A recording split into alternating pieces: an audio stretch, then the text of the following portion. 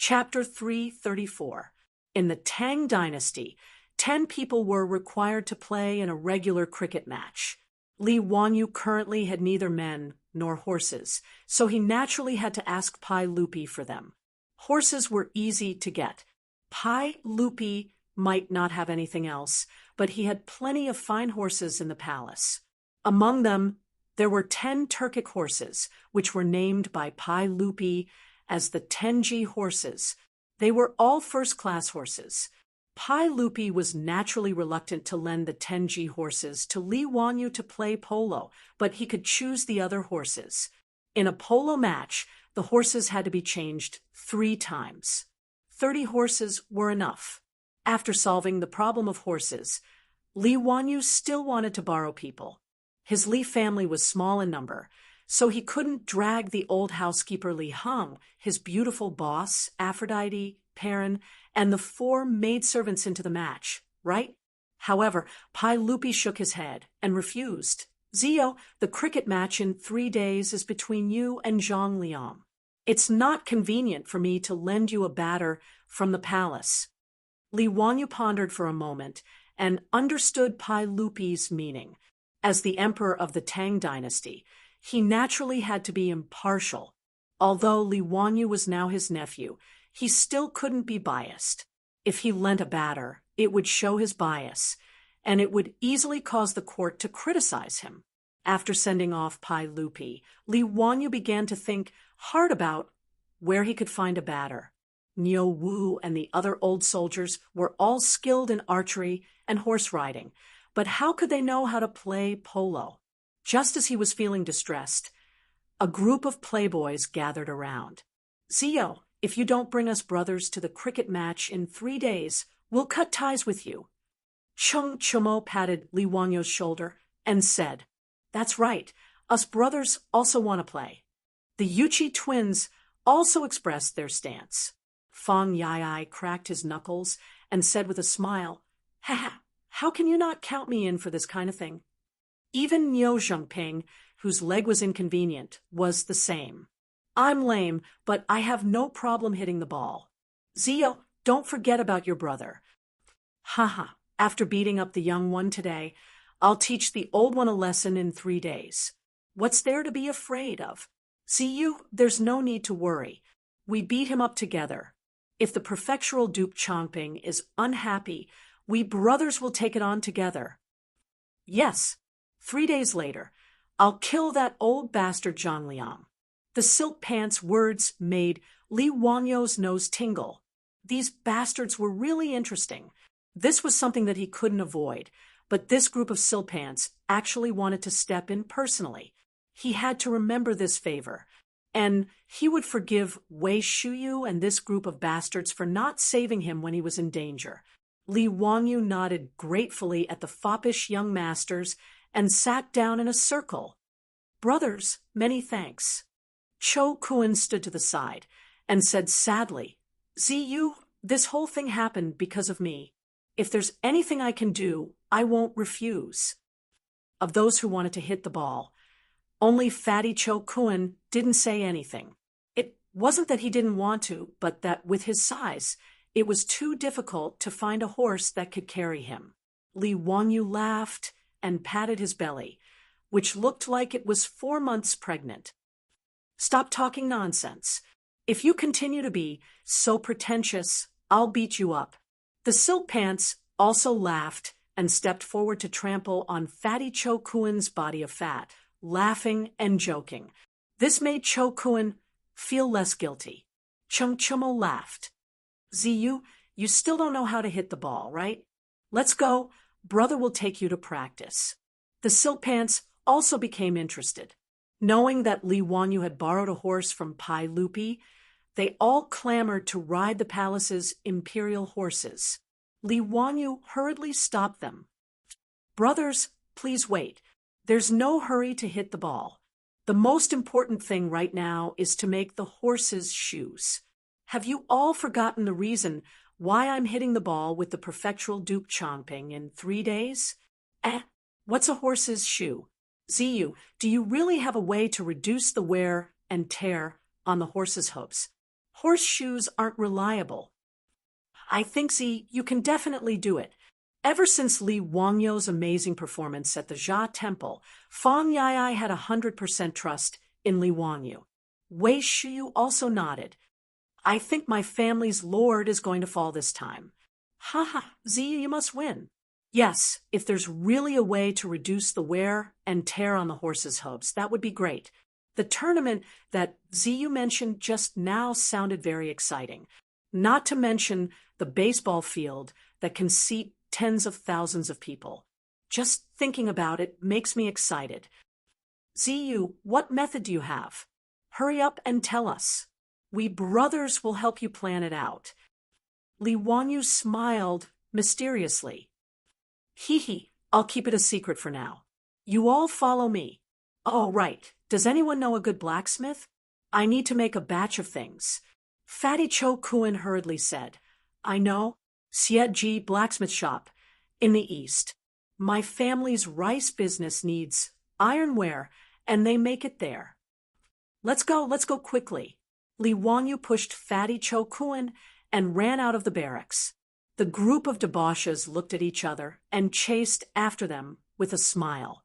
In the East Market's Sietji blacksmith shop, shopkeeper Xie saw Cho Kuan leading a group of people and quickly came out to greet them. Langjun, do you need to make ironware today? Cho Kuan nodded and pointed at Li Wangyu.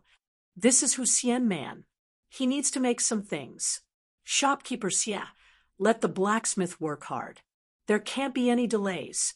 Shopkeeper Xie quickly went forward to greet the young man in front of him when he heard that the young man in front of him was Hu Xian Man.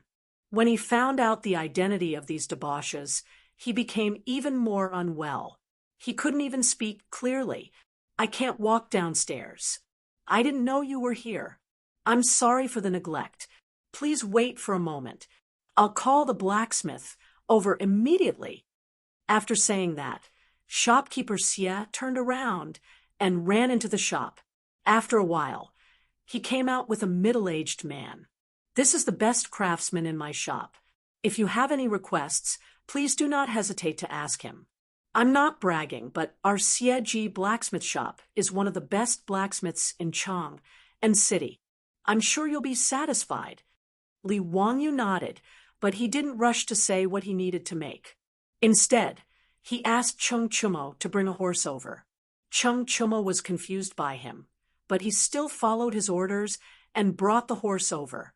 Li Wangyu asked shopkeeper Xie to bring a brush, ink, and paper. He spread the paper on the ground and asked the debauches to help him make the horse's hooves stand on the paper and not move. He took the brush and sketched the outline of the horse's hooves. Xie, what are you doing? The debauches couldn't understand what he was trying to do. Don't worry. You'll know in a while. Li Wangyu took the paper with the outline of the horse's hooves. He compared the size of the horse's hooves and drew a U-shaped pattern. Then he handed it to the strong blacksmith. Please help me make this object. It doesn't need to be too thick, just about an inch thick. You need to make holes in these places on the iron plate. Li Wangyu pointed to the marked places on the drawing and explained. The middle-aged blacksmith frowned and looked at it for a long time. He didn't know what this strange little iron plate was for. However, he knew that these were all nobles, so he didn't dare to ask. He just nodded and replied in a low voice, Please wait for a moment. There's a ready-made iron bar in the workshop. You just need to bend it and make holes. That's good. You can make 4 pieces first. The middle-aged blacksmith nodded and went to the blacksmith shop behind to make. After about an hour, 4 pieces of steaming horses' hooves were sent to Li Wangyu. Chapter 335. Chung Chumo and the others grabbed the 4 pieces of horseshoes and looked at them for a long time, but they still couldn't figure out what they were used for. Ziyu, is this the horseshoes you were talking about? How do you use this? Li Wangyu didn't answer, but asked, Which one of you has a good stable boy? Let me borrow it, and you will know the use of this horseshoes. Duke Lu's residence was not far from the East Market. After a short discussion, they got on their horses again and headed towards Duke Lu's residence. As soon as he entered Duke Lu's residence, Li Wanyu regretted it. He actually forgot that the old hooligan, Cheng Yaojin, also returned home after the polo tournament was cancelled. Miscalculation. It was really a miscalculation. He turned his head and glared at Cheng Chumo. You did it on purpose, didn't you? The three brothers of the Chung family had been with Li Wanyu for a long time now, so they also learned his movements. They shrugged their shoulders at Li Wanyu, meaning that it was none of their business. Wahaha, boy, quickly come and tell me clearly, what method do you have to prevent the horse's hooves from being worn down? If you can't do it, if you can't hold the tournament, I will beat you up. Cheng Yaojin waved the folding fan Li Wanyu gave him. His attitude was very arrogant. Faced with the old hooligan's threat, Li Wanyu could only obediently admit defeat. Uncle Cheng, I came to your residence specifically to demonstrate to you. Why don't we go to the residence's stable now? Summon your manners, stable boy, and I will teach him how effective it is. Uncle Cheng will know when you see it. Including Cheng Chumo, the group of debauches looked at Li Wanyu with disdain. You have the nerve to say such words. You came here specifically to demonstrate to Cheng Yaojin? Are you sure? Li Wanyu stared back at them. F***CK, do you dare to say no? All the debauches. We don't dare. Cheng Yaojin was very satisfied with Li Wanyu's answer and took the lead to the residence's stable.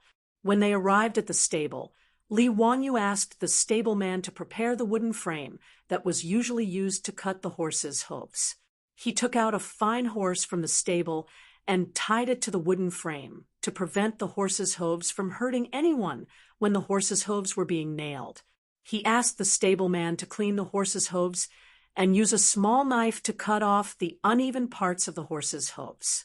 After the preparations were complete, he took out the horseshoes that he had made in the blacksmith shop and had the stableman nail the horseshoes to the horse's hooves.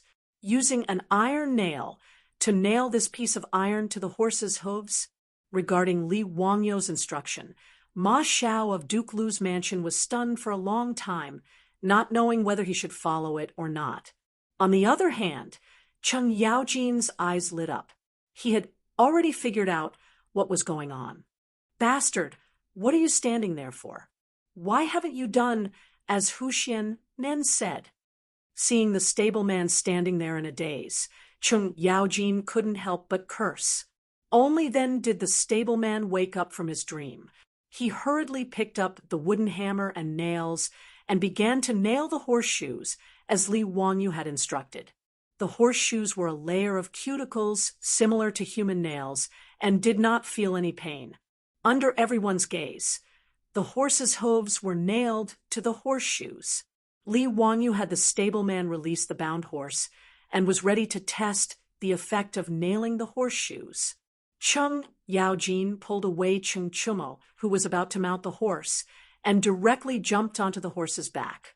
Duke Lu's mansion occupied a large area, and there was even a horse training field set up in the mansion. Cheng Yaojin pulled the reins and urged the horseshoe-nailed horse to run towards the training field. Li Wanyu and the wastrels bitterly smiled. They could only slip away and chase after the horses, but the horseshoes nailed to the metal horseshoes made an unprecedented crisp, knocking sound on the bluestone floor of the mansion. It was very pleasant to hear. Cheng Yaojin's ears listened to this sound and became more and more excited. He rode the horse to the training field and began to gallop happily.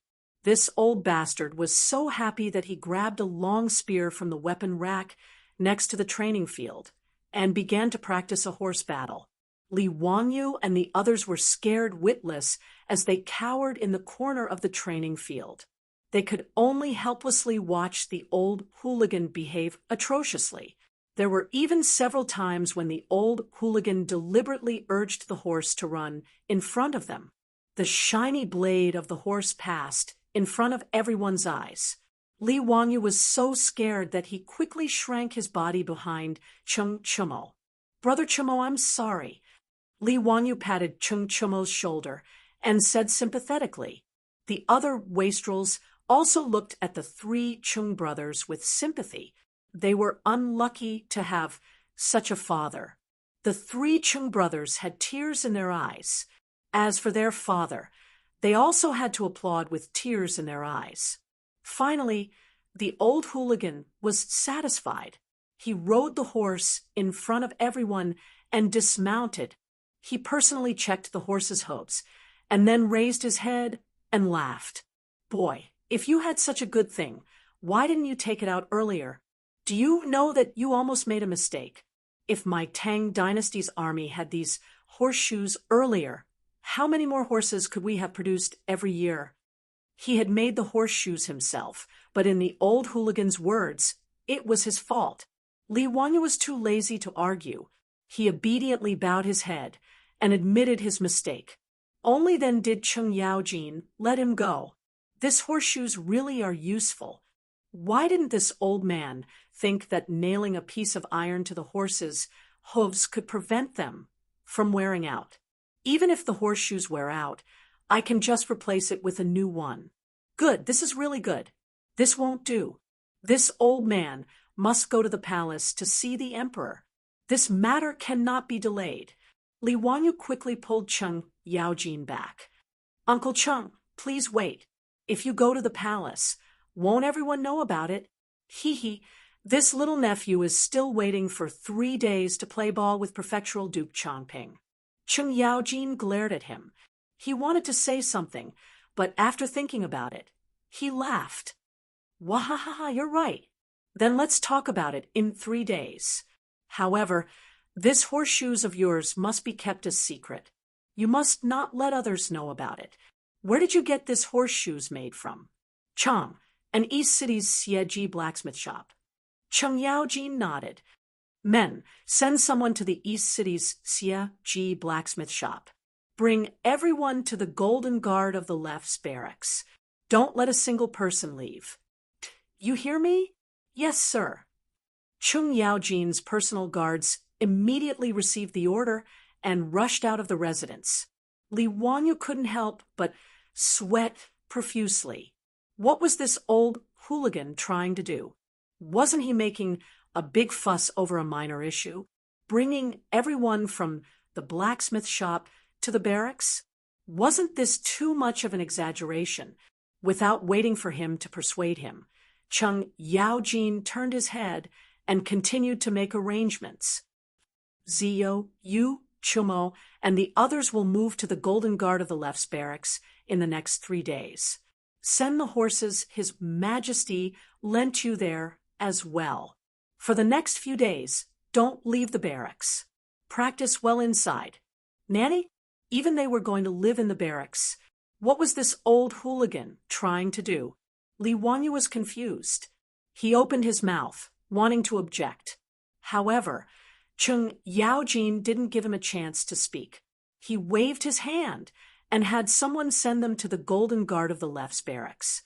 Li Wangyu wanted to cry, but had no tears. What kind of sin had he committed?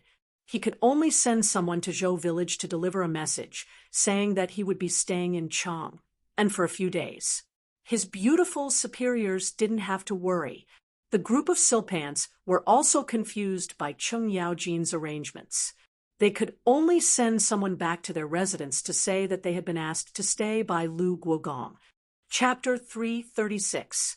Li Wangyu, Cho Kuan, and the other playboys were sent to the barracks of the Golden Guards of the Left by the old hooligan. As for the Xieji blacksmith shop in the East City, the shopkeeper, the craftsman, and the workers were all sent to the barracks.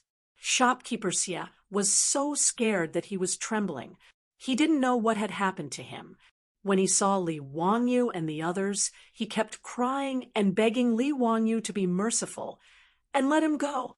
Li Wangyu could only comfort him and promise that he would be able to go home in 3 days. Only then did shopkeeper Xie and the others calm down. Chung Yaojin ordered them to move the tools from the blacksmith shop into the barracks.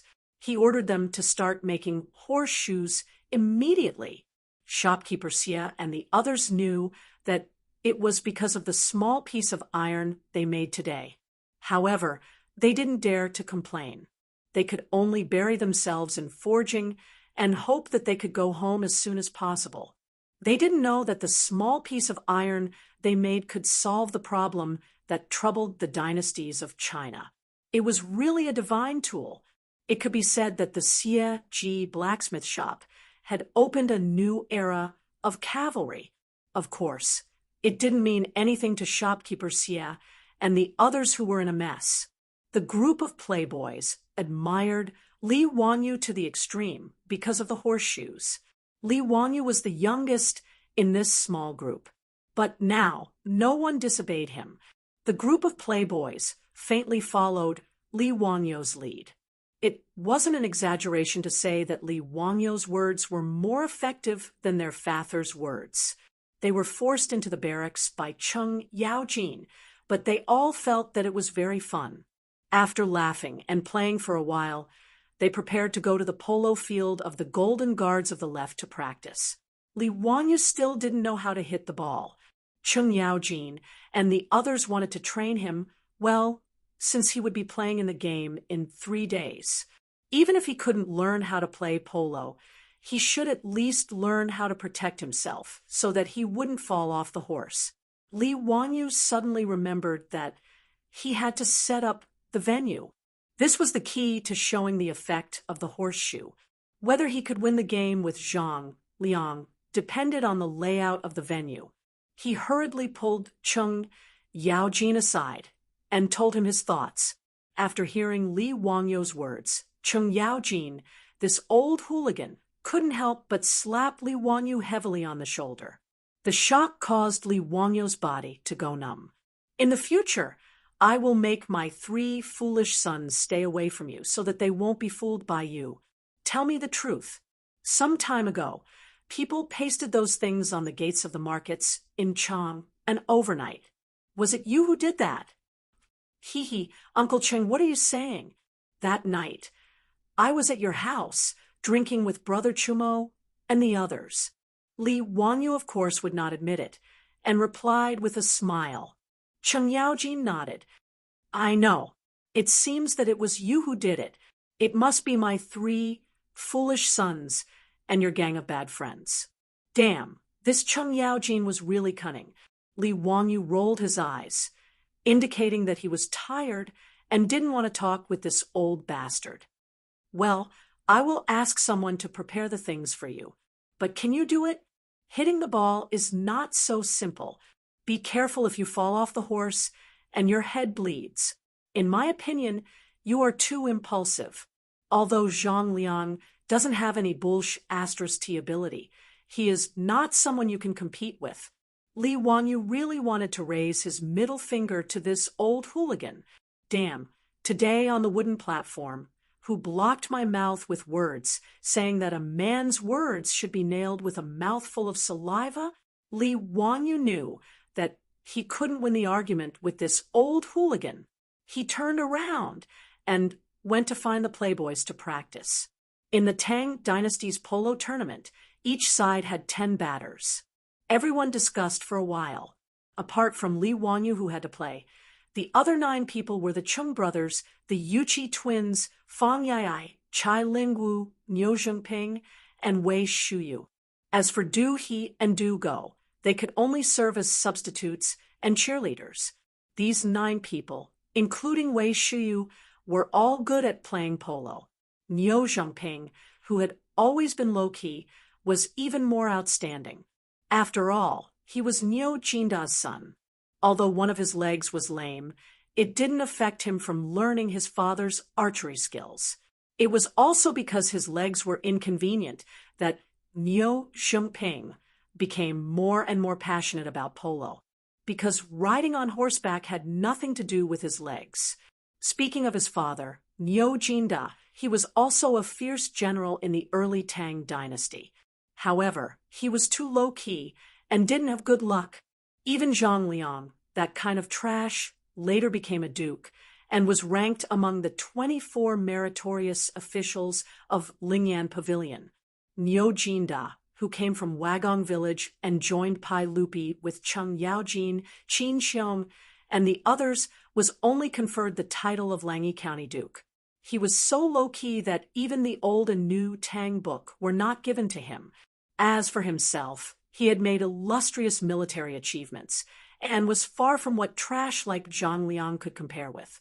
Therefore, sometimes being too honest and dutiful was not good. Niu Jinda, Cheng Yaojin, Qin Xiong, and the others had a deep relationship. Even Niu Zhengping, Cheng Chumo, and the others had a deep brotherly relationship. They were so close that they almost wore the same pants. The people of old Niu's family really lived up to their surname. Each of them was as low-key as old Niu. Niu Zhengping usually didn't talk much among the playboys.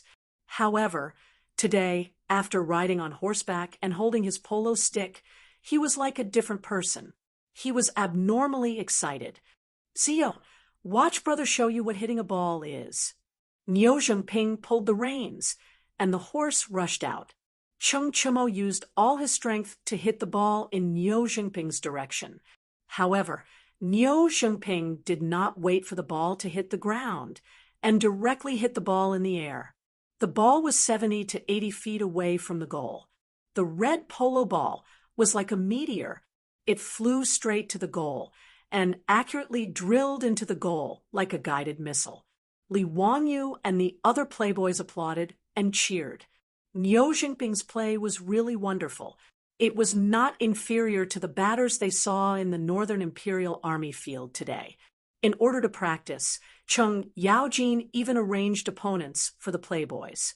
The left Imperial Guards batters would practice with them. Li Wangyu temporarily stayed on the sidelines and watched. He planned to familiarize himself with the rules first. However, after watching the playboys practice for a while, he frowned. There seemed to be something wrong with the polo of the Tang dynasty. Looking at the scene of 20 people chasing the red polo ball in Noda's polo field, Li Wangyu hugged his elbow with one hand and supported his chin with the other. He started to think, why did he feel that there was something wrong? At this time, on the field, Fang Yai had just intercepted the opponent's attack and hit the ball forward. The 20 horses turned their heads and chased the ball again. Li Wangyu suddenly clapped his hands, startling Cho Kuan, who was next to him. "That's right, that's it. I know." Li Wangyu didn't care about anything else. He quickly blew the copper whistle and stopped the game. Chapter 337. Although polo in the Tang dynasty was prosperous in Li Wangyu's eyes, it was still very rough. In his opinion, including the playboys, whether it was horsemanship or batting skills, they could be called perfect. It was a personal skill that the stuntmen in the movies of later generations could not show. But these batsmen of the Tang dynasty mostly used cavalry formations when playing polo. Out of the 10 batters, other than one goalkeeper, the remaining 9 were in a cavalry triangular charging formation, with 3 men in a team cooperating with each other. There was no distinction between forwards, midfielders, and defenders on the field. As a result, the originally spacious polo field was not effectively used. In Li Wangyu's eyes, it was wonderful and lively, but there were no skills or tactics in it. He was used to playing live football games in later generations, so he was familiar with football tactics like 3-4-3 and 4-4-2. Why couldn't it be the same in polo? Cheng Chumo and the others were playing happily, but the game was stopped by the whistle. They looked depressed. "Zio, what's wrong? Why did you whistle?" Li Wangyu asked someone to bring him a pen and paper, and while writing and drawing on it, he replied, "Brothers, don't worry. I have some ideas to discuss with you." "Zio, you also know batting tactics? Hey, wait for me to draw it for you. You'll know when you see it." Li Wangyu drew a diagram of the polo field on the paper, picked up a handful of stones from the ground, and put 2 of them on it. "Brothers, please look. These two stones represent two batsmen.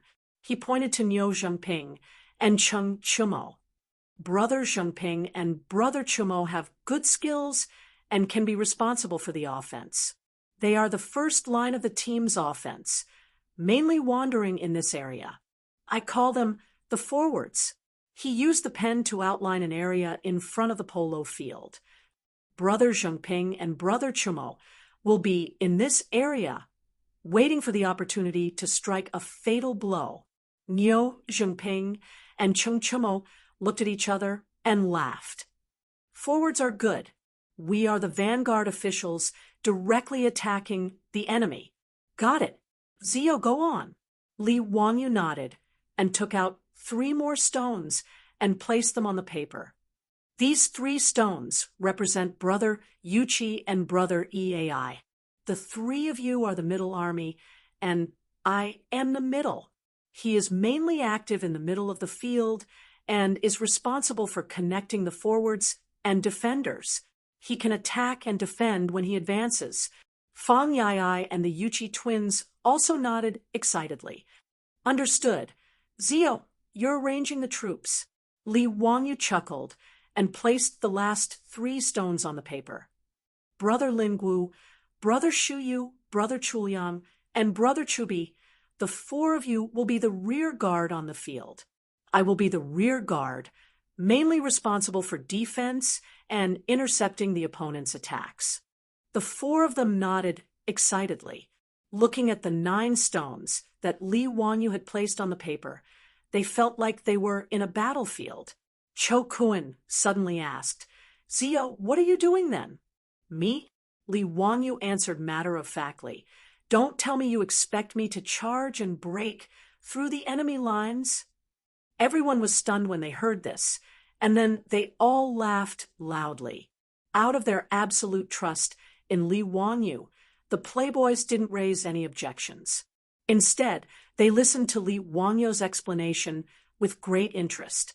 Li Wangyu picked up his pen again and circled around each position, explaining how they should run to attack, widen the field, and use the ball to control the players. He explained to the playboys for a long time. The playboys were all quite smart. After Li Wangyu's explanation, they all roughly understood their duties and running routes on the field. Ha! Zio, this formation of yours is quite interesting. Let's try it out. Cheng Chumo couldn't wait.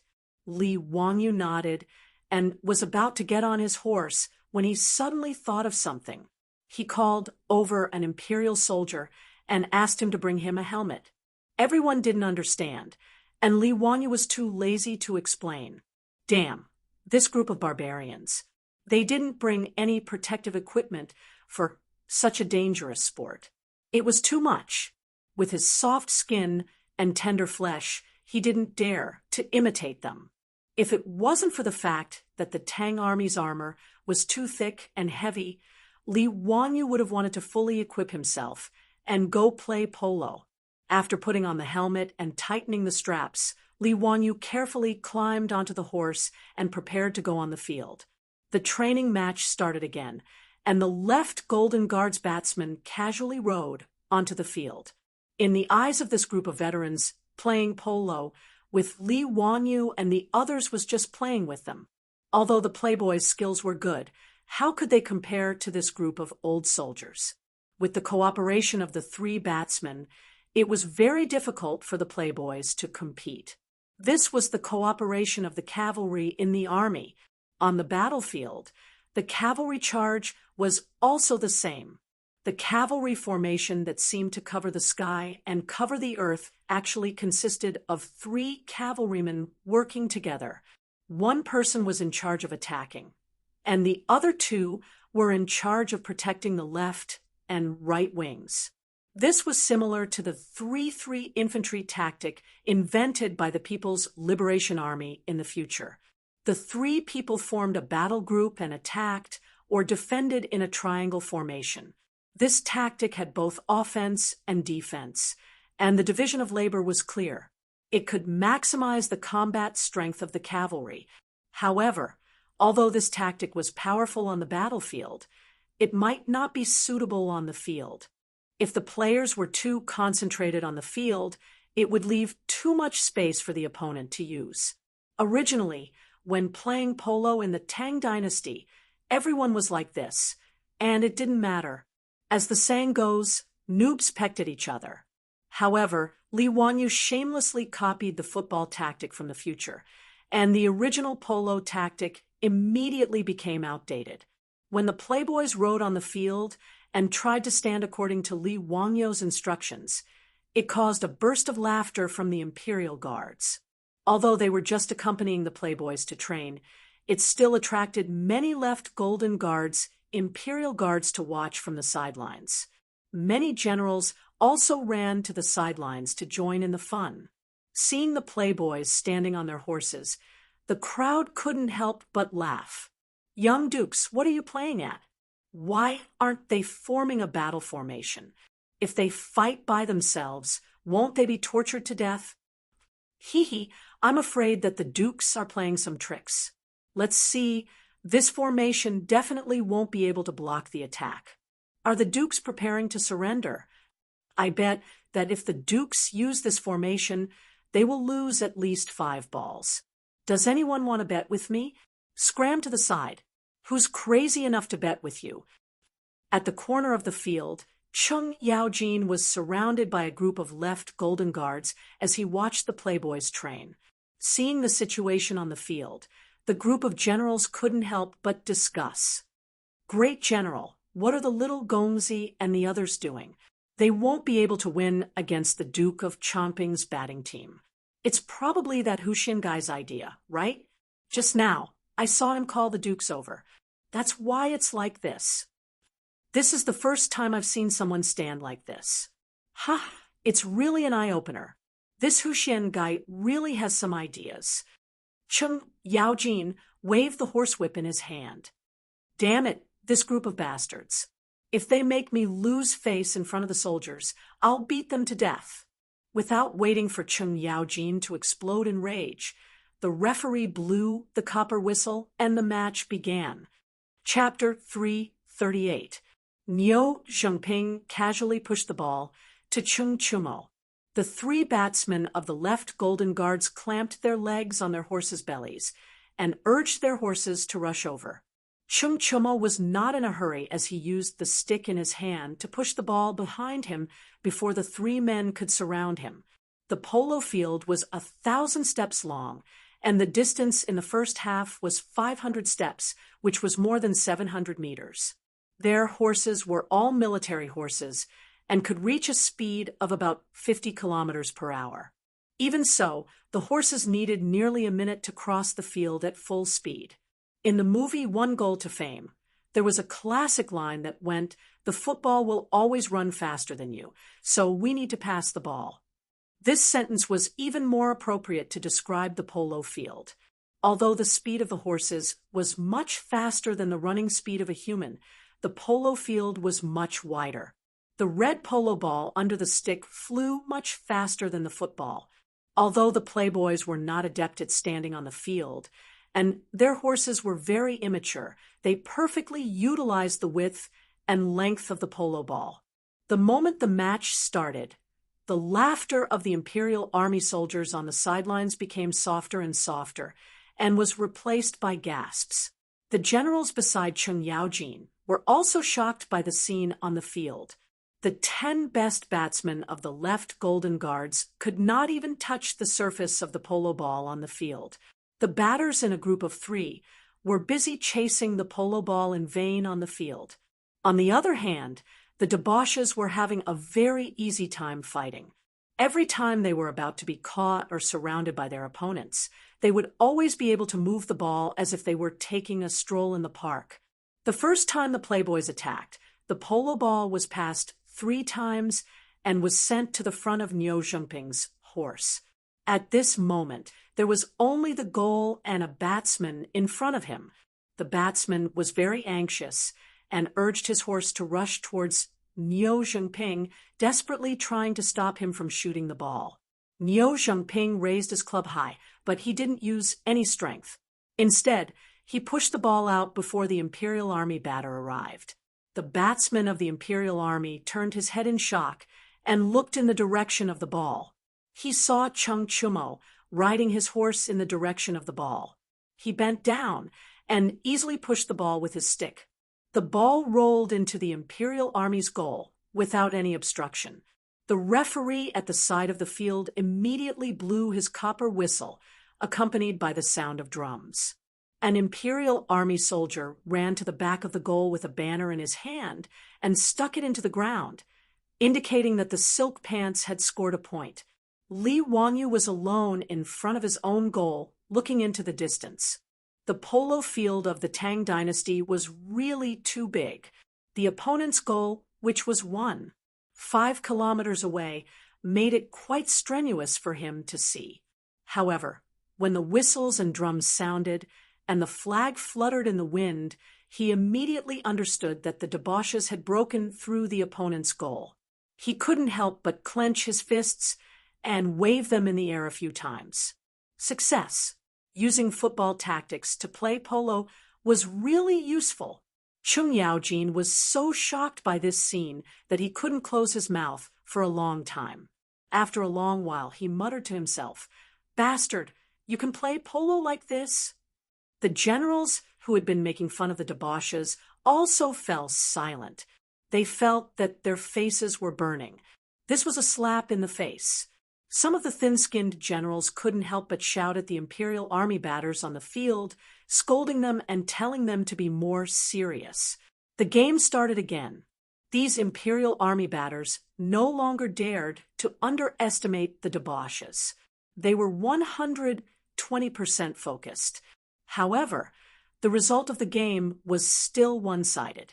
After only 2 hours of the game, the debauches were leading by a score of 7-3. The 3 goals that they had lost were almost all related to Li Wangyu. This guy's goalkeeping was really too weak. His level was so terrible that it was impossible to look at him directly. He wasn't even able to stop a seemingly harmless shot from the other party. Instead, he almost rolled off the back of his horse, causing the debauches to burst into laughter. In the second half of the game, the Imperial Army batters also tried to imitate the debauches' tactics. However, there was no one to teach them. They could only observe with their eyes. How much could they learn? In the end, they were like dogs instead of tigers. They became scattered sand and were unable to threaten Li Wangyu's goalkeeping. After the training match ended, the debauches were all smiles. They didn't think that they could win so easily. As for the Imperial Army soldiers of the Imperial Army, they were all silent. This blow was too great. The debauches rode on their horses and escorted Li Wangyu to the side of the field. While everyone was laughing and joking, they saw a group of people galloping over. "Bastard brat, if you don't teach the batters of the left Golden Guards that you used just now, don't even think about leaving this military camp." From afar, Chung Yaojin's hoarse voice could be heard shouting. It scared Li Wangyu so much that he shrank his neck back. This old hooligan couldn't see anything good in his eyes. The horseshoes were snatched away by him. He even wanted to snatch the tactics for playing polo. He was really going too far. Li Wangyu took a deep breath and glared. He opened his mouth and roared, "Yes, Uncle Chung, don't worry. I will do my best to teach them." Damn it, he had to lower his head when he was under someone else's roof. This was the Imperial Army of the Imperial Army. Facing the old hooligan's threat, Li Wangyu admitted that he wasn't a tough guy and couldn't say no. 3 days passed quickly. On this day, the martial virtue hall of Taiji Palace was unusually lively. As the saying goes, Taiji gave birth to yin and yang gave birth to the 4 symbols, and the 4 symbols gave birth to the 8 trigrams. There were many gossipers in Chang, and the imperial tutor of the crown prince, Li Wangyu from Hu County, was in the Imperial Army's barracks 3 days ago. He had a conflict with the wife of the Duke of Chongping's family, the Li clan, and beat up Zhang Liang's adopted son. Today, he was going to teach the saint how to protect the horseshoes and play polo with the Duke of Chongping. These gossips had already spread to the ears of all the nobles and officials in Chang, and within 3 days. In this era, where there was a serious lack of entertainment, even the nobles and officials in Chang were very bored. After hearing about the commotion in front of the Martial Virtue Hall, who could still sit still? Therefore, all those who were qualified to enter the Taiji Palace to watch the ball game came. Because polo was popular in the Tang Dynasty, there was also a polo field in front of the Martial Virtue Hall of Taiji Palace. However, the field was slightly smaller. It was about 800 meters long and 400 meters wide. It had to be said that the most distinctive feature of the prosperous Tang Dynasty was the word big. The streets were 150 meters wide, and the palace was tall. Therefore, it wasn't surprising that there was such a big polo field in front of the Martial Virtue Hall. The nobles and officials arrived at the Martial Virtue Hall one after another. However, when they saw the polo field that was being used today, they all had the same thought. What the hell is going on in this polo field? Chapter 339. The Tang Dynasty had strict requirements for a polo field used for batting. First, the field had to be flat, and there could be no holes.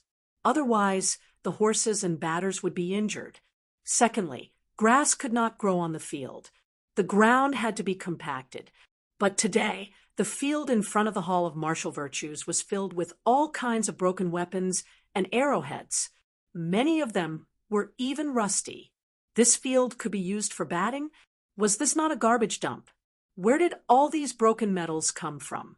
The officials and nobles all had black faces full of question marks. Some of them were old and had blurred vision. They even walked closer to see what was going on. Someone waved his hand to summon a servant from the Hall of Martial Virtues and asked why the field had become like this.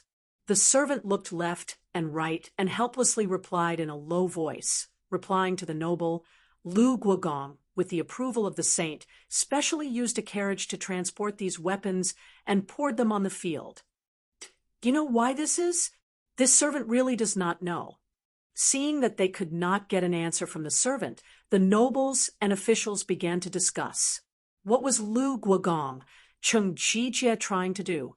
Was he afraid that the county boy would be at a disadvantage? So he purposely caused trouble and caused today's batting competition to be canceled? This guess received the approval of many people. After all, based on the current situation, today's batting competition would definitely not be able to continue. The horses' hooves were weak.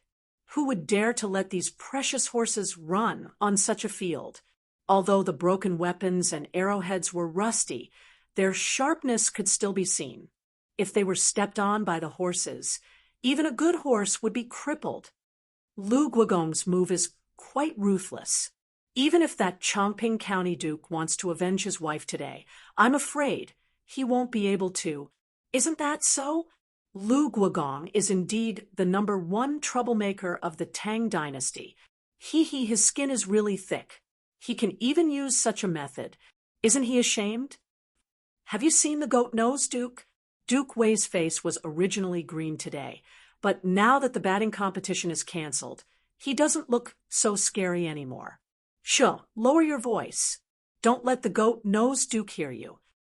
It's a pity that today's batting competition won't be able to continue. I wonder if Chongping County Duke will be disappointed when he comes.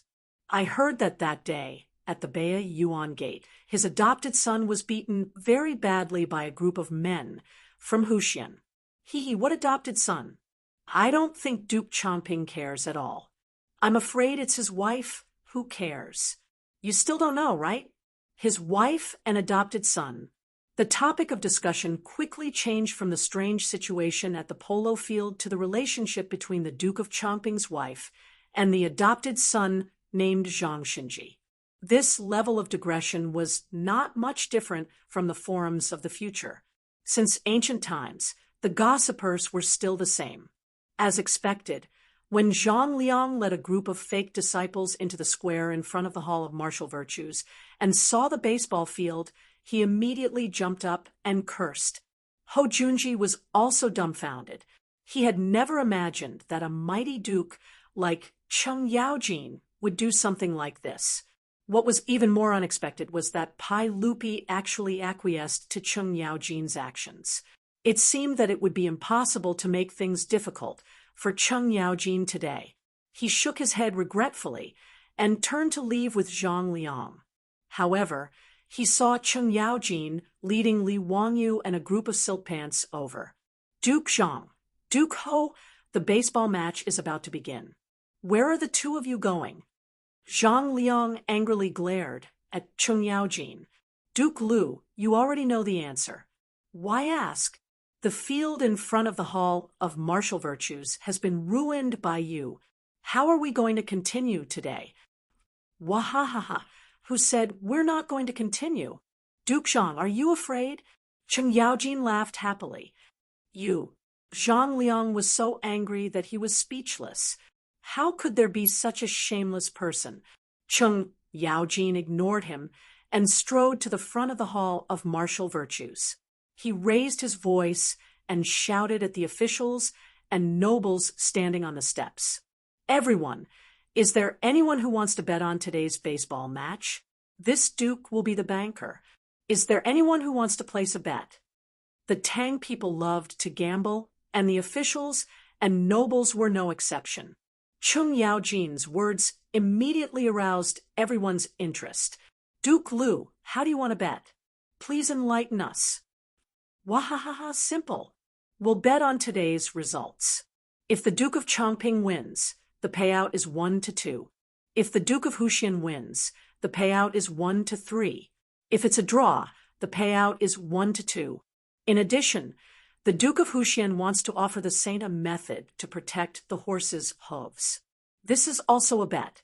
If the Duke of Huxian's words are true, the payout is 1-1. If the method is not feasible, the payout is 2-1. No matter how much you bet, this duke will accept it. Is there anyone else who is interested in today's match? Can the ball continue to be played? Cheng Yaojin laughed. Yes, why not? The Duke of Huxian will definitely go on stage.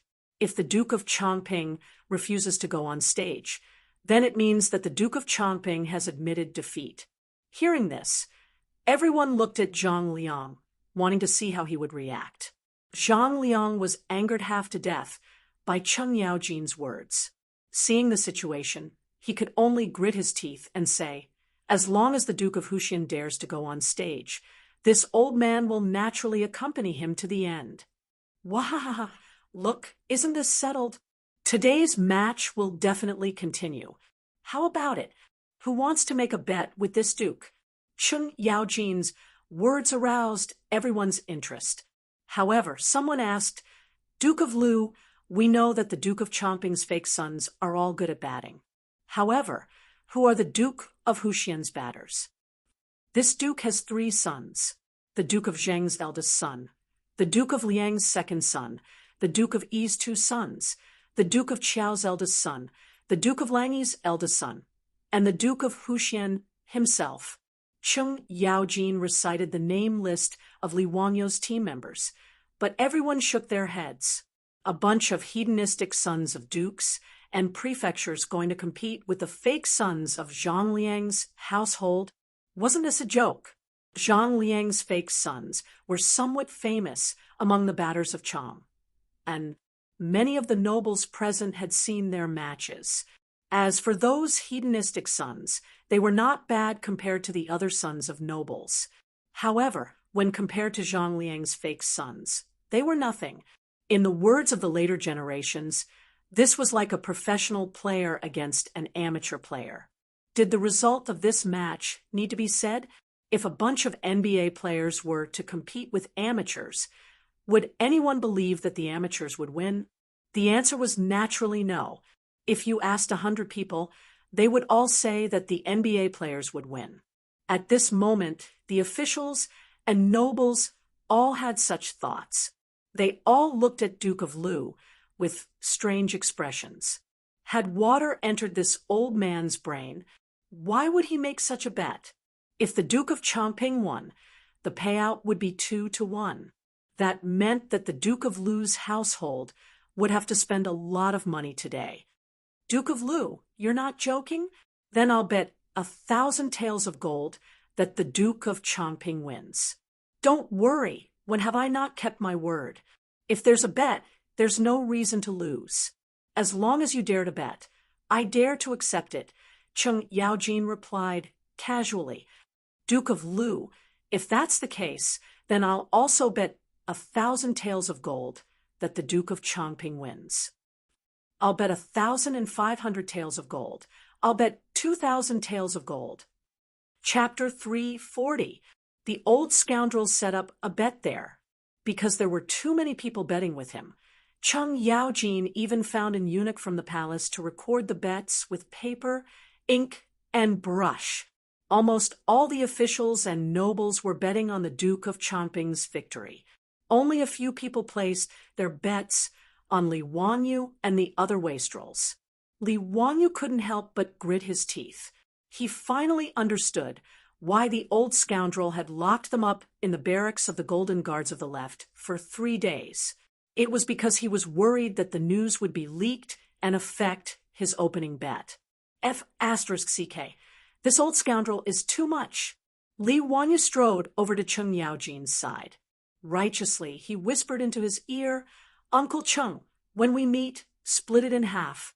Otherwise, your nephew will shout. Cheng Yaojin's eyes widened in anger. Li Wanyu didn't back down. In front of gold, the old scoundrel's threats were useless. Scram, brat. At most, I'll give you 20%. His Majesty still wants half. Cheng Yaojin lowered his voice. It's a deal. Li Wanyu retreated to the side, satisfied.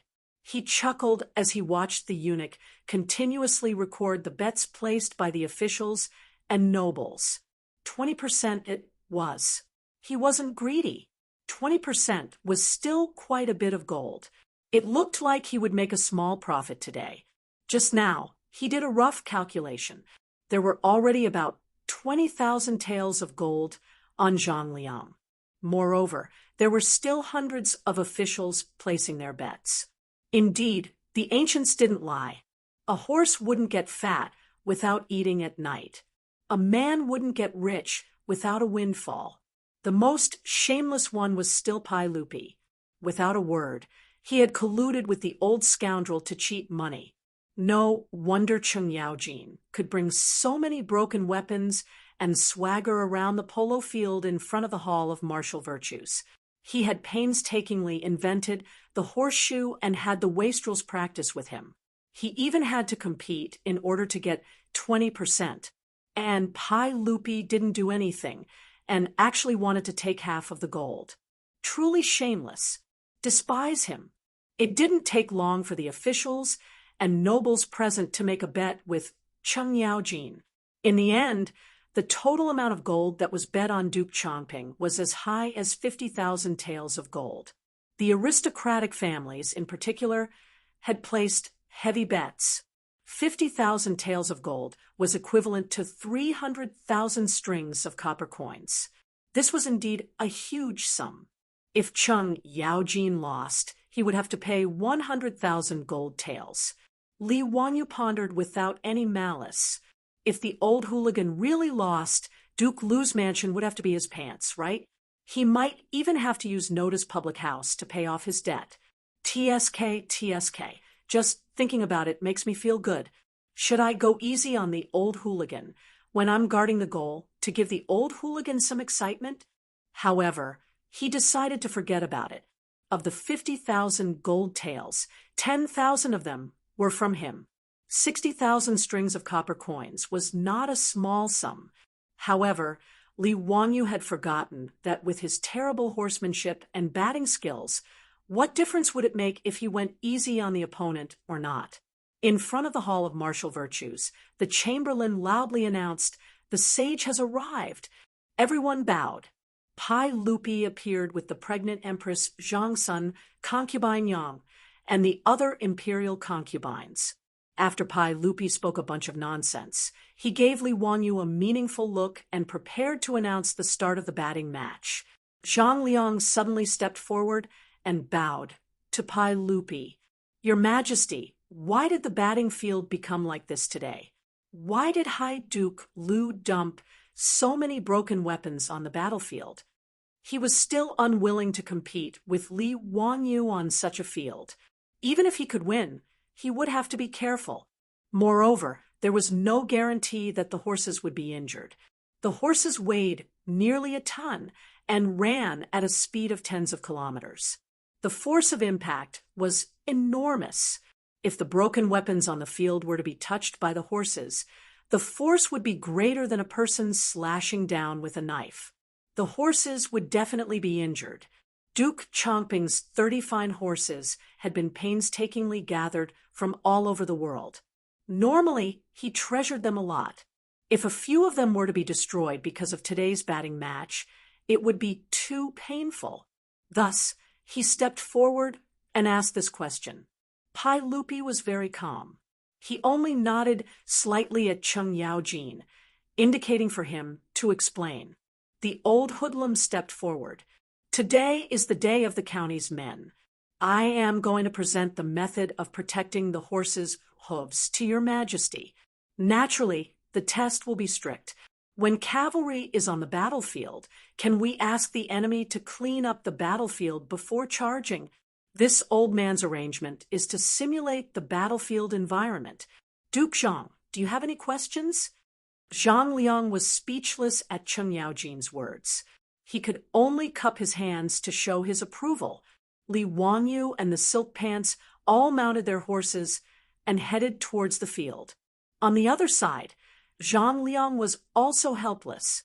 He could only instruct his fake sons to be more careful and slow down the horses to prevent them from getting injured. Previously, after seeing the situation on the field and confirming that they had to continue batting, Zhang Liang had already ordered people to put rattan shoes on the horses' hooves. Although it wasn't very useful, it was better than nothing. It would more or less provide some protection. However, the officials and nobles discovered that the horses that Li Wanyu and the Silk Pants were riding didn't have any protection on their hooves. Everyone widened their eyes and stared closely at the horses. However, the hooves of the horses were empty. They couldn't see anything. "Isn't the county's man going to present the method of protecting the horses' hooves to your Majesty today? Why isn't there any difference? He didn't even put on his shoes. Isn't he afraid of injuring these fine horses?" Some sharp-eyed people recognized the markings on the horses that Li Wanyu and the others were riding. They couldn't help but shake their heads and bitterly smile. The horses that the county's man is riding are all imperial horses from the palace. TSK, Your Majesty lent them the horses. If the imperial horses are injured, let's see how the county's man will explain himself to your Majesty. Are they really imperial horses? The county's man is too impulsive. He's riding on the field without any protection? Ha! Do you really believe that the county's man can come up with a method to protect the horse's hooves? Since ancient times, who has ever heard of a method to prevent the horse's hooves from being damaged? This is pure nonsense. I think Lu Guogong is going to spend a lot of money today. I think that county's man knows how to summon the wind and rain, scatter beans to form soldiers, and has an immortal method to protect the horse's hooves. Ha ha! These imperial horses are all rare fine horses. It would be a pity if they were ruined because of this. The officials discussed animatedly. On the side, Wei Zheng's face darkened again. He took large strides and walked in front of Pai Lupi. "Your Majesty, how can you let that brat mess around like this? When did the county's man protect the horses? After this match, I'm afraid that the imperial horses will be ruined. Your Majesty, please immediately stop the county's man from messing around." Pai Lupi calmly replied, "How does Duke Wei know that the county's man didn't protect the horse's hooves? Isn't it obvious? I'm not blind." Wei Zheng said angrily. "Ha! Duke Wei, don't be anxious. Just relax and watch. These imperial horses are mine. I'm not anxious, so why should Duke Wei be so anxious? Pai Lupi's attitude angered the old man, so much that he almost vomited blood. Just as he was about to stiffen his neck and continue to admonish him, he heard a series of rapid drumming from the side of the field. The match had already begun. Chapter 341. Just like in the barracks of the Golden Guards of the left, when the officials and nobles saw the Silk Pants positions, they couldn't help but roar with laughter. Even Pai Lupi, although Chung Yaojin had already told him everything, including the mysterious horseshoes, and Li Wanyo's new polo tactics, Pai Lupi knew everything. But after seeing this scene with his own eyes, he still couldn't help but shake his head. In everyone's opinion, it was necessary for batters to form a 3-on-3 formation. If the three of them couldn't coordinate, well, then they weren't good batters. But at this moment, on the polo field, the Silk Pants were spread out. In everyone's eyes, this tactic was completely undesirable and couldn't stop the Duke of Chongping's attack. Zhang Liang was overjoyed at the unexpected good news. This was simply giving him free money. Just now, when Chung Yaojin was the banker, he had also bet 1,000 taels of gold on himself to win. It seemed that today he would be able to help his wife vent her anger and earn a small fortune. Zhang Liang waved his hand and called for his fake sons to advance. In his imagination, this loose formation would be easily broken by his side, and he would be able to send the ball into the opponent's goal without any hindrance. He only needed to carefully steer the horse and not step on the broken weapons on the ground. This actually slowed down Zhang Liang's advance, but in his eyes it didn't matter. It was just a slight delay. Seeing the opponent's attack, the Silk Pants didn't panic in the slightest and slowly retreated on their horses. Under the protection of two fake sons, Zhang Liang dribbled the ball into the center of their territory. The Silk Pants scattered around the field suddenly sped up and charged at Zhang Liang. Originally, there was only one person in front of him, but in an instant, Zhang Liang was shocked to find that 5 or 6 fine horses had appeared in front of him, directly blocking him and his fake sons. This was the all-offense and all-defense tactic that the Silk Pants and Li Wanyu had been practicing in the barracks of the Golden Guards of the left for the past few days. Li Wanyu had transferred the all-offense and all-defense tactic from the soccer field to the polo field, and found that the results were surprisingly good. Total attack and defense was a tactic proposed by the Dutch in the later generations. It emphasized that there was no fixed position on the field other than the goalkeeper. When you needed to attack, you were the striker. When you needed to defend, you were the defender. The Dutch relied on this tactic to set off an orange whirlwind in the world of football. Full attack and full defense was only popular for a while, but it was soon eliminated. The biggest problem was the high technical requirements for the players, as well as the distribution of the players' physical fitness. But on the polo field, stamina was not a problem. A horse's endurance was far better than a human's, not to mention that they could change horses every 30 minutes, so there was no need to worry about the horse not being able to run. After the polo ball was intercepted by the playboys, the offense and defense switched. Zhang Liang was just about to call out to the dummies to snatch the ball back when he was surprised to find that the ball was gone. Looking around, he was shocked to find that the red polo ball had been sent flying far away, heading straight for his backfield. And in the direction where the polo ball was flying, there were already rich playboys waiting. Zhang Liang looked at the speed of the playboys' horses and couldn't help but curse in his heart. These bastards, didn't they feel sorry for the horses that weren't their own? There were so many scrap metals on the field. If they were stepped on by the horses' hooves, the horses would be crippled. But they couldn't just stand by and watch the horses gallop. They could only curse and turn their horses around to chase after them. The playboys' horses were so fast that it was as if the weapons on the field didn't exist at all. The The spectators couldn't help but cry out in surprise. Old Wei Zheng was even angrier. He turned his head and loudly admonished Pai Lupi. His spittle was about to fly to Pai Lupi's face. "Your Majesty, these playboys are acting so recklessly. What if these precious horses are damaged? Hurry up and stop the ball. We can't let them continue to act like this." Pai Lupi waved his hand. "Don't be anxious, Eunuch Wei. Continue watching. What else is there to see? Could it be that these horses were really cast on by Huxian's men? Horses can step on weapons without being damaged? That's ridiculous. Before Wei Zheng could finish speaking, his voice was suddenly stuck in his throat. Although he wasn't young, he hadn't reached the point where his vision was blurry. Just now, he clearly saw Cheng Yaojin's eldest son riding a horse galloping at full speed. One of the horse's hooves stepped on a shining blade. Wei Zheng almost cried out in surprise, but he was shocked to find that the horse was completely fine. After stepping on the blade, the horse continued to maintain its previous speed and continued to gallop towards Duke Changping's goal. How can this be?" the stubborn old man muttered, not daring to believe his eyes. "Ha, Eunuch Wei, how is it? How effective is Huxian's method?" Pai Lupi laughed proudly. Wei Zheng was so excited that his beard stood up. "Your Majesty, is this really the method Huxian's man said to protect the horse's hooves? Is it really so miraculous? Would it be convenient to spread to the entire army? How much would it cost?" Pai Lupi twirled his beard and smiled proudly. "The cost is almost negligible. Moreover, this method is very simple.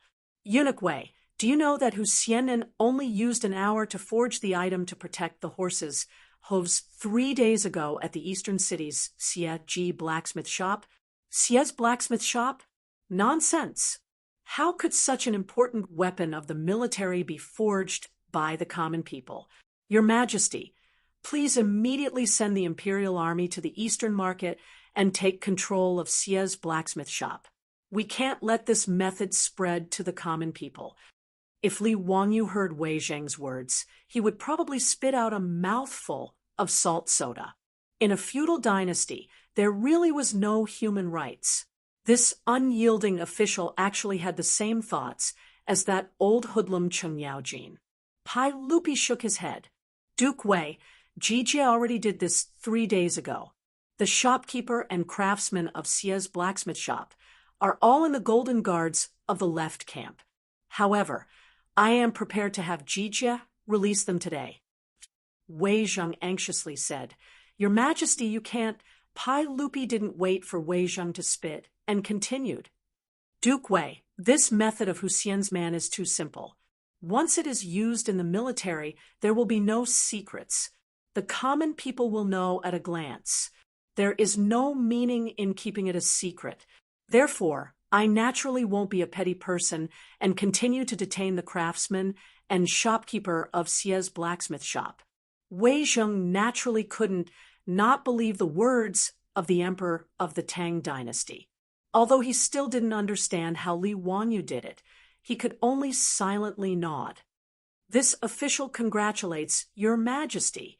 This official misunderstood Huxian's man. When the game is over, this official will apologize to him." Pai Lupi smiled and waved his hand. "Duke Wei, there is no need to be like this. That kid doesn't deserve your praise. He is just a little clever. Don't let this kid be arrogant and complacent." Wei Zheng also smiled. "Huxian's man is smart. It is also Your Majesty's discerning eyes that didn't bury his talent." When Pai Lupi heard this, he couldn't help but nod and laugh. For a moment, the emperor and his subjects were harmonious, and the atmosphere was harmonious. If Li Wangyu heard the conversation between the two, his eyes would definitely pop out of their sockets. Wei Zheng, who was famous in history for reprimanding Pai Lupi, actually knew how to flatter him. In fact, Wei Zheng's EQ wasn't low. Otherwise, how could he always anger Pai Lupi half to death? but still live well and hold a high position. He was also a smart person. While Pai Lupi and Wei Zheng were talking, the polo match in front of Wuda Hall had already been scored. Chapter 342. The wastrels were like cats playing with mice on the field, easily tearing apart the defense of the Chongping Prefectural Dukes team. In their first attack, they sent the red ball into the goal. This change not only stunned Zhang Liang, but also the officials and nobles who had placed heavy bets on the side of the field. When the drum that signified the goal sounded, the sidelines were completely silent. There wasn't even any sound of cheering. After a while, Pai Lupi lightly clapped his hands. Cheng Yaojin, Yuqi Jingda, and the others began to stomp their feet and cheer, breaking the strange silence on the sidelines. The following match was even more one-sided. It was even easier than the first match between the wastrels and the Imperial Army of the left. After all, the Imperial Army didn't have to worry about their horses being injured and used all their strength to gallop.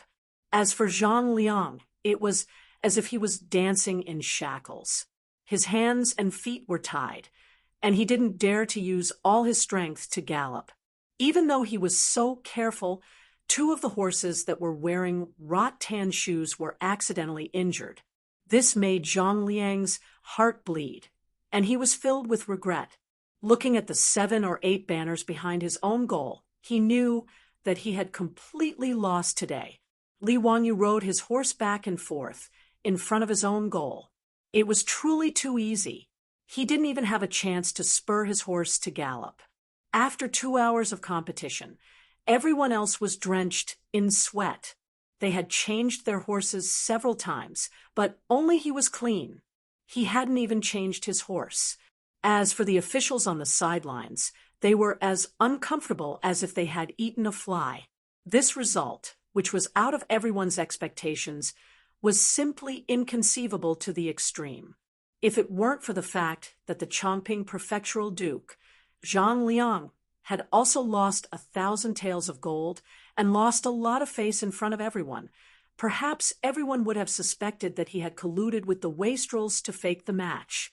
Their own son had actually won against Zhang Liang, Fang Xianling, and Duru Hui, although they didn't say it out loud. Everyone could see the joy on their faces. As for Cheng Yaojin, Yuqi Jingda, and the other martial generals, they didn't care about the feelings of the bystanders at all, shouting and wrangling over there, making the hundreds of officials who had lost a large sum of gold have the urge to beat people up.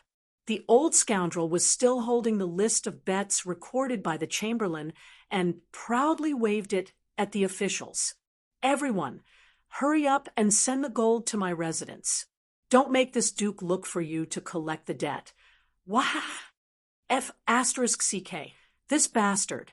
If it wasn't for the fact that he really couldn't beat this old man, the grass on his grave would be 3 feet tall next year.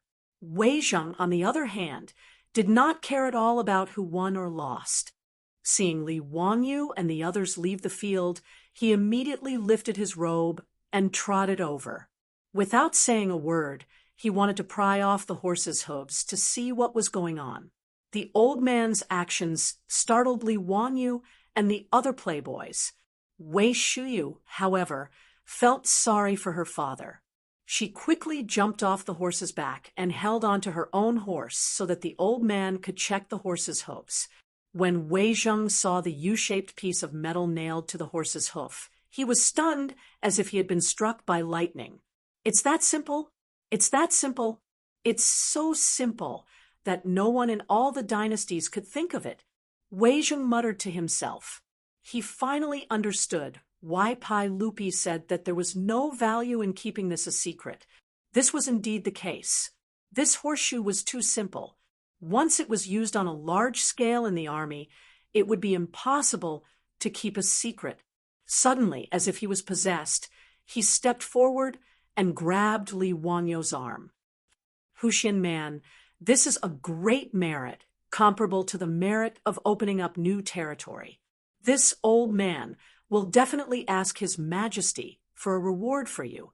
I misunderstood you before. Please don't blame me Huxian man. The old man's actions startled Li Wangyu. He thought that the old man was going to fight him to the death again.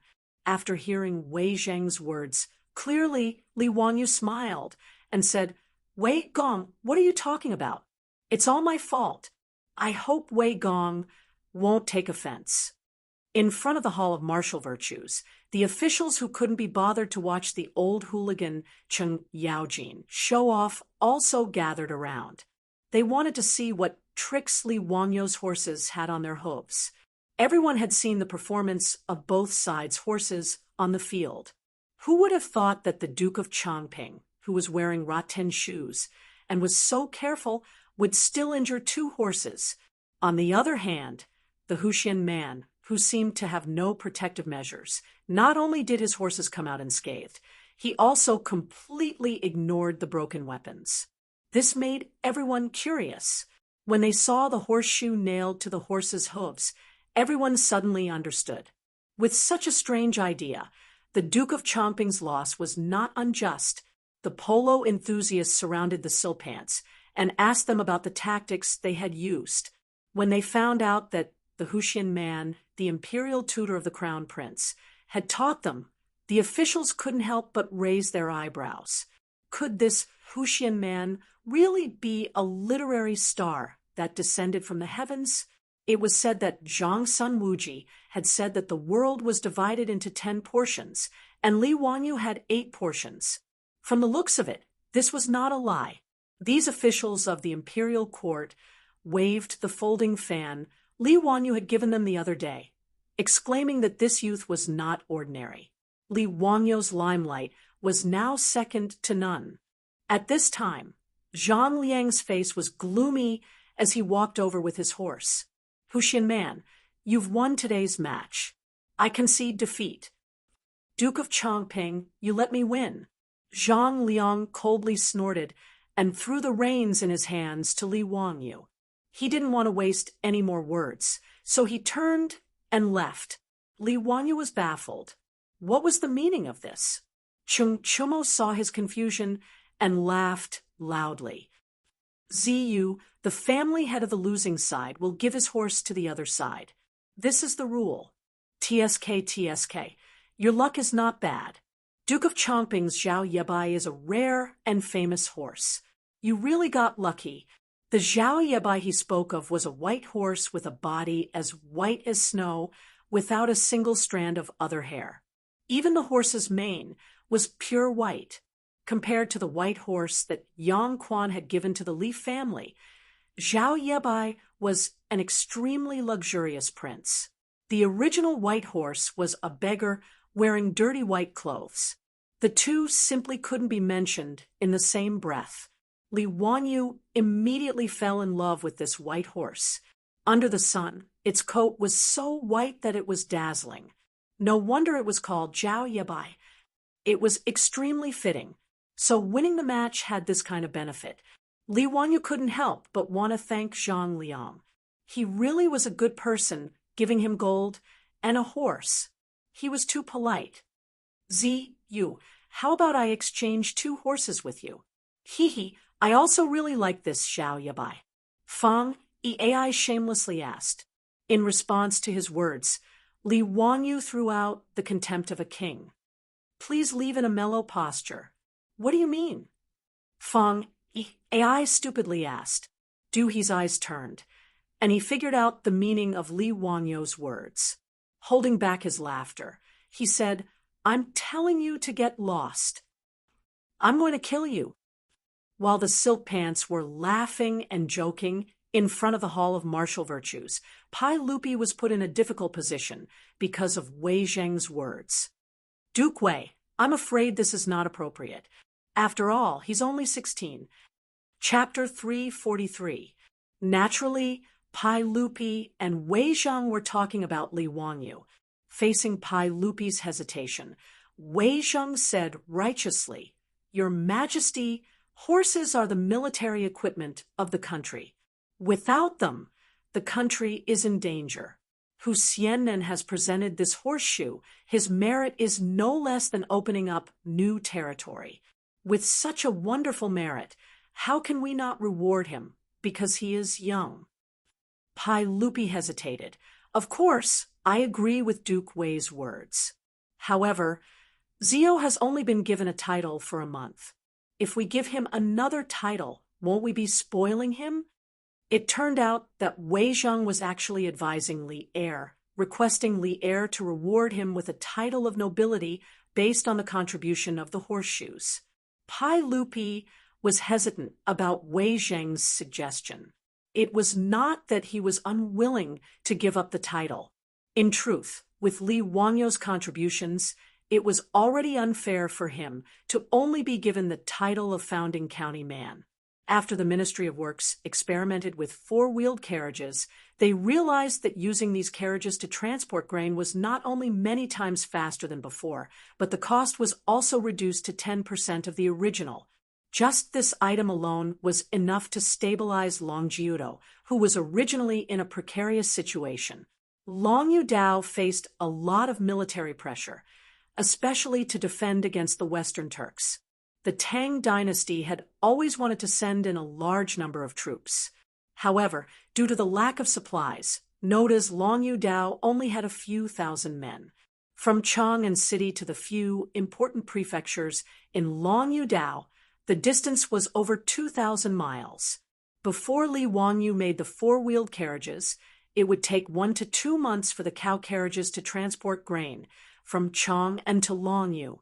Along the way, the people and horses ate, and in the end, less than 20% of the resources were left. After the Ministry of Works experimented with the four-wheeled carriages, they used 4 horses to pull the carriages from Chang'an City to Longyu Prefecture in just a short 20 days. In one trip, they managed to transport enough grain for a few thousand men for a year. This greatly reduced the military pressure on Longyu, and they even started to have the ability to infiltrate the West region countries. After obtaining sufficient supplies, there were even voices in the imperial court discussing whether or not to attack Gaochang. In short, the seemingly inconspicuous four-wheeled carriage brought the Tang dynasty more than just a means of transportation. Now, the horseshoes developed by Li Wangyu were no less significant to the Tang dynasty than the four-wheeled carriage. Therefore, Wei Zheng directly asked Pai Lupi to give Li Wangyu another title. Your Majesty, if Gan Luosher can be a prime minister, why can't Li Zio be conferred a noble title? If I don't reward a man for his merits, I'll fail him. Please reconsider, Your Majesty. Wei Zheng continued to persuade Pai Lupi, although Empress Zhangsun, who was beside Pai Lupi, never interfered in court politics. She couldn't help but say, Erlang, I feel that Duke Wei's words are reasonable. Since even Empress Zhangsun had spoken, Pai Lupi did not continue to argue. He pondered for a moment and slowly nodded, made Guanyin and Duke Wei are right. I've learned my lesson. The title of nobility in the Tang dynasty was bestowed by the emperor to the nobles and their meritorious officials. Li Erk made the decision on how to reward them, and there was no need to discuss it with the other officials. Li Er asked the inner attendant to summon Fang Xianling and Du Ruhui, who were at the side, and whispered a few words to them. However, when old Fang and old Du heard this, they couldn't help but look at Li Wangyu, who was still fooling around with the debauches. This young man was amazing. Looking at their own son beside him, old Fang and old Du, the 2 officials in the imperial court, felt a little depressed. Sure enough, the topic of other people's children was inescapable from ancient times. Fang Xianling and Du Ruhui did not express any doubts about Pai Lupi's instructions. They nodded and went to do their own work. After Li Wangyu finished playing with the playboys, he excitedly walked to Pai Lupi and was ready to talk to Pai Lupi about the polo field and the polo league. Before he opened his mouth, Fang Xianling, who was beside Pai Lupi, stood out with a roll of yellow silk in his hand. There is a system. Li Wangyu, the male founder of Hu County, received the imperial edict. Fang Xuanling's words immediately silenced the noisy scene in front of the Hall of Wuda. Why issue an imperial edict at this time? Naturally, there were shrewd people among the officials. Thinking of the horseshoes, they immediately guessed the content of the imperial edict. It was most likely that this 16-year-old male from Hu County was going to be promoted again. Disciples. Li Wangyu, the male founder of Hu County, has made meritorious contributions to the country. Meritorious son. The male founder of Hu County is bestowed with 10,000 gold, 500 households in the fief, and 200 households in the fief. As this imperial edict was hurriedly written by Fang Xianling and Du Ruhui and stamped by Pai Lupi was issued, Li Wangyu couldn't help but feel a little dizzy. I've been promoted again. This was somewhat out of his expectations. He didn't expect Pai Lupi to be so generous. His title from Hu County's male to Hu County's son seemed to sound a little better. The officials discussed animatedly their expressions of envy overflowing from their words. However, no one stood out to oppose it. Even if the aristocratic families didn't get along with Li Wangyu, they also knew that given Li Wangyu's contribution to the horseshoes, it was already harsh to just give him the title of Son of Hu County. Congratulations, Son of Hu County, for your promotion to the imperial court is worthy of celebration. Congratulations, Son of Hu County, congratulations to His Majesty. Congratulations, Son of Hu County. This old man has long seen that Son of Hu County's bearing is extraordinary. You're definitely not a person who stays in the pond. Li Wangyu had been promoted to noble in front of everyone.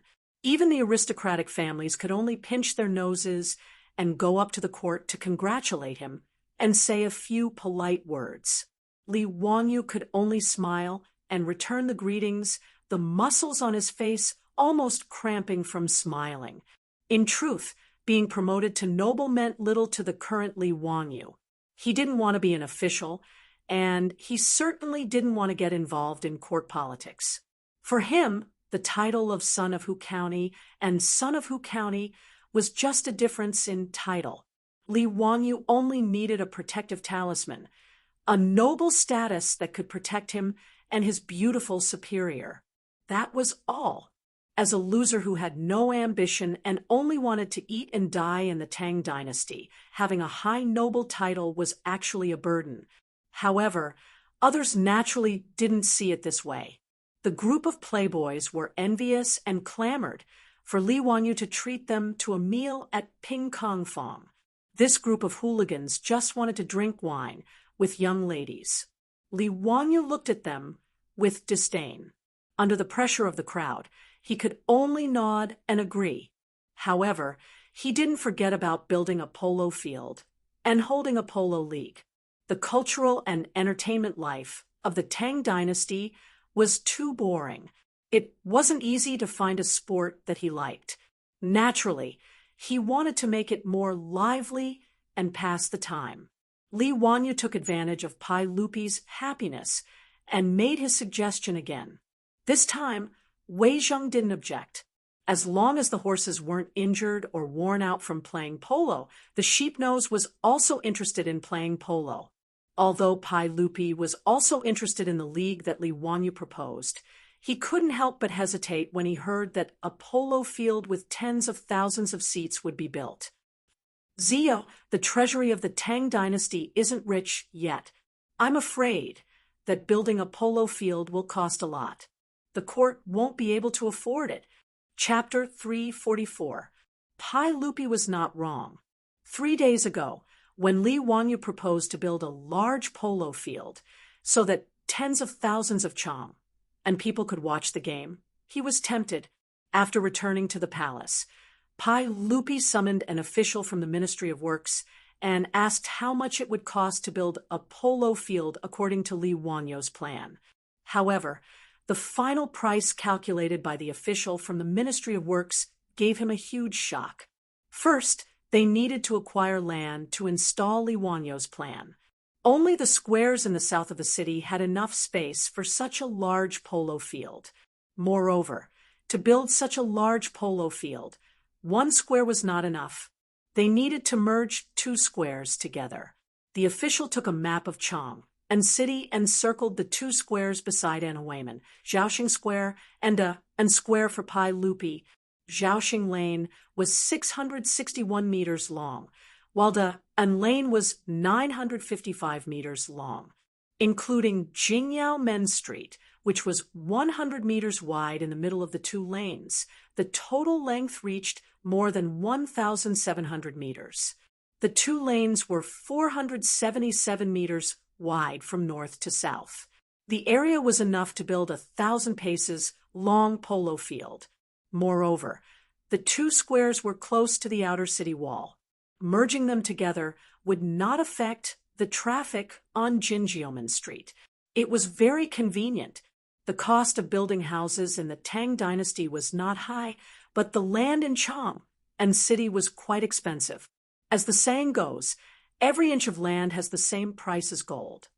Even though Zhaoxing Square and square were located at the south gate of Chang and city and were the cheapest places in Chang and city, they were still very expensive. In history, Ma Zhou, as an imperial censor, could not even afford a house in Chang and city because that house was priced at 2 million. 2 million was 2,000 strings of cash and 300 taels of gold. The house that Ma Zhou wanted to buy only took up 1/32 of the area of one square. In the end, it was Li Er who waved his brush and asked the Yamen to pay for Ma Zhou's house. Only then did Ma Zhou have his own house. Although the land in the south of Chang and city was much cheaper than the area where the officials lived in the north of the city. However, the official estimated that buying all the land in Zhaoxing Square and square would cost 60 to 70,000 strings of cash, which was 60 million copper coins and 10,000 taels of gold. And this was only the price of purchasing the land. According to Li Wangyou's idea, a large amount of soil should be piled up on both sides of the polo field to form high stands. It was a simple elementary school math problem. A rectangle that was 1,500 meters long and 400 meters wide had a circumference of 3,800 meters. The amount of work required to build a 10-meter-tall mound was astonishing in the eyes of the Tang. The official from the Ministry of Works calculated the cost and estimated that it would cost no less than 50 million yuan. It was another huge sum of money. In addition to the other facilities, the Ministry of Works official gave Pai Lupi a number that gave him a toothache: 120 million coins and 20,000 taels of gold. In fact, Pai Lupi could afford it. Just today, the old rogue Cheng Yaojin had won more than 40,000 taels of gold from the officials and nobles in Chang, and after deducting the compensation, Pai Lupi would take half of the 40,000 taels of gold. Cheng Yaojin would take 30%, and Li Wanyu would take 20%. The amount of gold that Pai Lupi took was enough to build this unprecedented polo field in the Tang dynasty. But Pai Lupi was reluctant to part with it. With so much gold, how much would he need to buy if he went to the western region to buy horses? He felt that it was not worth it to build a polo field for the people's entertainment. Zio, building the polo field you mentioned would require at least 20,000 taels of gold. With such a large sum of money, the national treasury would be stretched. If you don't believe me, you can ask Prime Minister Fang, Prime Minister Du, and Eunuch Wei. Pai Lupi spread out his hands, indicating that he had no money. Li Er's evasive words. If it were others, they would probably believe it. But Li Wanyu knew that half of the money that Cheng Yaojin won would be given to Pai Lupi. This fellow was stingy and stingy. Li Wanyu purposely pointed his mouth in Cheng Yaojin's direction, indicating that he knew about the division of the spoils. Your Majesty, please think of another way. Pai Lupi ignored his hint and pretended that he did not see it. He clenched his teeth and said, Zio, I can't cook without rice. I really don't know what to do. Damn. This fellow was born in the year of the Pai Xiu, only taking in and not taking out. with Pai Lupi acting so shamelessly. Li Wanyu could not do anything about it. Did this fellow not understand that if there was output, there must be input? 3 days ago, he thought of building a polo field on a whim. But in the past few days, Li Wanyu had carefully thought about it and felt that it was very promising. The tickets for the polo field, the on-site advertisements, and the surrounding shops were all money. And for a long time in the future, it would be impossible for a second polo field of this scale to appear in Chang'an City. Was there a need to worry about not being able to make a profit? The Tang dynasty was lacking in entertainment, and polo was popular but rarely seen. Was there a need to worry that the stadium would not be full for every game? Seeing that Pai Lupi was unwilling to pay, Li Wanyu rolled his eyes and leaned over to Pai Lupi and whispered, "Uncle, can I borrow some money from you?" "Borrow money? How much do you want to borrow?" "I don't have 20,000 taels of gold to lend you." Pai Lupi heard this and looked at Li Wanyu very warily. Li Wanyu laughed. "Not much, just 10,000 taels of gold." "No, uncle, I'll pay you according to the interest rate of the official money." "How about that?" "No, I don't have money." "You really don't want to lend?" "No." Li Wanyu pretended to be regretful and shook his head. "If you don't want to lend, then forget it. I'll ask the officials later and see if I can borrow 10,000 taels of gold. By the way, I can also talk to them about Lu Guogong being the banker and setting up the gambling. Come back, you bastard. Be careful, or I'll beat you." "Okay. When Lu Guogong receives the gold, I'll ask him to give you 10,000 taels of gold. Don't talk nonsense." Pai Lupi was anxious when he heard this. The dignified emperor of the Tang dynasty had colluded with the founding Lu Guogong to set up a gambling scheme to cheat the officials of their gold. If this matter was spread out, Pai Lupi, would still have face. "Hey, uncle, don't worry. I'm the most tight-lipped one." Li Wanyu quickly patted his chest and promised, Get out, get out. Don't let me see you again today." "You bastard, you're pissing me off." Pai Lupi turned around and left. He didn't want to say another word to Li Wanyu. Empress Zhongsun and concubine Yang both covered their mouths and chuckled.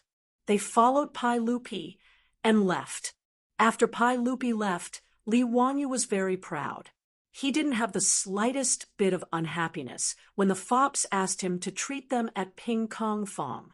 It was all thanks to this group of lovable fops who forced him to watch the polo match at the Northern Imperial Army's barracks.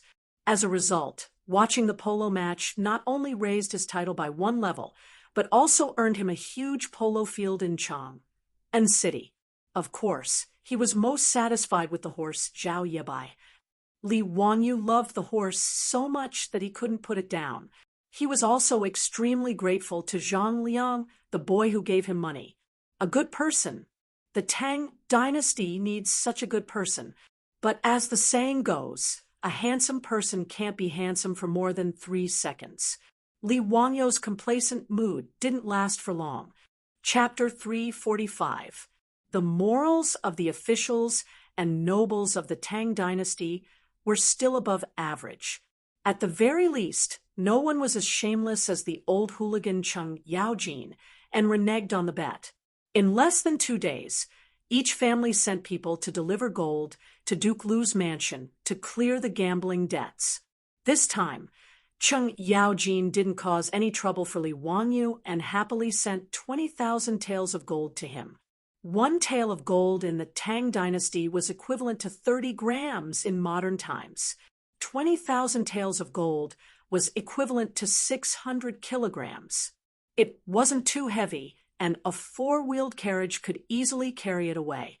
However, such a large amount of gold was sent to Dingzhou village's barren residence. Oh, it was now the Viscount residence.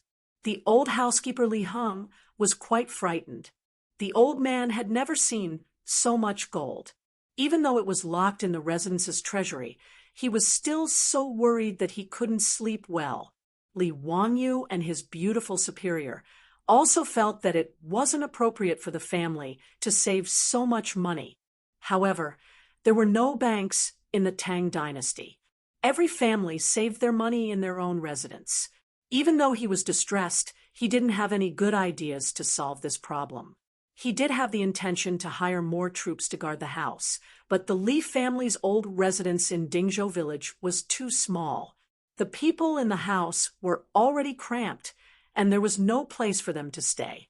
He could only wait for half a year for the manor to be completed. Only then could he expand his family's power. Fortunately, Dingzhou village had always been safe and sound. Moreover, it was famous outside.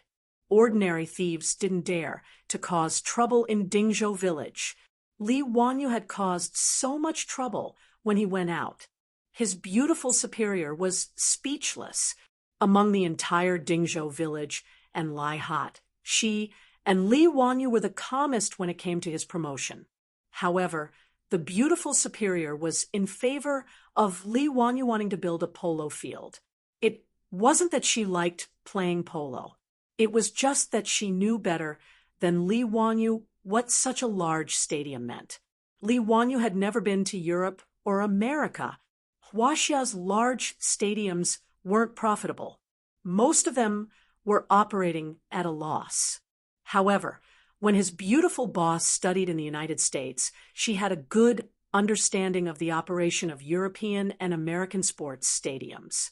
As long as the number of guests was guaranteed, profits were inevitable. Her view was the same as Li Wanyu's.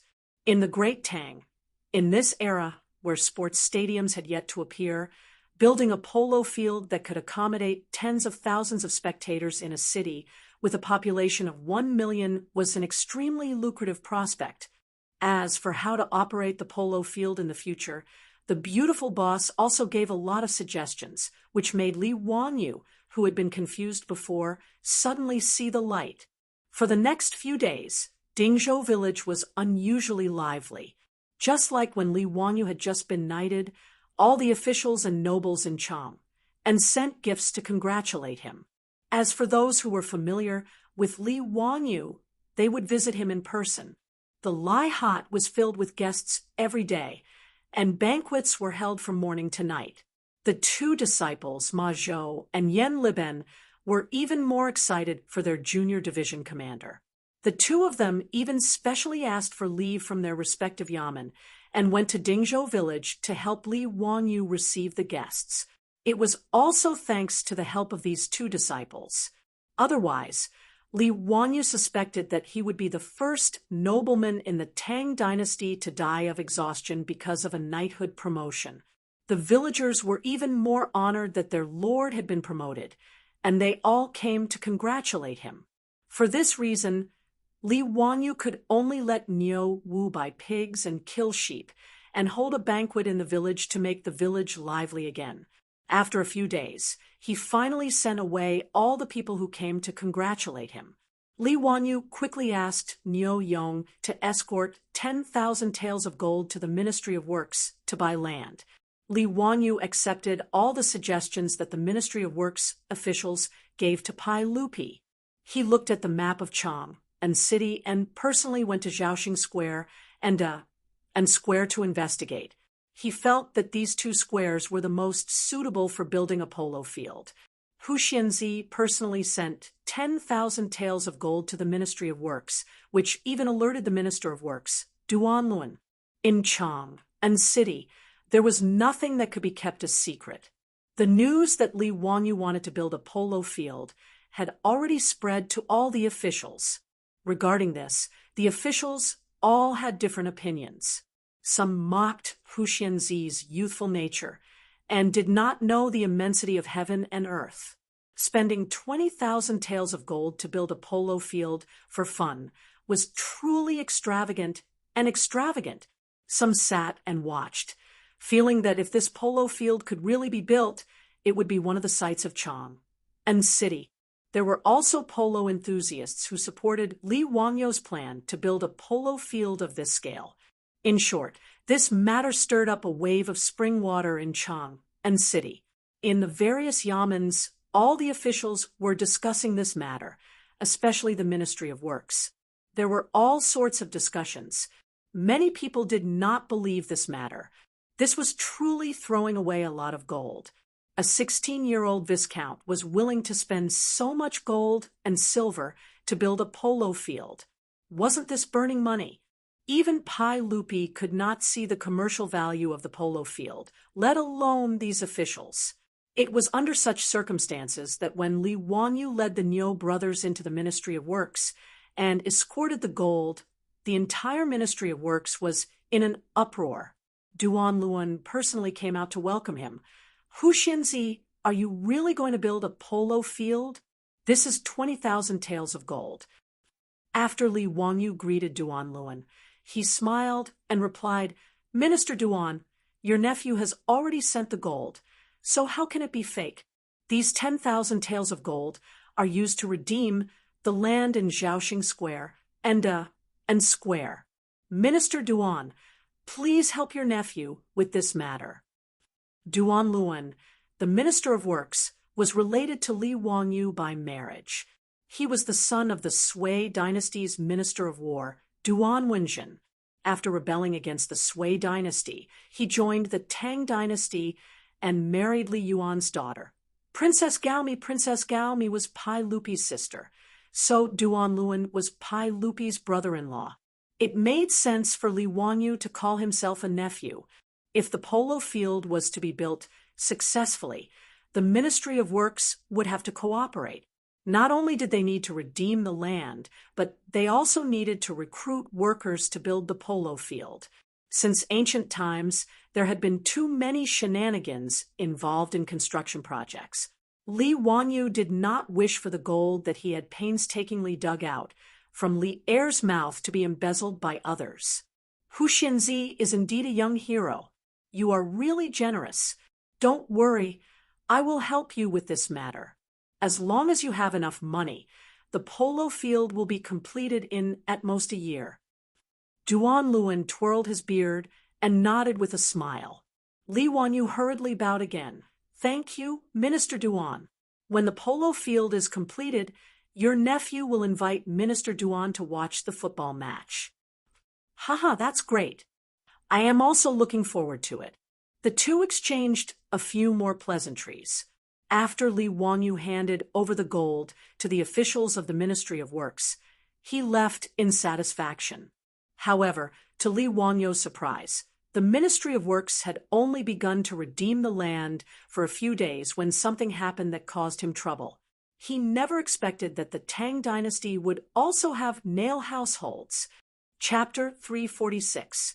Zhaoxing Square and Dan Square were located outside of Chang'an City. Most of the square was farmland, and there were not many people living there. Farming in the city was a habit of Chinese cities. For a huge city like Chang'an, even if it was surrounded by the enemy, they would not lack food for a short period of time. As for Hu Xinzi wanting to buy their land, the people in these two squares did not have much of an opinion. After all, Hu Xinzi had paid the copper coins according to the market price, which was enough for them to buy land from other squares. The matter of the Ministry of Works helping Li Wangyu to buy land went smoothly. However, there were exceptions to everything. The Ministry of Works officials met with a family in Dan Square who refused. Even if the Ministry of Works officials offered a 20% premium, this family would not sell their land. When the news reached Li Wangyu, it made him slightly shocked. The Tang dynasty actually had people who refused to sell their land, not to mention the fact that he had given enough money to buy the land. Just his face as the founding viscount and the Ministry of Works officials were not enough to make this family lower their head. This was something worth pondering. In Chang'an City, the south of the city was mostly where normal people lived. It was the poorest region in Chang'an City, and it was not an exaggeration to call it the slums. The walls here were even made of yellow dirt, and they were only half a person tall. They were really old and broken. For a family living in such a place to be able to go against the Ministry of Works and not sell their land. Li Wanyu could not help but find it weird. Seeing that the matter of buying land had been delayed, Li Wanyu was a little anxious, so he brought Niu Wu to Chang and to personally ask the Ministry of Works, "Minister Duan, who is it that is not willing to sell their land? What is their background?" After Pai Lupi greeted Duan Luan, he went straight to the point. Duan Luan sighed and said, "Hu Xianzi, do you have a grudge with the Ministry of Civil Affairs?" His words stunned Li Wanyu, and he did not know what was going on. The Ministry of Civil Affairs, which later became the Ministry of Revenue, was in charge of finance and civil affairs, including land, marriage, money, tribute, and so on. It was divided into the Ministry of Civil Affairs, the Ministry of Revenue, the Ministry of Gold, and the Ministry of Grain. The Li Langzhong that Duan Luan mentioned was the Li Langzhong of the Ministry of Civil Affairs. He was the head of the Ministry of Civil Affairs, a secondary grade 5 official. Li Wanyu didn't know any Dr. Li, and he didn't think that he had any enmity with this person. In Noda's Ministry of Civil Affairs, he only knew Dai Zhou, the Minister of Civil Affairs. He shook his head. "Minister Duan, I don't know any Dr. Li. Is this related to him?" Duan Luan couldn't help but be a little surprised. "You don't know Dr. Li? Then why did he refuse to sell the land? That piece of land and square is the courtyard that this Dr. Li purchased." Li Wanyu was also stunned. Why would a fifth-rank official of the imperial court go to the slums to buy a courtyard? However, this was not the time to investigate this matter. He hurriedly asked, "Minister Duan, did this Dr. Li say why he was unwilling to sell the land? I haven't offended this person." Duan Luan shook his head. "Then it's troublesome. Dr. Li is adamant that he doesn't want to sell the land. The Ministry of Works can't do anything about it. We can't force him to sell the land." Li Wanyu frowned. Sure enough, demolition was a troublesome matter no matter when. Now, a lot of land in Zhaoxing Square and Square had been bought. If he couldn't deal with this Dr. Li, then the construction of the polo field couldn't continue. After thanking Duan Luan, Li Wanyu got up and left. He planned to find someone to ask about this Dr. Li's background and why he wanted to go against him. For information, he just needed to find the foppish playboys. This group of top foppish playboys of the Tang dynasty had nothing to do every day and wandered around Chang and in Chang, and there weren't many things that they didn't know. Sure enough, as Li Wanyu expected, the foppish playboys knew all about the background of this Dr. Li from the Ministry of Civil Affairs. But after knowing his background, Li Wanyu became even more depressed. This Dr. Li from the Ministry of Civil Affairs was indeed not acquainted with Li Wanyu, but he had a younger sister who was married to the Duke of Chongping, Zhang Liang.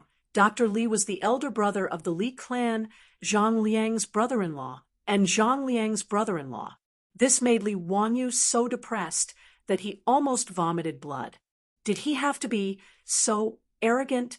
You're a fifth-rank official, and your mansion is in the north of the city.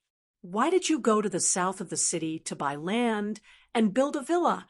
Li Wanyu naturally didn't know that Dr. Li had bought that land and square because he had been tricked. The elder brother of the Li clan was called Li Ru. He was a very devout Taoist monk. He was good friends with the abbot of the Tai Ching Palace in Chang, and one time he asked the abbot about feng shui. The abbot said that his lucky star was in the south, so he should live in the south of the city. Li Ru believed this without a doubt, so he bought that land and square and built a villa there. Every rest day, Li Ru would go to his villa in and square and stay there for a day. In fact, if not for the conflict between Li Wanyu and the Li clan, Li Ru would have sold the land to Li Wanyu for the sake of the Ministry of Works. After all, there were many squares in the south of the city. With Li Ru's status as a minister, he could have built a villa there. But that day, Li Ru was also in front of the Hall of Martial Virtues. He watched as his brother-in-law sullenly lost the polo match. Not only did he fail to avenge his younger sister, he also lost his Zhao Yabai. And because of this, he lost 500 taels of gold to Cheng Yaojin. This made him even more jealous of Li Wangyu. Now that Li Wangyu wanted to buy his villa to build a polo field, how could Li Ru let him have his way and sell the land to him? After figuring out what was going on, Li Wangyu could only sigh. Was he really that unlucky? If he had known, he would have bought 2 other squares, and it would not have been so troublesome. It was too late to say anything now. He could only think of a way to solve this problem. He knew that he had a grudge with Zhang Liang and the Li clan. If he rashly went to buy the land, he would only be suffering. He could only think of a way to find someone to help him. The first person that Li Wangyu thought of was the Ministry of Civil Affairs Daizhou. As Li Ru's immediate superior, Li Wangyu believed that Li Ru would definitely give Daizhou face. Li Wangyu and Daizhou had met a few times and could be considered acquaintances. He brought gifts and a greeting card and personally went to Daizhou's residence to ask Daizhou to help him. As long as Li Ru was willing to sell the land to him, the price was negotiable. To this, Daizhou naturally nodded in agreement. In his eyes, it was just a small matter. But no matter if it was Daizhou or Li Wangyu, they did not think that Li Ru would not give any face to his immediate superior. No matter how Daizhou tried to persuade him, Dr. Li would not sell the land. Daizhou, who had lost face, could not do anything. He could only send someone to tell Li Wangyu that there was nothing he could do. He wanted Li Wangyu to find another way. Seeing that Dr. Li of the Ministry of Civil Affairs was so difficult to deal with, Li Wangyu was dumbfounded. For such a small matter, he could not go find Pai Lupi, right? And after Daizhou said that the project had failed, Li Wangyu even suspected that Dr. Li would not give face to Pai Lupi. After all, even if it was Pai Lupi, he could not force his subordinate to sell the land. For a moment, Li Wangyu was at his wit's end. The land that Zhaoxing Square and Square had bought was also put on hold. Li Wangyu was still trying to think of a way to deal with this stubborn person. He did not expect that because of the construction of the polo field, he would be impeached by the imperial censor in the court. Chapter 347. The aristocratic families, led by the Wang clan of Taiyuan, did not let go of their conflict with Li Wangyu just because he had been promoted. However, Li Wangyu was not in the imperial court and was just an idle noble. It was difficult for them to take advantage of Li Wangyu. However, Li Wangyu wanted to build a polo field in Chang, which provided a target for the aristocratic families to attack him. After the officials paid their respects to Pai Lupi, they were just about to sit down and begin the discussion when an imperial censor stood up and stepped forward. "Your Majesty, I have something to report." "Report it." "I am impeaching the founder of Hu County. He is arrogant and extravagant. He is greedy for pleasure and wants to spend 20,000 taels of gold to build a polo field just for the pleasure of hitting balls. He is truly extravagant. Your Majesty, the Confucius said, do not worry about scarcity, but about inequality. Do not worry about poverty, but about insecurity. The founder of Hu County should not be allowed to indulge in his extravagant ways. He is an extravagant person who wastes his wealth and brings harm to himself." When Pai Lupi heard this, he could not help but frown. Everything was going well. So why was Li Wangyu being impeached? He did not care about the censor's impeachment. If Li Wangyu was willing to spend money to build a polo field, why should he care about them? Naturally, he could not casually say this, so he continued to listen to the censor. "Your Majesty, the Confucius said, there is only so much wealth in heaven and earth. Frugality is a virtue. prohibition of extravagance is a good government. However, the founder of Hu County spent a lot of money to build a polo field. He also forcefully bought land from the people, causing public resentment. I ask your majesty to punish the founder of Hu County and ban the construction of a polo field. When Pai Lupi heard this, he could not help but curse the censor for looking for trouble. If you say that Li Wanyu is extravagant, why don't you go and see what kind of life those aristocratic families are living?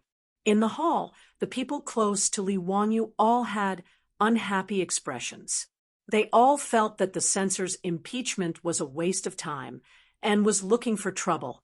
As an imperial censor, Ma Zhou naturally had to speak for his teacher. He immediately stood up and retorted, "Your Majesty, the founder of Hu County spent a lot of money to build a baseball field, but it was not for his own selfish desires. It was built for the people of the Tang dynasty." Pai Lupi pretended to be surprised and asked cooperatively, "Oh, what do you mean?" Ma Zhou bowed. "Your Majesty, the baseball field built by Huxian County can accommodate tens of thousands of citizens at the same time. The people of the Tang dynasty like to play ball, but they usually don't have the chance to see it. If the baseball field is built, the tens of thousands of people in Chang and can have fun with His Majesty. This is a wonderful thing. How can it be called arrogant and extravagant?" He glanced at the censor from an aristocratic family and said in a clear voice, "Mr. Huxian spent a lot of money to benefit the people of Chang, and what he did was to help the people of Chang, and he should be rewarded by His Majesty." Ma Zhou paused and continued, "As for the land redeemed by Mr. Huxian County, the people complained. Let me ask you, what kind of people did they complain about? Why didn't I hear any complaints from the people of Zhaoxing but they were very satisfied with the land redeemed by Mr. Huxian County?" The censor was a little speechless. He couldn't say that Minister Li of the Ministry of Civil Affairs complained, could he? For a moment, he was speechless. Hearing Ma Zhou's words, all the officials in the hall nodded and agreed with Ma Zhou. After all, they couldn't see the commercial value of the baseball field. Even in Pai Lupi's eyes, Li Wanyu had too much money to burn. That was why he used his own money to build such a huge baseball field. It was not an exaggeration to say that such an act was selfless and helped the people of Chang, and even many officials secretly cursed Li Wanyu for being a spendthrift. Of all the things he could do, he used 20,000 taels of gold to build a baseball field. He really had nothing better to do. After the censor was rebuked by Ma Zhou, he couldn't help but look at the heads of the aristocratic families. After hesitating for a moment, he continued, "Your Majesty, a few months ago, Mr. Huxian County owed the Yamen of Huxian County a huge sum of 2 million taels of gold. How could he take out 20,000 taels of gold to build a baseball field? There must be something fishy about this matter.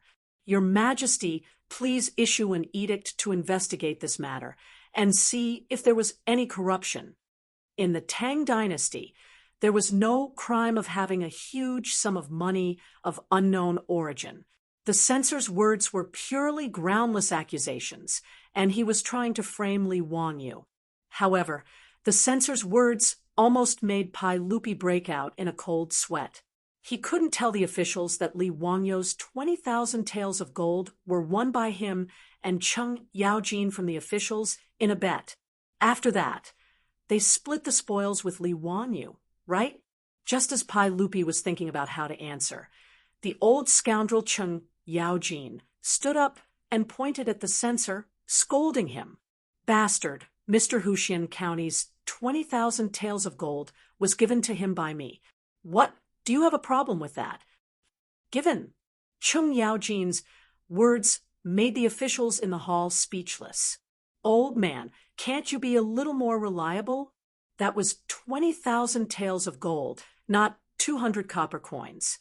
Cheng Yaojin, you said you gave it to Mr. Huxian County? Don't you feel guilty?" Why don't you give it to me? However, since Cheng Yaojin said so, what could they do? Are you going to bite this old man?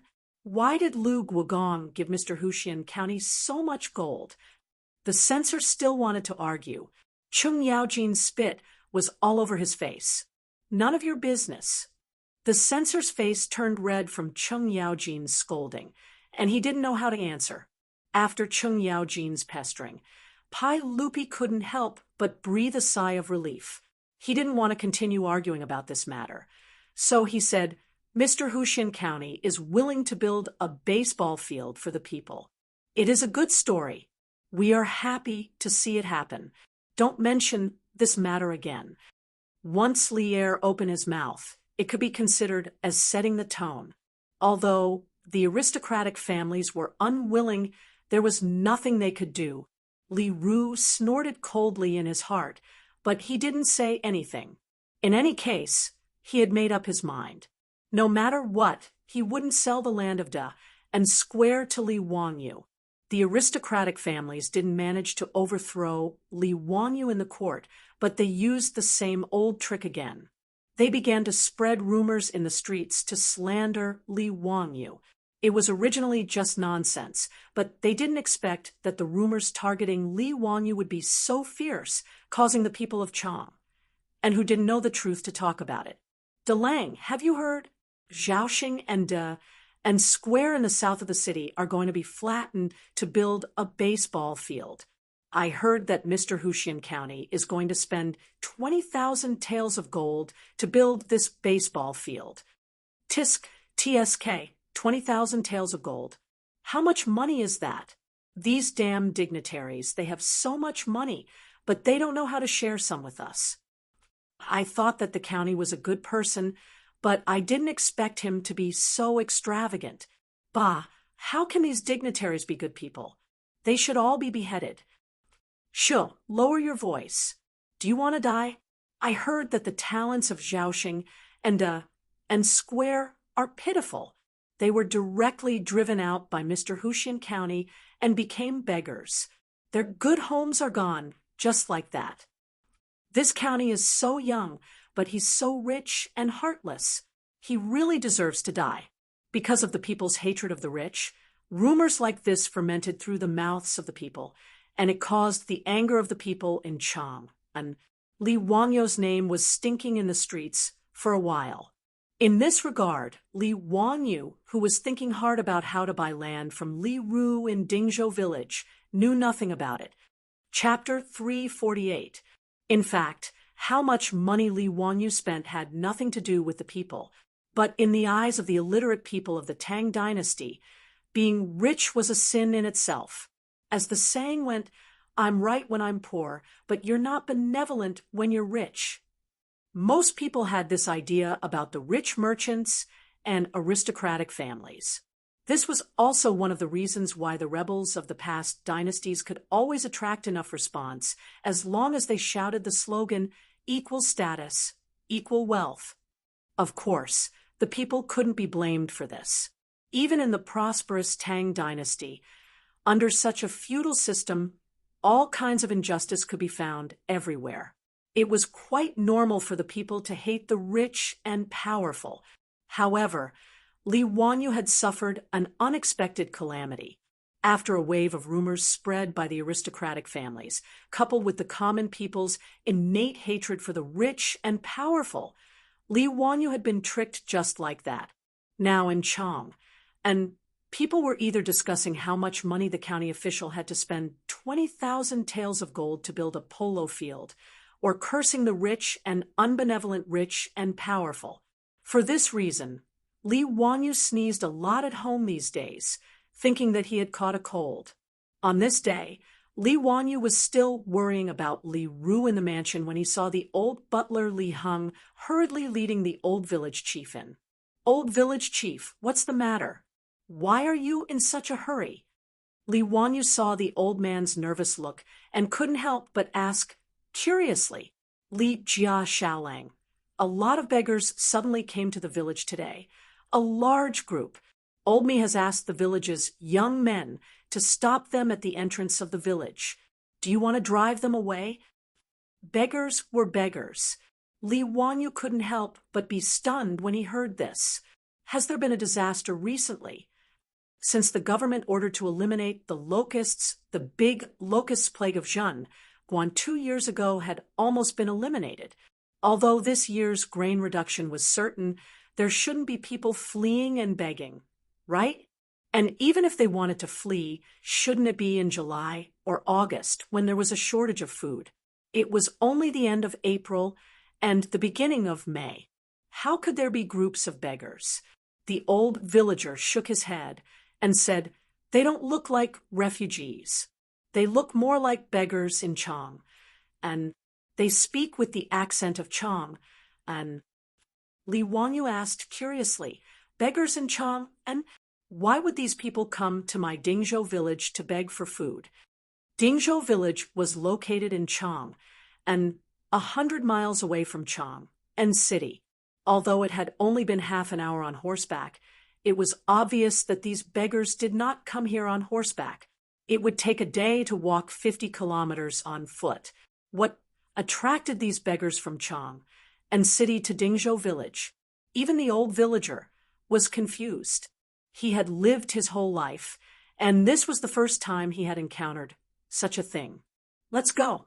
Let's go to the village entrance and see what's going on." Li Wanyu simply stood up and beckoned the old villager to walk towards the village entrance. When they arrived at the entrance of the village, they saw that it was already crowded with people. There was indeed a group of beggars dressed in rags outside the village. They were clamoring to enter the village, and there were no less than 100 of them. At the entrance of the village, there was a group of old soldiers leading the village's young and strong men. They held weapons and stared at the beggars covetously, not allowing them to move forward. Although the houses in Dingzhou village were still dilapidated, there were many copper coins hidden in each house. The old villager naturally did not want to let so many beggars into the village, fearing that they would cause trouble. The villagers also came to watch the commotion. The women and children pointed at the beggars outside the village and laughed from time to time. Niu Yong and Niu Wu saw so many beggars and were afraid of trouble, so they stopped Li Wanyu from going forward. The two of them held weapons and squeezed to the front of the village's young and strong men. "Who are you? Why have you come to my Dingzhou village?" Niu Yong asked loudly. "Sirs, we have no one to depend on and are very pitiful. We have specially come to ask for help from the founder of Hu County. Please take pity on us and help us. We want to see Hu County and ask for your help. Please have mercy on us. Please take pity on us and help us." The group of beggars clamored and shouted all kinds of things. Some even sang a beggar's song. There are only 12 hours in a day, and there are only 2 or 3 rooms. Each room only asks for 1 coin. Heaven, heaven, heaven is so pitiful. This group of beggars was so noisy that it gave the Niu brothers a headache. They wanted to give them some clothes and food to send them away. "How can beggars like you meet our Langjun? I'll get someone to prepare some clothes and food for you. Leave quickly. You all have hands and feet. What can't you do? Why must you beg for food? Sirs, we don't want clothes or food. Please give us some gold. We will leave immediately and won't bother you." What? The beggar's words stunned Niu Yong, Niu Wu, and the young and strong men of Dingzhou village. They don't want clothes or food, but they want gold? Where did this group of lunatics come from? Yes, that's right. Hu County has so much gold that he doesn't have anywhere to spend it. It's spread throughout Chang, and that Hu County throws away his gold casually like he's throwing away his worn-out shoes. If that's the case, why don't you give it to us? Yes, everyone in Chang and says so. Hu County has so much gold that he can't fit it in his house. If he has mountains of gold and silver, please take pity on us. Just a little bit from the nobleman's fingers will save us. I'm not greedy. Just give me a piece of gold leaf. The beggar's words almost made the villagers laugh. Even Li Wangyu, who was behind the crowd, shook his head with a wry smile. Which bastard spread this rumor? He had mountains of gold and silver in his house.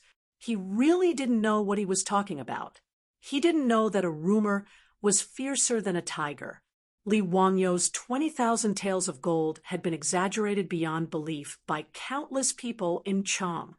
And in addition, some people added fuel to the fire. Now Li Wangyu had become the richest man in the Tang dynasty. It was said that all the utensils in Hu County's house were made of gold. Even the trees in his yard were made of gold, from the trunks to the leaves. Some people even said with certainty that they had seen with their own eyes that Hu County's stones in his house were made of gold. He just threw them on the ground casually and didn't even bother to look at them. And so on. The people of the Tang dynasty tried their best to imagine how rich Li Wangyu was with their own imagination. For such rumors, people with a little brain would naturally laugh it off and not take it seriously. But the beggars in Chang believed it. Attracted by the Li family's endless gold, this group of beggars formed a group and walked for a whole day before they came to Dingzhou village. They just wanted to ask Li Wangyu to give them some gold. The beggars' words naturally made the villagers of Dingzhou village laugh. They looked at the beggars with a little sympathy before, but now they looked at them as if they were crazy. Beggars didn't want clothes, food, and copper coins. They actually asked for gold. This was the first time they had heard of such a thing. You want to go to heaven? Why don't you just go to Taiji Palace and ask the sage to give you the throne? Li Wangyu was also speechless. He didn't want to bother with this group of crazy people. He wanted Niu Yong and Niu Wu to drive them away. While they were making a fuss, they saw more than a dozen strong horses galloping toward the village outside the village. Chapter 349. Niu Yong, Niu Wu, and the others tightened their grip on their weapons when they saw the approaching horses. When they saw who it was, they heaved a sigh of relief. It was Yang Quan, the county magistrate of Hu County. Behind him were Fong Chun and a group of bailiffs. This group of beggars came from Chang, and if they wanted to reach Dingzhou village, they naturally had to pass through Hu County. At first, Yang Zhu didn't think much of it, but when his bailiffs came to report that the beggars had gone to Dingzhou village, he began to feel nervous. He hurriedly led County Magistrate Fong Chun and the bailiffs over. Xiao, are you okay? Ming House, it's nothing. It's just a group of strange beggars. Thank you for making a trip here. I'll get the bailiffs to disperse them. These bastards only know how to enjoy life and hate work. They're really despicable for stirring up trouble. Seeing that nothing major had happened, Yang Xian heaved a sigh of relief. If something happened to Li Wangyu, the county magistrate who founded the country, it would be terrible. He couldn't help but take it seriously. Ever since Li Wangyu was conferred a title, the two of them were still close. He even wanted to call Li Wangyu County Magistrate Man, or County Magistrate's son, but Li Wangyu stopped him and said that the two of them should address each other the same way. However, no matter what, Li Wangyu was now a noble of the Tang dynasty and the county magistrate who founded the country. If something really happened, he couldn't bear the responsibility as a county magistrate. After Yang Quan finished speaking, he hurriedly ordered Fong Chun to lead a group of bailiffs to disperse the beggars. However, the beggars were not afraid of the bailiffs. Not only did they refuse to leave, they also cursed, "Why are you chasing us away? What law have we broken? We want to see County Magistrate's son and ask for his mercy. Give us gold. County Magistrate's son has so much gold that he can't use it all. Why won't he give it to us? Yes, we want gold. We can just pick some gold leaves and some gold stones. Don't waste your breath on these county magistrates. Let's rush into the village. That county magistrate has countless gold for us to use." Yes, charge in and get the gold. The Yamen runners wanted to drive this group of beggars away, but they saw that the beggars suddenly became agitated.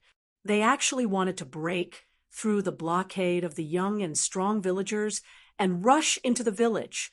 Seeing that this group of beggars was about to cause trouble, the bailiffs did not dare to be careless.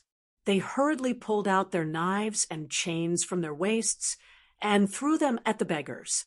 The youths of Dingzhou village were also nervous. They clenched the weapons in their hands. All the beggars who wanted to attack the village were all beaten to the ground. More than 100 beggars, in front of Dingzhou village's group of strong and powerful youths, as well as the county yamen runners. Naturally, they did not have an easy time. It didn't take long for them to be knocked to the ground. Many of the remaining beggars wanted to run away, but they were all chased back by the bailiffs and tied together with ropes. Li Wanyu was at a loss. He was still confused about the farce in front of him. What the hell was going on? What on earth happened in Ming House? Why did a large group of beggars from Chang and city come to our Dingzhou village to cause trouble? Li Wanyu asked Yang Quan. Yang Quan had a strange look on his face. Zio, don't you know? What do I know? Li Wanyu was even more puzzled. Yang Quan hesitated for a moment and told him what happened in Chang and city. When Li Wanyu heard all the rumors about him in Chang and city, he could not help but be dumbfounded. What the hell was this? He was planning to build a polo field. Who did he offend? How could it be said that the trees and stones in his house were all made of gold? Damn it, why didn't they say that even the shit he took was made of gold? What was more infuriating was that he, a man of ideals, morals, culture, and discipline, a man from the 21st century, was actually rumored to be a typical example of a rich man being heartless. It was really unbearable. Who the hell was this person who was disgusting him? Li Wanyu began to flip through the little black book in his heart again, preparing to find out what kind of enemies he had. After thinking about it, it seemed that there was no one else who could and would do this except for those shameless aristocratic families. He had forgotten that his method of pasting big characters and small posters to the aristocratic families did not seem to be any better than the aristocratic families spreading rumors. While Li Wanyu was sulking and cursing the aristocratic families in his heart, Yang Quan had already asked the county magistrate, Fong Chun, to tie up all the beggars with ropes and string them into a string, intending to escort them back to the county office. However, his county office could not hold so many people. Most likely, they would be brought back to the county office to be beaten and then driven out. Yang Quan was worried that these beggars would come back to cause trouble again, so he called the old village chief over and gave him a few instructions. He told him to be more careful and not let the rascals disturb the village and the county magistrate. In response, the old village chief nodded repeatedly. The old man was also worried. Now that the village had suddenly become rich, it would not be good if there were rascals spying on them. After consulting with Li Wanyu, the old village chief ordered the old soldiers to lead the group of young men to start setting up fences at the village entrance. He also arranged for people to start patrolling the village day and night. While Yang Quan and the old village chief were busy, Li Wanyu angrily returned to the mansion. He found his beautiful superior and poured out his grievances. When the beautiful superior heard the unreliable rumors in Chang and city, she could not help but cover her mouth and secretly laugh. Li Wanyu angrily glared at her. What kind of person was she? Not only did she not comfort his hurt heart, she was even gloating at his misfortune. She really deserved a spanking. He unconsciously looked at the beautiful superior because she was kneeling on the wooden couch. Her dress was stretched to the point that it looked like a tempting peach. He could not help but swallow his saliva. Where are your eyes looking at? Be careful, or I'll kill you. The beautiful superior naturally noticed Li Wanyu's gaze and could not help but blush. She twisted her body, stretched out two slender fingers, and waved them in front of Li Wanyu's eyes like scissors. No, nothing. Li Wanyu hurriedly averted his gaze, not wanting to think about those annoying things. With such a beautiful woman by his side, why should he think about those bullshit rumors? Who would like to spread those nonsense? Would he lose a piece of flesh? Looking at the beautiful superior's soul-stirring face, Li Wanyu could not help but feel a fire in his heart. Hee, Chongqing, you see, since we came to the Tang dynasty, we haven't gone out together. Why don't we go sightseeing in Cham and city today? Humph, are you asking me to go out? Su Chongqing proudly raised her white slender neck, with a sly smile on her stunning face. Li Wanyu could not help but swallow his saliva again. Yes, little girl, how about accompanying me to have fun today? Sorry, I don't date children. After the beautiful superior finished speaking word by word, she giggled and ran back to her room before Li Wanyu could react. When Li Wanyu figured out the meaning of her words, he was so angry that he almost pulled out a 40-meter-long broadsword and chased after her. Damn, I was teased again. You are a child. Chongqing, you tell me clearly who is a child. Li Wanyu turned around and chased out. After a while, Li Wanyu and the beautiful superior rode straight to Chang and city. The beautiful woman rode a snow-white horse, which made Li Wanyu feel a bit of resentment. Without a doubt, the horse that Zhang Liang had lost to him, Zhao Yebai, had been taken by his beautiful superior. Li Wanyu, who could not be Prince Charming, could only pinch his nose and ride the date-red horse to accompany the beautiful woman. This was really the first time the two of them had a real date. Chapter 350. There were not many scenic spots in Chang and during Xinguan's reign that were suitable for transmigrators. At least the big Wild Goose Pagoda and Little Wild Goose Pagoda had not been built yet. The terracotta soldiers and horses were still lying quietly on the ground, accompanying Qin Shi Huang. In the Tang dynasty, there were no cinemas, bars, KTV, or nightclubs. Li Wanyu thought about it and felt that Xiujiang Pool was the most worthwhile place to visit. There was a poem that said, "The brocade hall is always embroidered with curtains during the day." The pink beauty coaxed him with wine, and the young man in green followed. The jade staff gently knocked the flower petals, and the golden whip was like a willow branch. Riding 3 to 5 horses, they traveled leisurely along Xiujiang Pool.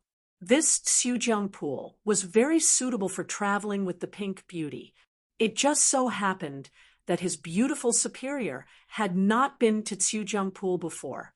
Hearing Li Wangyu's words, she was also interested. The two of them leisurely rode their horses and chatted softly in front of the pool. They were relaxed and comfortable. The only thing that made Li Wanyu dissatisfied was the big light bulb following behind them. Niu Wu insisted on following them and protecting them. Li Wanyu could not persuade him, no matter how hard he tried. In the end, he could only tell Niu Wu to stay away from them, while his beautiful superior snickered. Only then could he and Su Chongqing have some space to talk privately.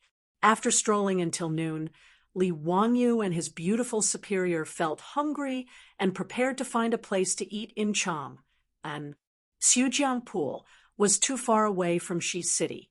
Li Wanyu did not want to cross the city to eat in those restaurants. Suddenly, he remembered the famous Zhao's soup pancake in Cham, and the soup pancake in the Tang dynasty was also known as wonton in the future.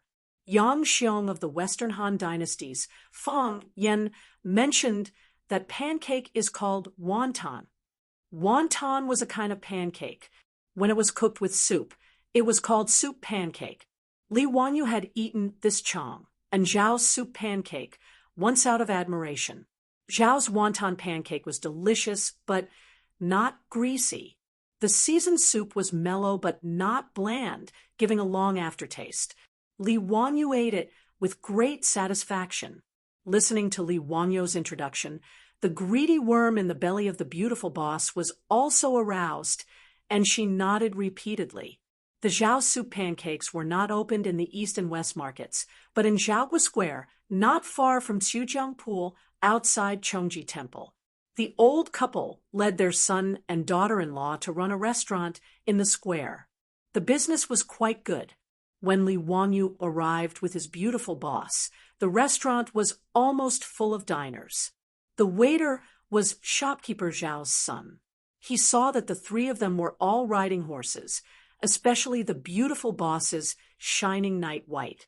It was so dazzling that it almost blinded everyone's eyes. He knew that the three of them were nobles. In the Tang dynasty, such a majestic horse was comparable to the supercars of the modern era in the eyes of the public.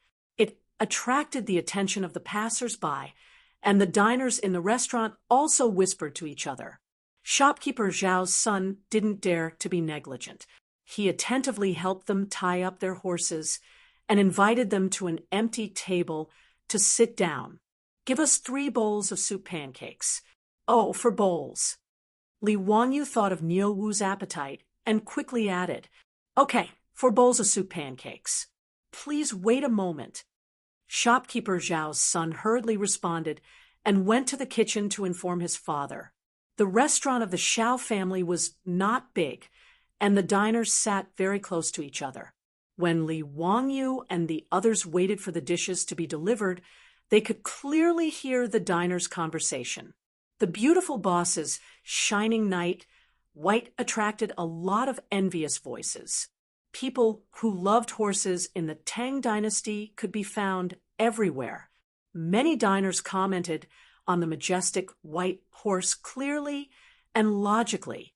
They were very envious, and Li Wangyu felt a little complacent in his heart. "Wan Sanlang, look at this white horse. How much is it worth?" "Hee, that's a big deal. In the West market, it only costs 10 strings of copper coins to pull a horse, but in the army, it costs 50 strings of copper coins to pull a horse.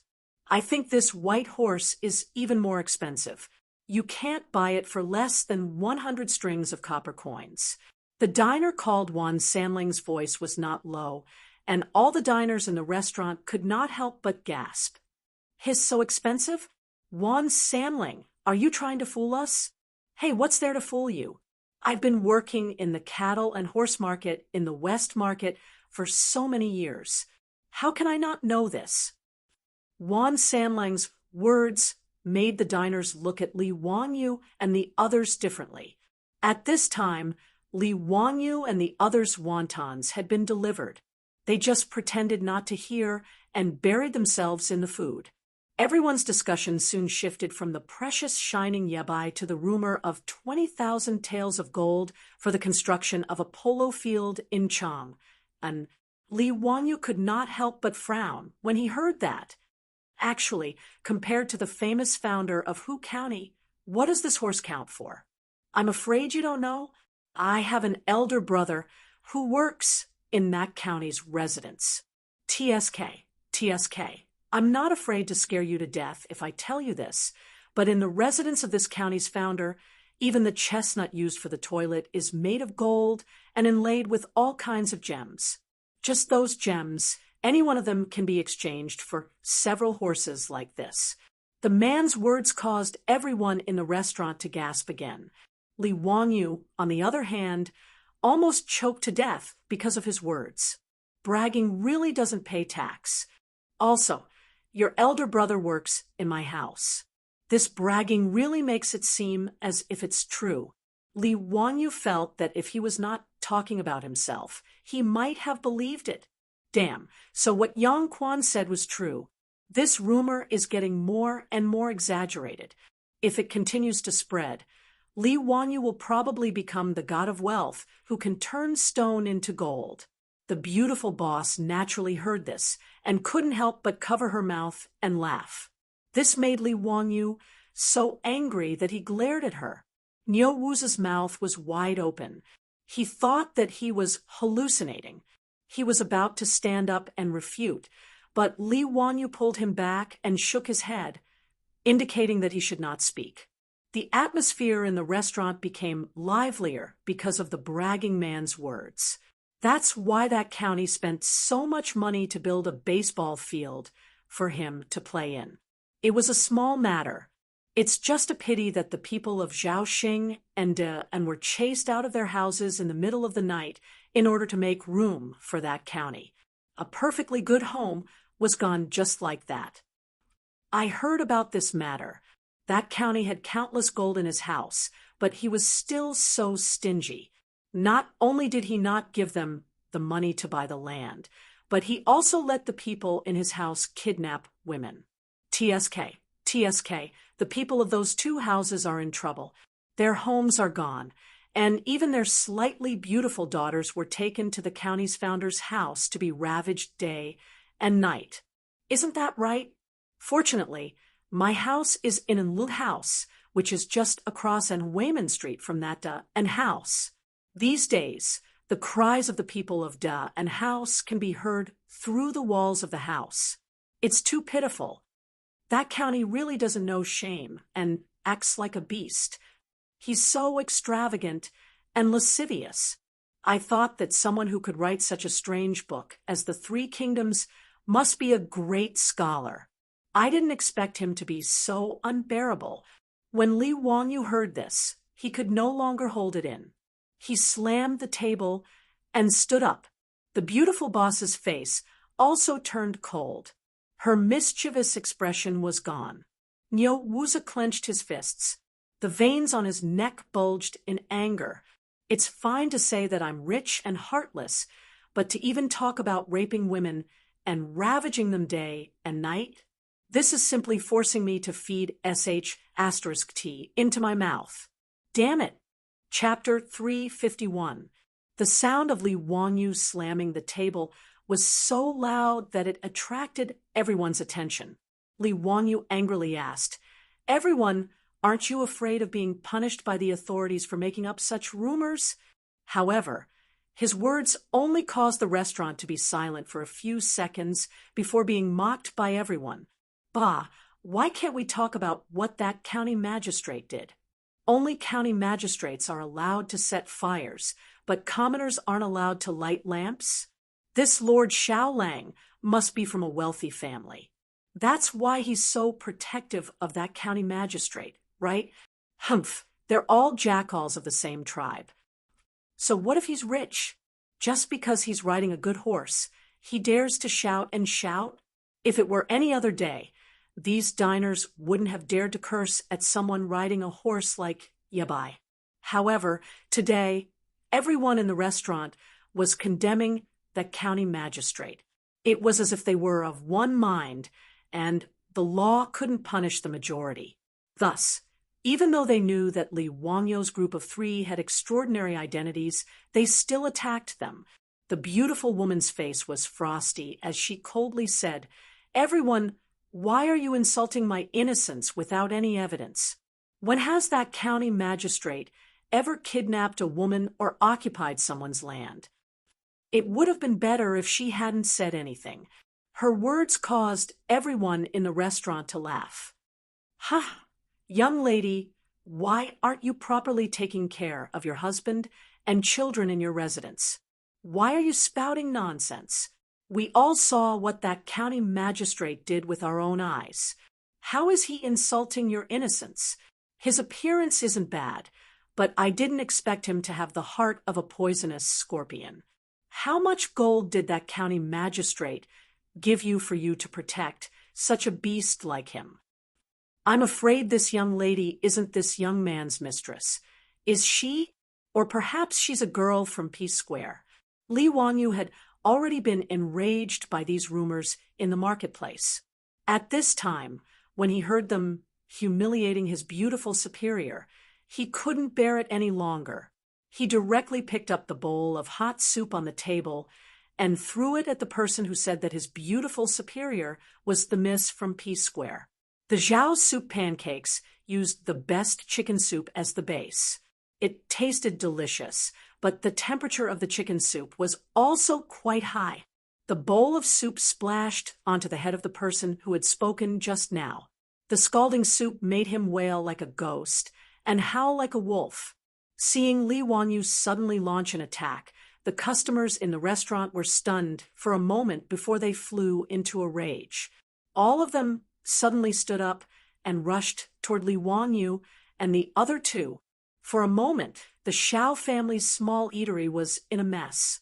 When Niu Wu saw that his Lang Jun had made a move, he didn't hesitate. He waved his big fist and smashed it toward the surrounding diners. With his martial arts, it couldn't be easier for him to deal with these ordinary people. With just 2 or 3 punches, he knocked down several people. However, as the saying goes, the Tang people revered martial arts while the Song people revered literature. Although these diners were all common people, they didn't fear Niu Wu's fist at all. Instead, after he knocked down a few people, the others became even more fierce and surrounded him. After Li Wangyu threw the bowl of soup, he also felt a bit of regret.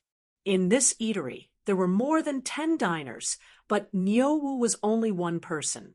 With his small body, he couldn't help much. If by any chance he got into a fight and hurt his beautiful superior, then it would be too late for regrets. Seeing that all the diners had surrounded him, Li Wangyu quickly pulled his beautiful superior behind him. He reached out and picked up the bowl and chopsticks on the table again and smashed it toward the diners. The eatery was in chaos. The Xiao family shopkeeper and his son hurriedly shrank behind the counter and repeatedly called for everyone to stop. But at this time, how could everyone stop? Niu Wu naturally had a lot of skills. If he really hardened his heart and pulled out the weapon at his waist, then these diners would probably all be lying on the ground. But it was only a verbal disagreement and a fight, so Niu Wu naturally couldn't hurt people. And with his bare hands, although he was brave and fierce, he might not be able to deal with the siege of more than 10 people. Li Wangyu saw that Niu Wu was being besieged and that there were several people on his side surrounding him again. He quickly picked up the bowl of soup on the table and made a gesture to throw it out again. His action scared the diners who were surrounding him. They immediately dodged, afraid that the hot soup would be poured on them. The person who was poured a bowl of hot soup by Li Wangyu just now was still rolling on the ground and howling in grief. After using the hot soup to force the diners away, Li Wangyu didn't waste any words. He threw down the bowl of soup, pulled his beautiful superior, and turned to run. He didn't forget to call out, "Niu Wu, leave quickly. Don't get entangled with them. Lang Jun, you guys get on the horse first." Niu Wu blocked the entrance of the restaurant by himself. He had the aura of a man who could hold back 10,000 men. Li Wangyu untied the reins. He didn't care to avoid arousing suspicion. He stretched out his hand to hold his beautiful superior's perky buttocks and pushed her onto the horse. Then he also turned over and got on the horse. He pulled the reins of Niu Wu's horse and shouted at Niu Wu, "Niu Wu, let's go." Niu Wu kicked the person in front of him to the ground and turned around to run. He turned over and landed on the horse's back. The 3 of them didn't care about the ban on horses in Chang and City. They whipped their horses and ran away. The group of diners squeezed out of the restaurant. Looking at the horses that were far away, they couldn't catch up. They could only jump and curse. Li Wangyu urged the horse to run straight out of Zhao Guofang. Then he laughed and pulled the reins. The conflict just now had let him vent his anger. He was in a good mood. Niu Wu sent 10 copper coins to Zhao's soup pancake shop as compensation. Today, the Zhao soup pancake shop had suffered an unexpected disaster. Because of the fight between Li Wangyu and the others, the shop was smashed into a mess. Li Wangyu was naturally not an unreasonable person. Although today's incident was caused by the diner's obscenities, it had nothing to do with Zhao's soup pancake shop. He naturally had to compensate. Niu Wu grinned and nodded with a smile. The beautiful female boss rolled her eyes at Li Wangyu in a flirtatious manner and rebuked, "Look, why are you building a polo field all of a sudden? Now you've made yourself a pest that everyone in Chang and city hates. Let's see how you're going to deal with it. Of course, she didn't really blame Li Wanyu. She just complained out of concern. Li Wanyu also smiled bitterly. He didn't know that it would cause such a big trouble. Have the people of Chang and city gone mad? There are people who believe such ridiculous words, and all of them speak as if it's true. The beautiful superior also sighed. Everyone has the idea of getting rich quickly, but it's difficult to realize. You've been so high profile and spent so much money to build a polo field. Besides, some people added fuel to the fire. Naturally, their envy turned into jealousy. Li Wanyu was furious. He obviously wanted to add some cultural entertainment for the people of the Tang dynasty, but they didn't know how to appreciate his kindness. The matter of buying land had not been solved.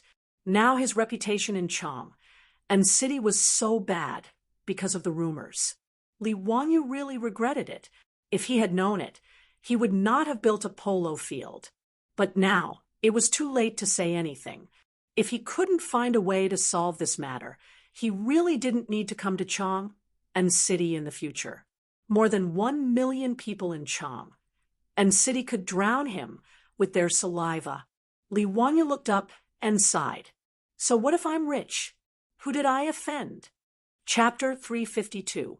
Li Wanyu was indeed very annoyed. He had clearly done a good thing, but was misunderstood and even abused by the other party. It was hard for him not to get angry. Just like that monkey's son, he was clearly fighting a monster, but was misunderstood by Tang Sanzang, who not only chanted the golden hoop spell, but also drove the monkey away. It was really sullen. This was also the reason why he couldn't hold back and fought in the Zhao's soup pancake shop today. After being disturbed like this, he and the beautiful boss no longer had the interest to continue dating and play. They were also too lazy to find another restaurant to eat, so the three of them directly rode back to Dingzhou village. Back in the backyard, Li Wanyu looked around and saw that there was no one around, so he opened his arms to the beautiful boss. Poor, weak, and helpless me, please give me a loving hug. Bah, stinky hooligan, stay away from me. The beautiful boss saw through his sinister intentions at a glance and pushed him away with a very disgusted expression. Li Wangyu's heartbroken look made the beautiful boss unable to help but laugh. Well, seeing how pitiful you are, this miss will reward you with a hug.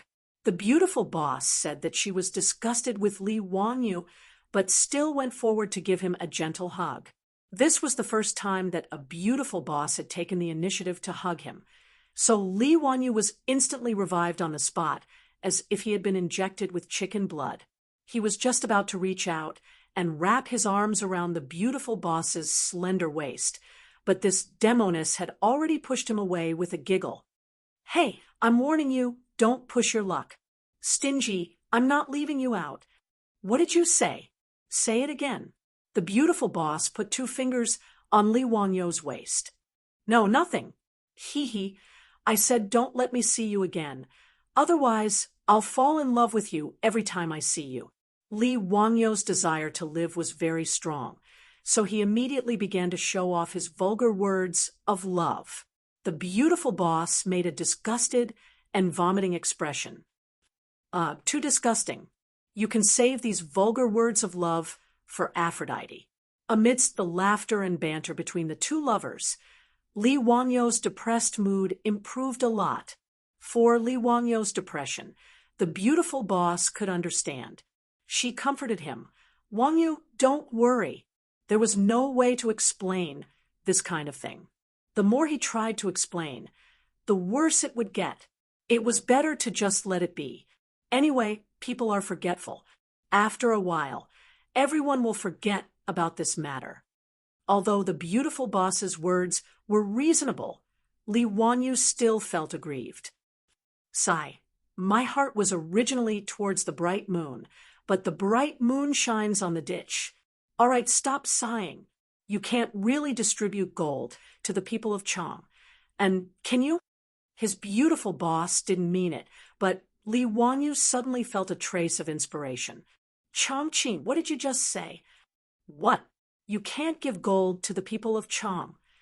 And before the beautiful boss could finish her words, she saw Li Wanyu fiercely hugging her and kissing her pretty face with lightning speed.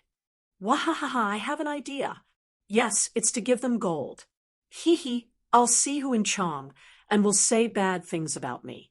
They will have to worship me as the god of wealth. Li Wanyu laughed out loud. His beautiful boss's words just now reminded him, and a flash of inspiration came to his mind. He thought of a way that was not a way, but could perfectly resolve the current situation. Wasn't it just that the people of Chong and were jealous of his wealth? How big of a deal was it? If he gave them a chance to become rich, would he still be afraid of the people talking bad about him? He was laughing, but he didn't notice that the beautiful boss's cheeks had turned red, and her eyes were about to kill someone. Li Wanyu, the beautiful boss, who was suddenly attacked by Li Wanyu, was embarrassed and angry. She went berserk. It was only then that Li Wanyu realized what he had just done. He hurriedly ran away. With great difficulty, he managed to escape the pursuit of his beautiful boss. Li Wanyu giggled as he touched his lips. The feeling was quite good.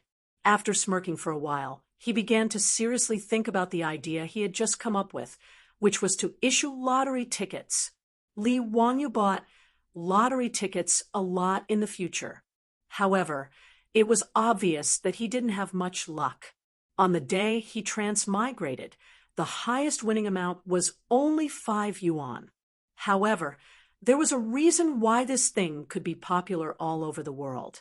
Lottery tickets with gambling properties could satisfy people's curiosity and adventurous mentality. Although the winning rate was very low, under the temptation of a huge prize and a small investment, it still stimulated people to buy it tirelessly. As a veteran lottery fan, Li Wanyu knew a lot about lottery tickets.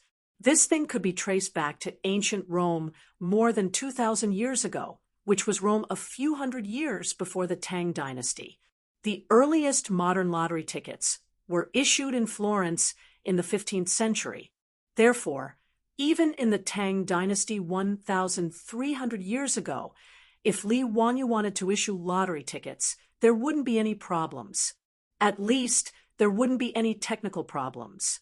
The only thing he needed to consider was the anti-counterfeiting function of the lottery tickets. He thought hard for a long time and felt that he could only learn from the Ming and Qing dynasties. The anti-counterfeiting method of banknotes should be able to prevent people from forging lottery tickets. The more Li Wanyu thought about it, the more he felt that it was feasible. Moreover, there were huge profits to be made by issuing lottery tickets. If Pai Lupi knew how much money he could make, he would be crazy with joy. Not to mention how much profit the lottery made in the future would make, Li Wanyu knew that in the 15th century, Spain first issued lottery tickets to collect a huge amount of money. The annual income was about 5 million yuan, which was one of the country's huge sources of income. In the 15th century, 5 million pesetas was an astronomical figure in Spain. With the richness of the Tang dynasty, Li Wanyu estimated that the profit he could make through lottery tickets would also be a huge number. Li Wanyu didn't dare to hold such a huge amount of wealth in his hands. That would cost him his life. Therefore, Li Wanyu thought about it and decided to report the lottery to Pai Lupi. He wasn't greedy. It would be enough if he could get a share of the profits. Li Wanyu also thought that if lottery tickets were to be found in the Tang dynasty, it would probably be under the jurisdiction of the Ministry of Civil Affairs. Maybe he could also solve the little problem of the Ministry of Civil Affairs, Li Ru. After the beautiful boss stopped chasing him, Li Wanyu immediately told her his idea. The beautiful boss gave him a thumbs up. Wanyu, the lottery is really a good idea. I'm afraid that once it's issued, it will cause a sensation in Chong and... of course. Don't they all want gold? I think the grand prize will be 200 taels of gold, which is worth 1,200 strings of copper. Each lottery ticket is worth 2 coins. Ha ha, I'm not afraid that the people of Chang won't go crazy. The more Li Wangyu thought about it, the more excited he became. He simply took a pen and paper and discussed the specific details of the lottery with the beautiful boss, listing them one by one on the paper. From how the lottery tickets were printed, how the prize money was distributed, how the lottery was drawn, and so on, the two wrote in detail based on their knowledge of lottery tickets in the future. Li Wangyu planned to go to Taiji Palace tomorrow morning to discuss this matter with Pai Lupi. He wanted Chang and to go crazy for the lottery. Chapter 353. In Chang and City, in the Legislative Hall of Taiji Palace, Pai Lupi was carefully reading Li Wangyu's proposal regarding the issuance of lottery tickets. Li Wangyu sat beside the table proudly, sipping on the fragrant tea. Ever since Pai Lupi tasted the Medicine King tea, personally made by Sun Simiao, at the Li family, he became interested in this method of drinking tea. After returning to the palace, Pai Lupi ordered people to pick fresh tea leaves and process them according to the old Taoist method. The tea leaves he obtained were very delicious, and he liked them very much. Most of the tea in the palace was brewed using this method of brewing tea. Whatever was good at the top, the subordinates would be even better. Pai Lupi's fondness for tea leaves was copied by many officials. Now in Chang and City, this method of brewing tea leaves directly was gradually becoming popular. However, the tea leaves that had not been stir-fried did not have a strong aroma. Moreover, the tea leaves had a pungent smell. Li Wangyu leisurely drank his tea while thinking about these trivial matters. He wondered when he should make the stir-fried tea leaves. After presenting this proposal to Pai Lupi, Li Wangyu waited to see the shocked expression on Pai Lupi's face. Wahahaha, I am indeed a genius. I can even think of such a method. Li Wangyu was very proud. However, Pai Lupi on the throne frowned more and more. Not only did he not show the shock and joy that Li Wangyu imagined, but he also looked confused and puzzled. CEO, I'm afraid this lottery ticket of yours is not appropriate. I know that you have been wronged recently, but you don't have to be so prodigal as to give away the gold, right? Not to mention, you can't let the imperial court issue lottery tickets. What? Li Wangyu thought that he was hallucinating. What was Pai Lupi saying? Lottery tickets were a way to accumulate wealth, and he actually said that they were prodigal. Uncle, how is this prodigal? Lottery tickets make a lot of money. Do you think I'm stupid? 2 copper coins to buy a lottery ticket, guess 7 numbers, and win 200 taels of gold, if you guess correctly. Aren't you just giving away gold? Pai Lupi shook his head. In the past few days, he had already heard all the rumors about Li Wangyu in Chang and through the 100 Cavalry Department. However, Pai Lupi couldn't do anything about the aristocratic family's incitement of the people's hearts and spreading rumors. There was no way he could go and issue a report to the imperial palace to help Li Wangyu explain and clarify that there wasn't that much gold in Hu County's house, and that Li Wangyu didn't bully the market, kidnap women, or take over other people's fields. That would be too ridiculous. After reading Li Wangyu's suggestion of issuing lottery tickets, Li Heir only thought that his nephew had been wronged and couldn't think straight. Thus, he gave away the gold that he had worked so hard to obtain. Li Wangyu was dumbfounded by Pai Lupi's answer. Damn, this illiterate person didn't even pass elementary school math, right? Pai Lupi can't even understand such simple probability. The lottery plan that Li Wangyu and his beautiful boss came up with was basically a copy of the 2 colored balls of the future. However, the 6 red balls didn't have numbers from 1 to 33, but from 1 to 20, and the blue balls had numbers from 1 to 16. A simple mathematical formula could calculate the probability of winning the grand prize. 20 times, 19 times, 18 times, 17 times, 16 times, 15 times, 6 times, 5 times, 4 times, 3 times, 2 times, 1 times, 16 times. The answer was 620160. A 1 in 620,000 chance of winning, although this was much higher than the 2 colored balls of the welfare lottery, which had a 1 in 17 million chance of winning. The population of the Tang dynasty was much smaller after all. If the rules of the lucky lottery were completely copied, Li Wanyu was worried that no one would really win the prize. If 1 million people in Chang and bought a lottery ticket, they would earn 2 million. Even if someone won the first prize, they wouldn't lose money. Moreover, it didn't mean that if 1 million people bought the lottery ticket, they would definitely win the prize. This was a matter of probability. If the lottery ticket was a loss, the lottery agencies in the future all over the world would have gone bankrupt long ago. However, Li Wanyu opened his mouth and felt that this matter couldn't be explained to Pai Lupi, who was illiterate. "Uncle, about this matter, let's ask Minister Dai to come. He will definitely understand what is going on." In Li Wangyu's opinion, Dai Zhou's mathematics level was still not bad. He should be able to explain it to him clearly. Pai Lupi looked at Li Wanyu doubtfully, but still ordered the chamberlain to summon Dai Zhou. The 6 government offices were all in the imperial city, so they weren't far from each other. Dai Zhou was quickly led into the hall by the chamberlain. After greeting Pai Lupi handed Li Wangyu's proposal for the lottery ticket to him and asked Dai Zhou to look into it and see if it was feasible.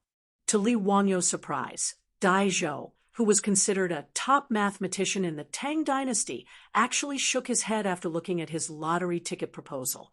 "That's not appropriate. Huxianzi, forgive this old man for speaking bluntly, but your lottery ticket is too risky. If many people win, wouldn't you have to pay out a lot of gold at once?" Li Wanyu was completely dumbfounded. What was going on? Even Dai Zhou, the Minister of Civil Affairs, couldn't see through such a lucrative lottery ticket. He opened his mouth for a long time, but didn't know how to respond. The reaction of the ruler and his subject was truly beyond his expectations. For a moment, Li Wanyu didn't know what to think. After thinking about it, Li Wanyu didn't want to waste his breath trying to convince the ruler and his subject. Since they didn't want the money that was sent to them, they couldn't blame him. Li Wanyu planned to issue his own lottery ticket. Once Pai Lupi saw the benefits of the lottery ticket, he would naturally return to his old ways. When the time came, it would be fine for him to hand over the lottery ticket, but when the time came, he would have to ask for more benefits. Thinking of this, Li Wanyu couldn't help but smile. He looked at Pai Lupi and Dai Zhou with a look of superiority. "Your Majesty, since you and Minister Dai both feel that this lottery ticket is not feasible, then forget it. Your nephew will issue it himself. Your Majesty, please allow it." Li Wanyu bowed to Pai Lupi, but his smile was like that of a fox that was about to steal an old hen. "Ziyu, why do you have to do this? The common people are ignorant. There is no need to pay too much attention to the rumors. Your family's adults are no longer alive. As your uncle, I can't watch you act recklessly and be a hedonistic prodigal son. This matter cannot be allowed. I won't allow it." Pai Lupi still believed that Li Wanyu had become muddle-headed from anger. That was why he thought of issuing a lottery ticket. Winning 200 taels of gold for 2 copper coins was, in his opinion, giving away money.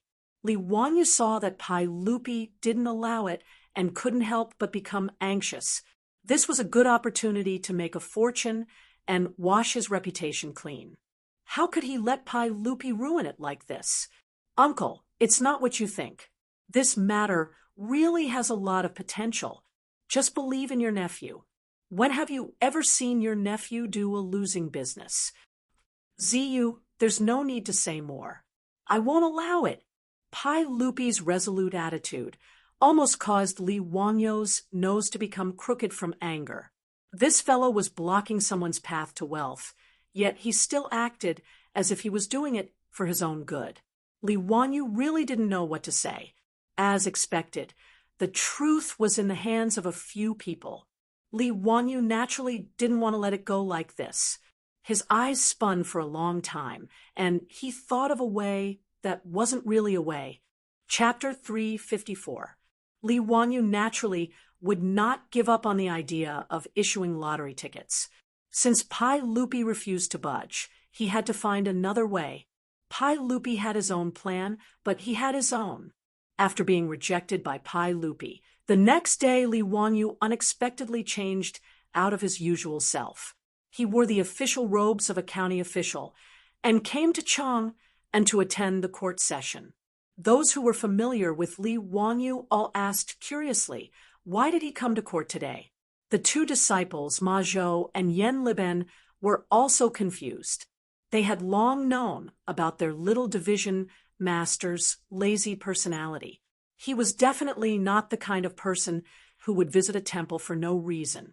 Today, he came to attend the court session for the first time, but they did not know why. Chung Yaojin was even more curious when he saw that Li Wangyu was holding a wooden box in his hands. "Young man, what are you holding in your arms?" "Greetings to Uncle Chung. This is just a small toy." "Hee, a small toy." Li Wangyu hurriedly bowed to the old hooligan, but avoided answering his question. Chung Yaojin glared at him and was about to flip out. Fortunately, Yu Shurnen came to his rescue. No matter how shameless the old hooligan was, he did not dare to act rashly in front of Yu Shurnen. Not to mention, the old man was old enough to be Chung Yaojin's father. He did not dare to act presumptuously in front of Yu Shurnen. Chung Yaojin could only glare at Li Wangyu and go to chat with Qin Xiong. Yu Shurnen did not care about why Li Wangyu came to court today. He was more concerned about whether Li Wangyu was troubled by the recent rumors. He pulled Li Wangyu aside and consoled him for a while. This made Li Wangyu feel very touched.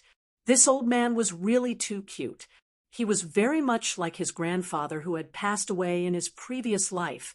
The imperial censor called for everyone to meet the emperor after they received their sword, which was purely for decoration. Li Wangyu insisted on bringing the wooden box into the great hall. Seeing Li Wangyu's insistence, the censor had no choice but to allow him to open the box and inspect it. After confirming that there were no sharp blades, he allowed him to bring it into the main hall. However, the censor was also confused about what was in Li Wangyu's wooden box. He had no idea what this county magistrate was trying to do. All the officials were seated in the main hall. Li Er sat on the throne, but when he saw Li Wangyu in the crowd, he couldn't help but be stunned. Why did this brat come to court today? Could it be because of the lottery he mentioned yesterday? Pai Lupi was dissatisfied. He made up his mind that no matter what Li Wangyu said today, he would not agree to the lottery. This was simply nonsense, a wastrel.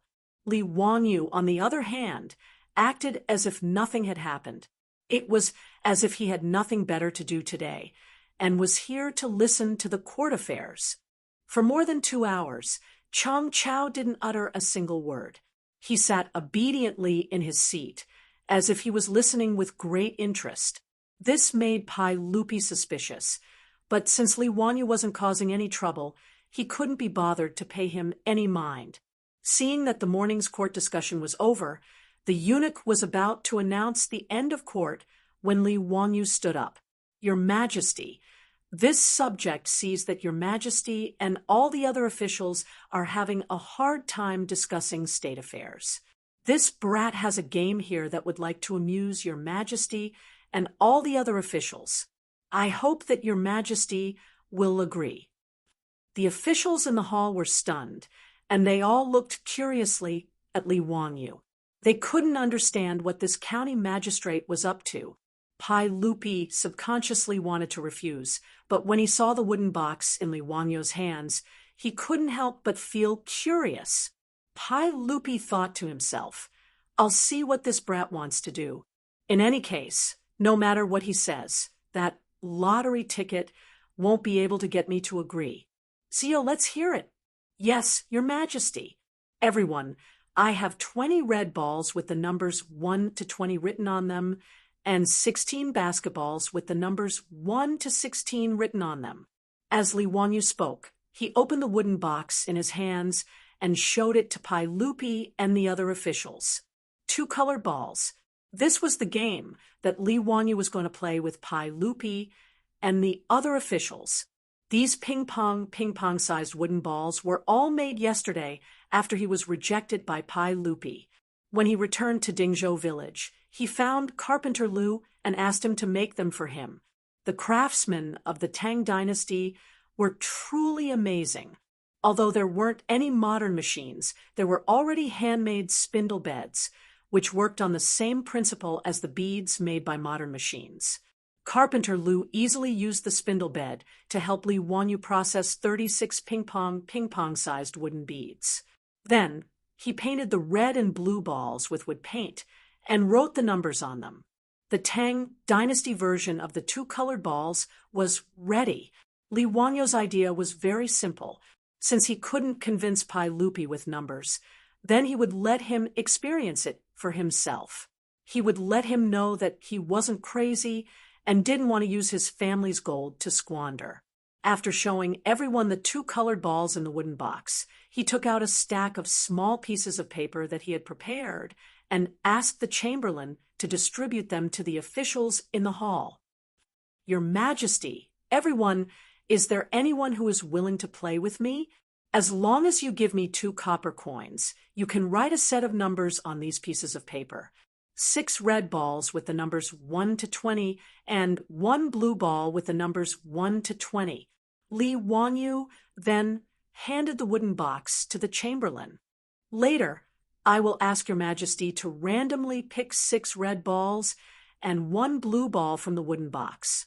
If you correctly guess all the numbers of the 7 balls that Your Majesty picks, I will pay you 1,000 taels of gold. I don't know if anyone is interested in playing with me."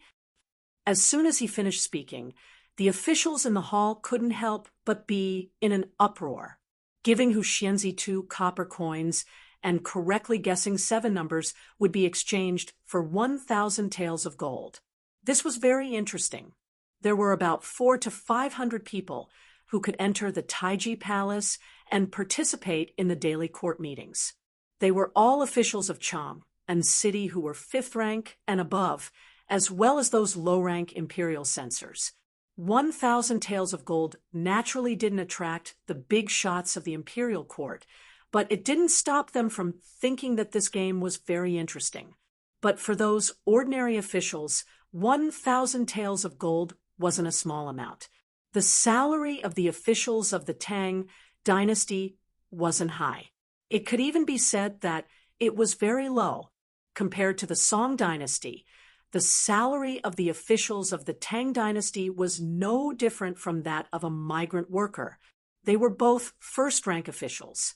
During the Jingguan period, the monthly salary was only 68,000 copper coins, but in the Song dynasty, it was as high as 120,000 copper coins, in addition to 150 dawn of grain and other benefits. Other than the officials who were born in aristocratic families or those who had business acumen, ordinary officials of the Tang dynasty were really poor. In history, when Ma Zhou was an imperial censor, he wanted to buy a house worth 2 million taels of gold, but he couldn't afford it. As for 1,000 taels of gold, that was 6 million taels of gold. It was equivalent to 800 months of salary for a first-rank official of the imperial court. Li Wangyu's words couldn't help but cause the majority of the officials in the hall to become restless. "Hu Xianzi, you're not joking, are you? You're really giving you 2 copper coins. If you correctly guess the number that His Majesty will draw, you'll get 1,000 taels of gold? Ha! It's even interesting. Hu Xianzi, This old man will give you 10 copper coins. Can you write down 5 sets of numbers? I'll bet 20 copper coins. Write down 10 sets of numbers. Li Wangyu repeatedly confirmed that his words were correct and asked Pai Lupi to testify for him. Moreover, there was no limit to how much the officials could bet. They could bet as much as they wanted. For a moment, the hall of the Taiji Palace was bustling with noise and excitement. Chapter 355. When Li Wangyu proposed this game of 2 colored balls, even Pai Lupi, who had always opposed his lottery, became interested. He waved his hand to summon an eunuch and had him give him a piece of paper so that he could place a bet. The officials in the hall began to open their pouches.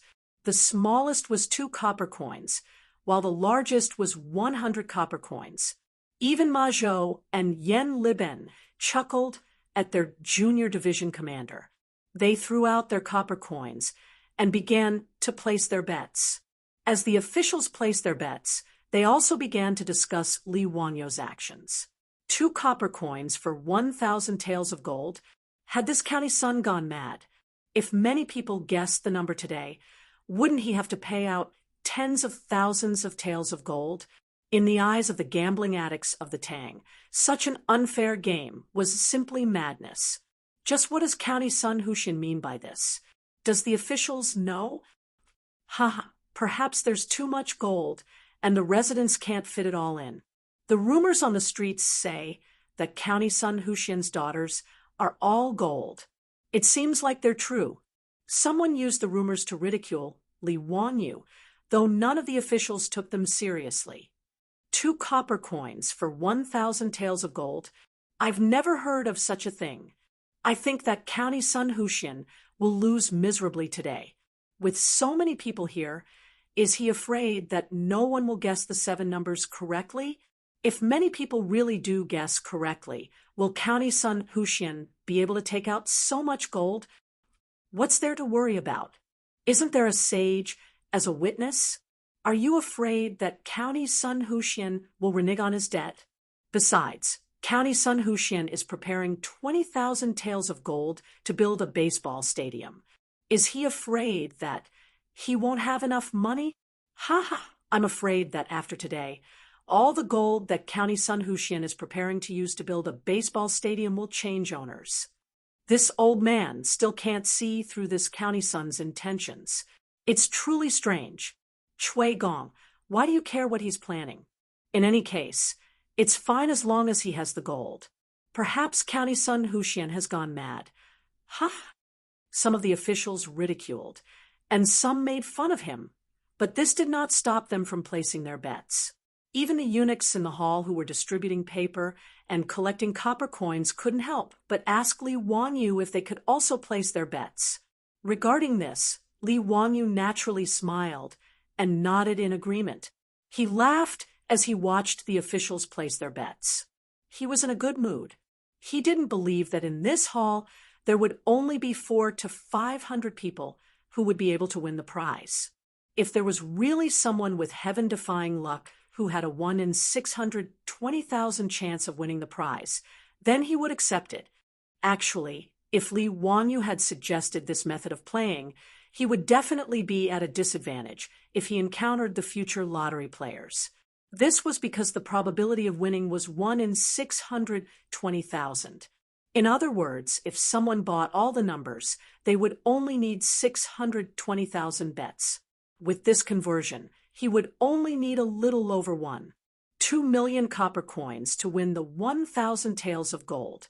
One must know that 1,000 taels of gold was worth 6 million copper coins. Therefore, when Li Wangyu issued the lottery, the special prize was only 200 taels of gold, which was equivalent to 1,200,000 copper coins. If someone really did that, they would lose a lot of copper coins. Naturally, he was not afraid that someone would do that. Today, in order to attract the attention of the officials, Li Wangyu deliberately increased the prize by 1,000 taels of gold. He was betting that the mathematics students of the Tang dynasty would not be able to calculate the probability of winning the prize. It didn't take long for the eunuch to help Li Wangyu collect all the copper coins that the officials had placed their bets on. These officials more or less had some copper coins scattered on them. After counting, there were actually more than 30,000 copper coins, which made up 30 strings of copper coins. Li Wangyu smiled and asked the eunuch to help him put away the copper coins. He held the box of 2 colored balls and walked to the front of the imperial stairs, asking Pai Lupi to personally open the prize. Pai Lupi did not refuse. Under the eager gazes of the officials, he reached into the wooden box and casually pulled out the first red wooden ball. Li Wangyu reached out and took it. He glanced at the number on it and shouted, "Number 17."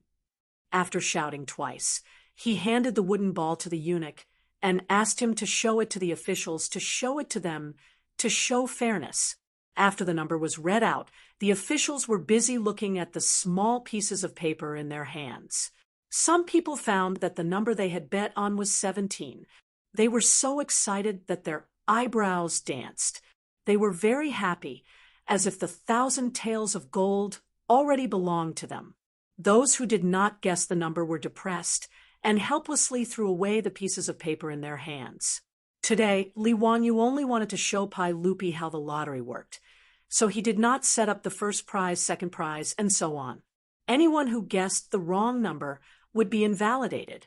When the first red ball was drawn, half of the officials in the hall had already thrown away the small pieces of paper in their hands. Obviously, they did not guess the number 17. Pai Lupi continued to draw the red balls from the wooden box. Li Wangyu on the side constantly called out the numbers. Number 5. Number 19. Number 11. Before Pai Lupi could draw the blue ball from the wooden box, he was shocked to find that the officials in the hall had all thrown away the small pieces of paper in their hands. Obviously, none of the 6 red ball numbers were correct. The officials who had just laughed at Li Wangyu were now silent.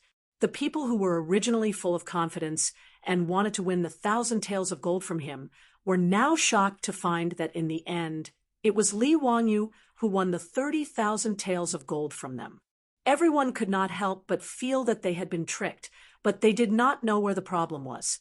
Pai Lupi was also stunned. Was this the lottery that Li Wangyu spoke of? He seemed to be able to taste something from it. He gestured to the eunuch, indicating that the court was dismissed. He then pointed at Li Wangyu, indicating that he should follow him. The eunuch called for the court to be dismissed. After the officials bowed to Pai Lupi, they discussed the game of 2 colored balls and walked out of the hall. Li Wangyu hurriedly followed Pai Lupi in the imperial palanquin, all the way to the legislative hall. "Zio, was that the lottery that you spoke of?" Pai Lupi finally became interested. As soon as he returned to the legislative hall, he could not wait to ask, "Uncle, that's right. This is how the lottery is played, using a small price to win a huge prize in order to attract the people to buy it. The money to buy the lottery may seem small, but when sand accumulates, it will make a tower. This insignificant amount of money will accumulate into a terrifying amount of wealth." Pai Lupi nodded thoughtfully. He also saw that just now in the hall there were 400 to 500 people, and Li Wangyu had collected 30,000 taels of gold. What if the lottery was bought by the millions of people in Chang? And what if it was bought by the millions of people in Guangzhou Road? Seeing that Pai Lupi was tempted, Li Wangyu hurriedly struck while the iron was hot. He analyzed and calculated the possible income from the lottery for him. This time, Pai Lupi finally listened. "Zio, are you really confident?" "Uncle, I can guarantee with my head that this lottery is absolutely feasible. In that case, I approve. Uncle is wise." Li Wangyu was overjoyed and hurriedly flattered him. "Uncle is wise and virtuous. You follow the will of the heavens and the will of the people. Long live Uncle." After Pai Lupi heard his flattery, the emperor of the Tang dynasty, who was drinking tea, almost choked to death. Cough, cough. Zio, get out of here. Chapter 356. 10 days later, the rumors about Li Wanyu, the founder of Huxian County, Enchang, and city decreased significantly. No matter how bored the people of the Tang dynasty were, they wouldn't gossip about one person for so long. But when it came to Li Wanyu, most of them looked at him with disdain. But on this day, Li Wanyu became the hot topic of discussion among the people of Chang and city. The morning drum sounded in Chang and city, and the doors of the 108 workshops opened. The people of Chang and city, who were busy making a living, were preparing to go out to work, but they were surprised to find that a notice had been posted on the doors of the workshops. Some people immediately thought of the erotic notice from not long ago and thought that there would be something interesting to watch, so they all gathered around.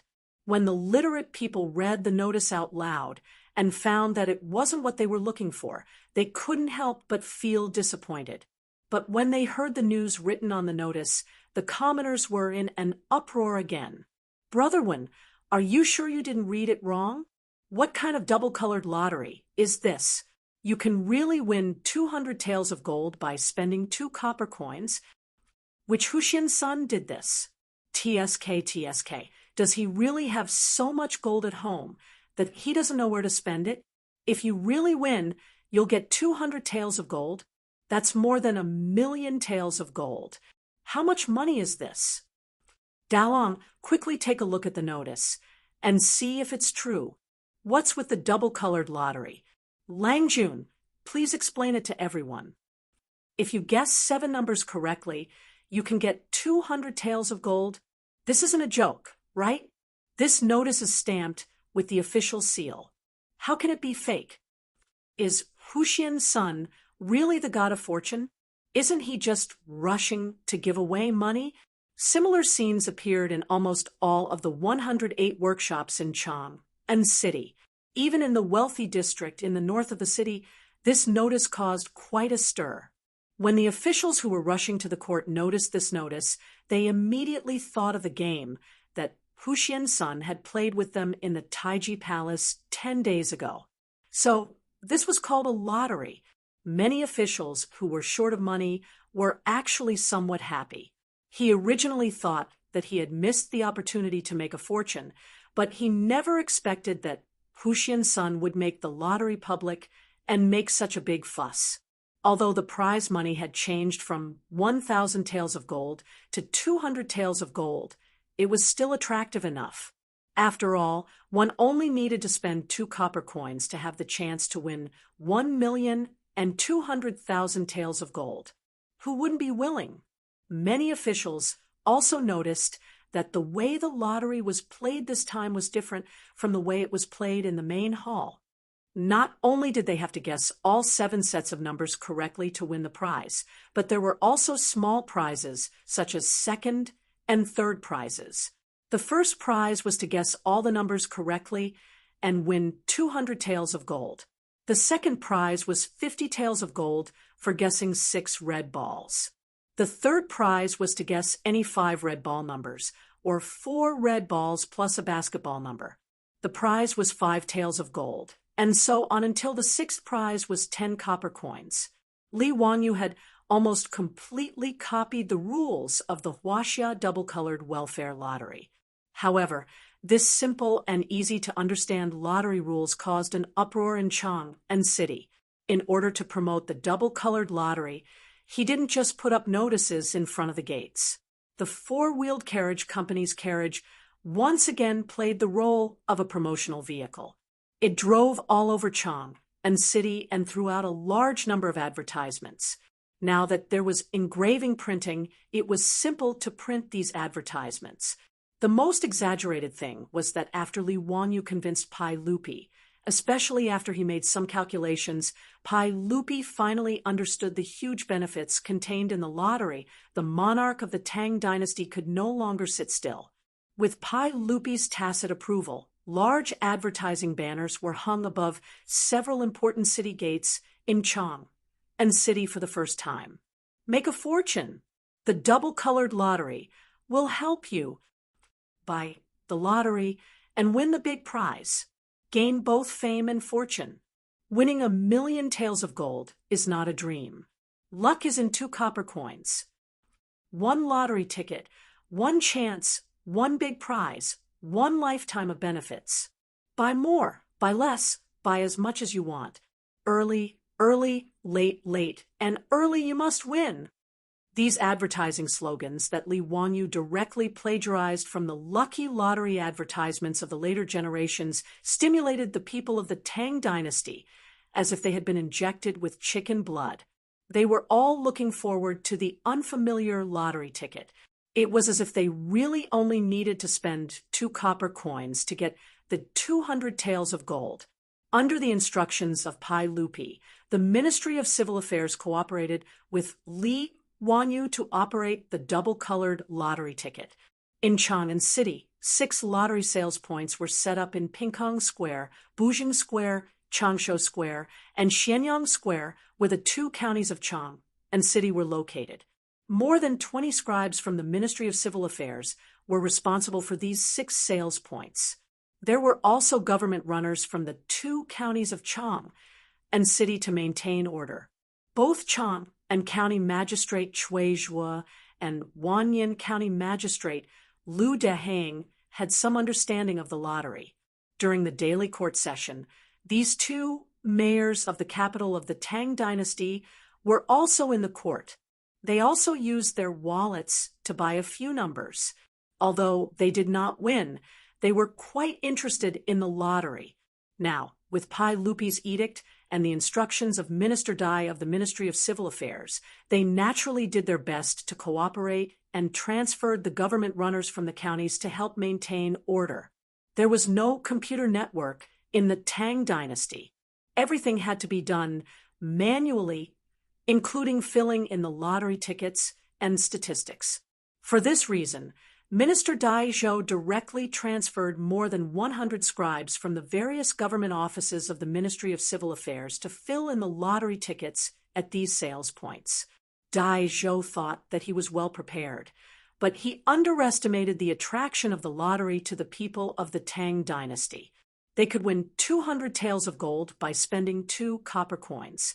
This huge stimulation of wealth made the people of Chang and City all jealous after they understood what the lottery was. They did not even go to work. They hurried back home to take out their money bags and rushed to the nearest sales point to buy the lottery tickets. Some believers of Buddhism and Taoism first ran to the temple and Taoist temple to burn incense and pray that they would win the lottery. Some people even asked the Taoist masters to help them calculate the numbers they would win. The Taoist masters who did the divination were stunned for a while. Some people murmured and grabbed a handful of copper coins to calculate which 7 numbers they should buy. Some people who liked to gamble even took out their counting chips and started to calculate. The 6 sales points in Chang and City were instantly crowded by the surging tide of people. Even the yamen runners from the 2 counties of Chang, and who were in charge of maintaining order today, were pushed out of sight by the crowd. Under the stimulation of the gold, the red-eyed people of Chang and had no time to care about the yamen runners.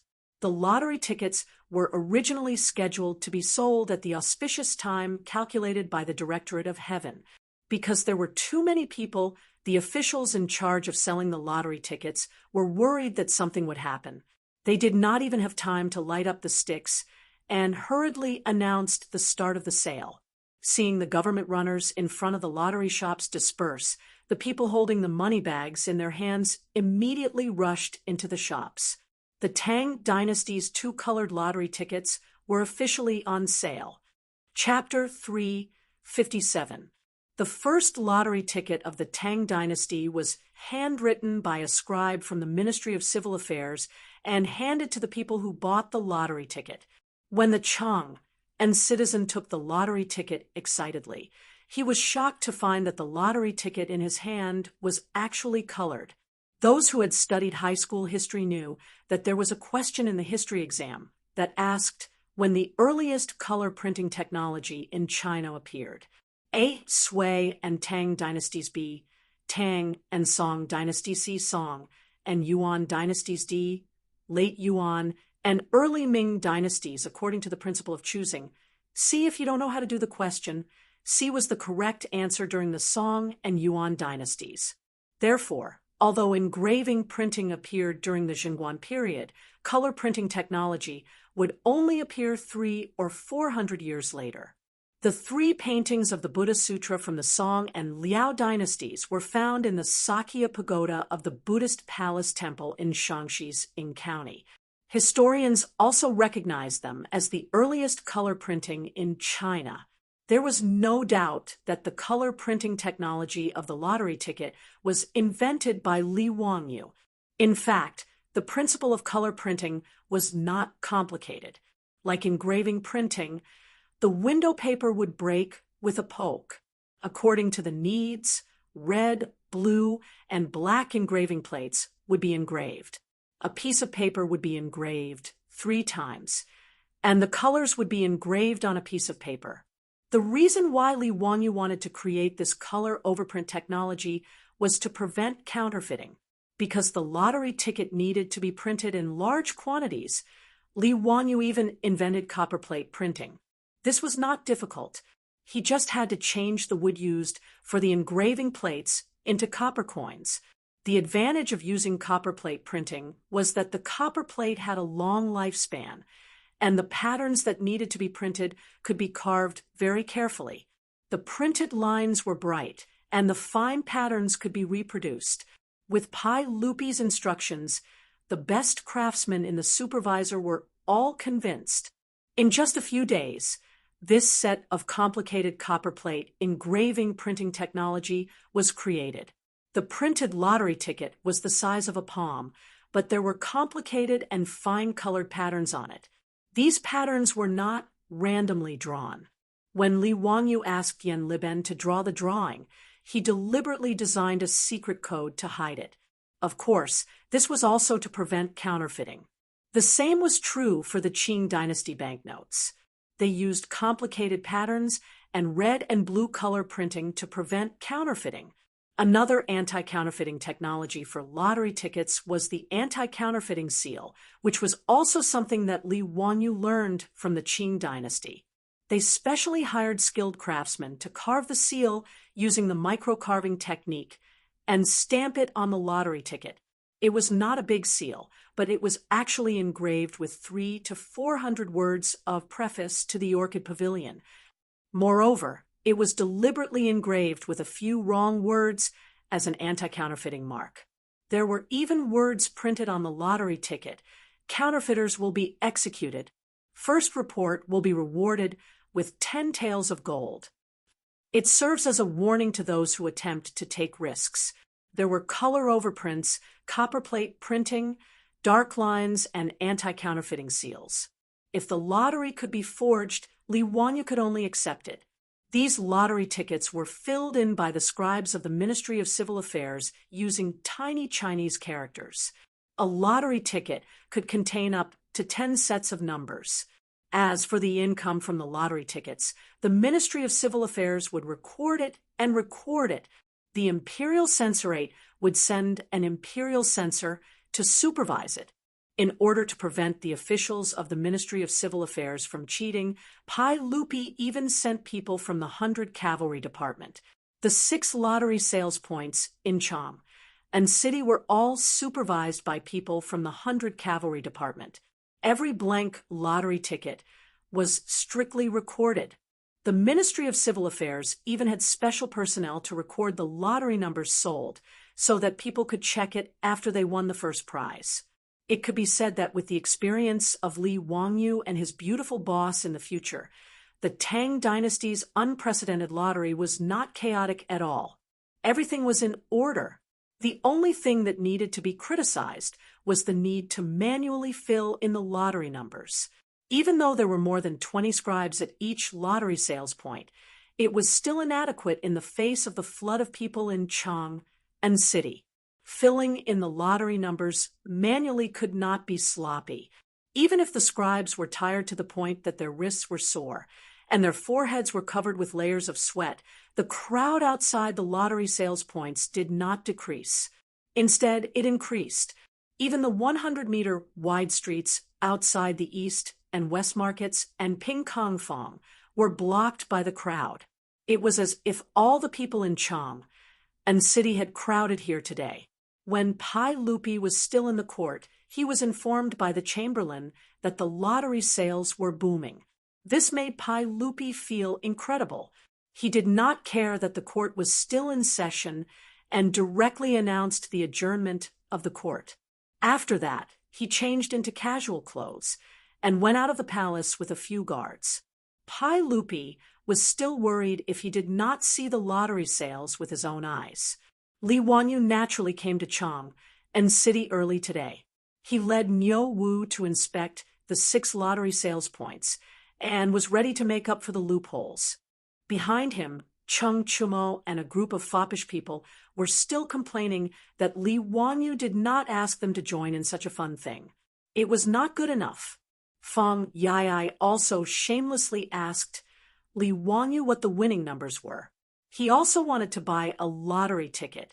Regarding Fang Yai's shameless words, the foppish people actually followed suit and clamored for Li Wanyu to give them the winning numbers of the first prize. In this regard, Li Wanyu could only silently roll his eyes and give them the middle finger. This group of bastards was really infuriating. Li Wanyu was too lazy to pay attention to the foppish people who were bored. After looking at the 6 lottery sales points, he was also a little anxious. He did not expect that the people of Chang and city would be so enthusiastic about the lottery. The more than 100 scribes prepared by the Ministry of Civil Affairs were just a drop in the bucket. The attraction of 200 taels of gold was not small. Li Wanyu wondered if the people of Chang and city had all come to buy lottery tickets after seeing the notices and advertisements. Li Wanyu hurriedly rode his horse to the imperial city. He was going to the Ministry of Civil Affairs to discuss with Daizhou and see if he could transfer more scribes to the 6 lottery sales points to help. The group had just arrived at the Vermilion Bird Gate when they coincidentally met Pai Lupi, who was out on patrol. Everyone hurriedly greeted him. "Zio, you came at the right time. I was just about to go to the 6 markets to take a look.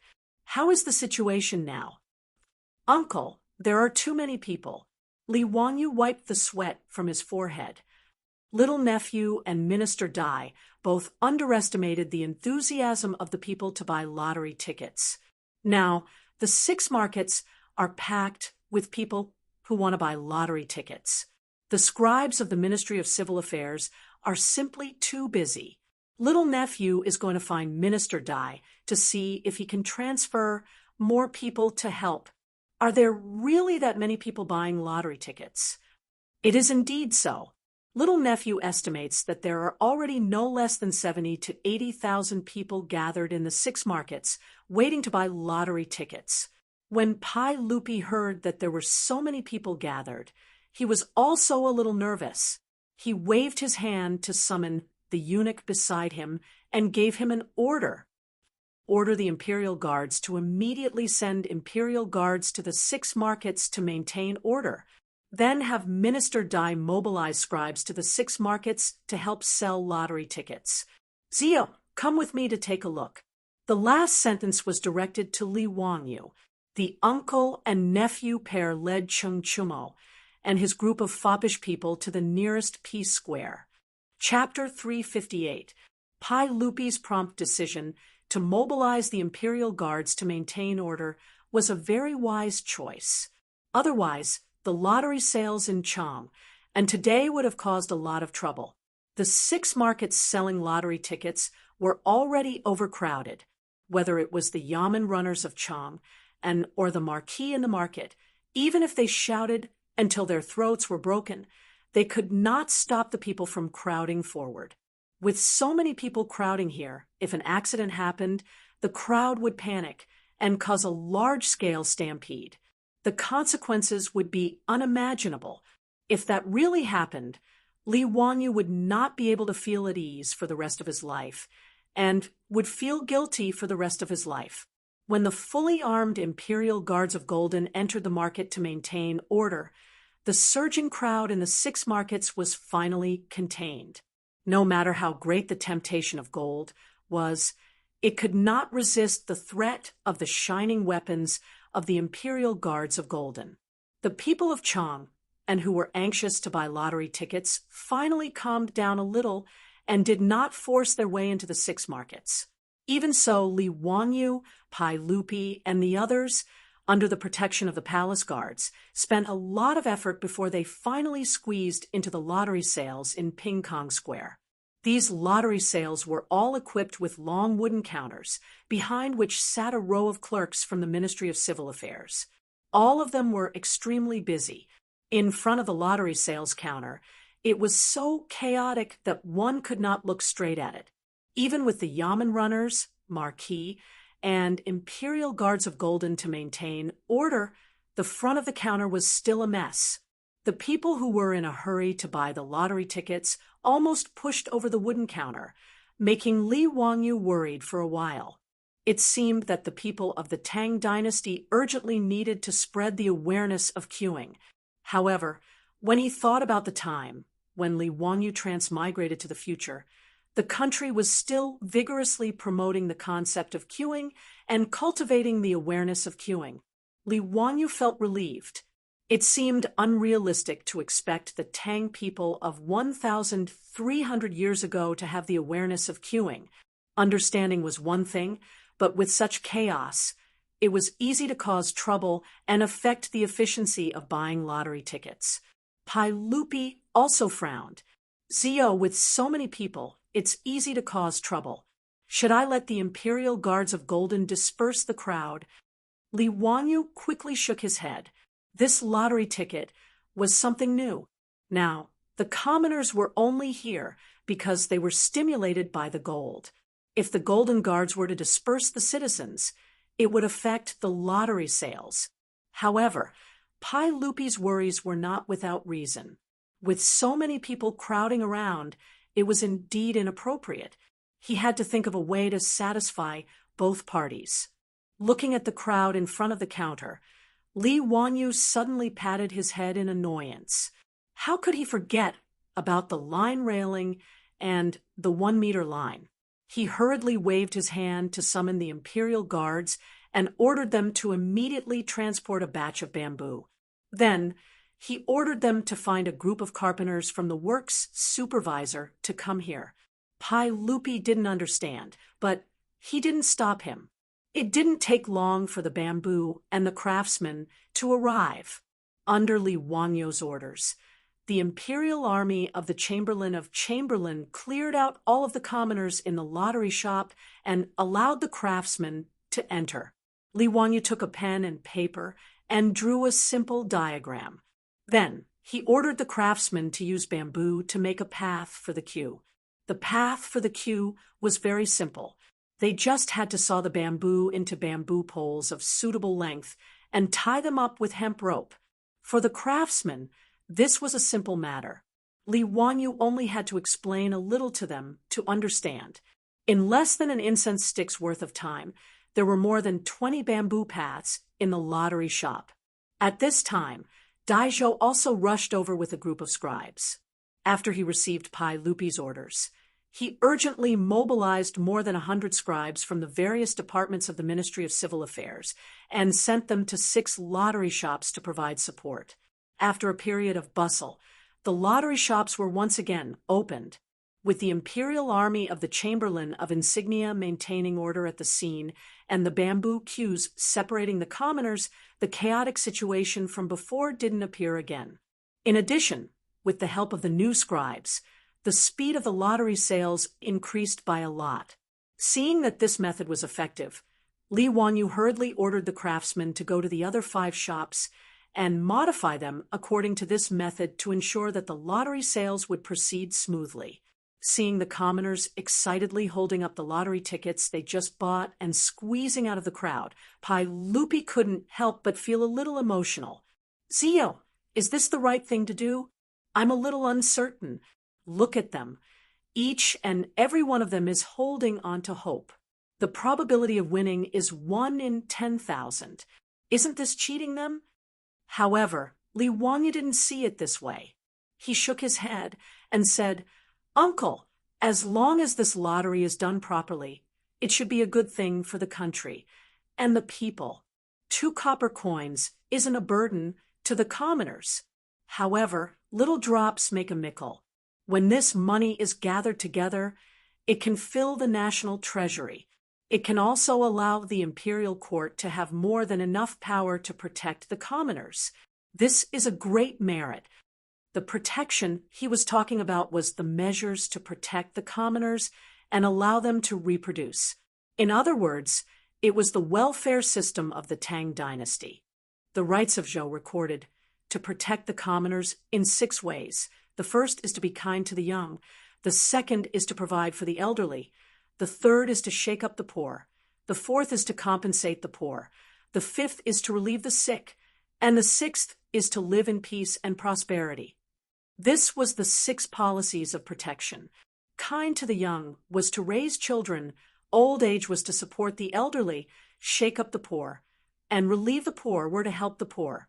Relieve the sick was to protect public health, and live in peace and prosperity was to stabilize the rich. What Li Wangyu said was not wrong, just like the welfare lottery of the later generations. In his advice to Pai Lupi, he also divided the sales of the lottery into several parts. 40% would be the lottery's bonus, 30% would be collected into the national treasury, 20% would be used to protect the commoners, and the remaining 10% would be split 60 to 40 between the palace and the Li family. Although Li Wangyu had been busy for half a day, and it seemed that he had only obtained 4% of the shares, this was still a lottery ticket. In the future, if the results of the pilot test in Chang'an were good, it would be pushed to Guanzhong Road and even the entire Tang dynasty. Under the rough calculations of Li Wangyu and his beautiful boss, even 4% of the lottery's earnings was still a suffocatingly large number. Li Wangyu's words made Pai Lupi ponder for a while before nodding his head. "Zio, what you said is very true. You are experienced in scheming for the country. If this matter is really successful, I will definitely give you a reward and increase your nobility." "Ah, increase my nobility again." If Pai Lupi said this to anyone else, they would probably go crazy with joy. However, Li Wangyu was shocked and hurriedly declined. "Uncle, this is what I should do. Please don't mention the matter of increasing my nobility again. I am already very satisfied as a founding viscount. I am still young, and I am afraid that the court officials will criticize me if I am given a nobility title. Please don't mention this matter again." Li Wangyu's words made Pai Lupi snort coldly. "Humph, Zio, you have contributed greatly to the country. What can others say? If anyone has an opinion, let them come and speak to me." Pai Lupi's domineering words made Li Wangyu smile bitterly. He wasn't being pretentious, but it was really too troublesome to increase his nobility title. For the nobles of the Tang dynasty, being able to be increased by Pai Lupi was not only equal to glory and wealth, but also a kind of honor.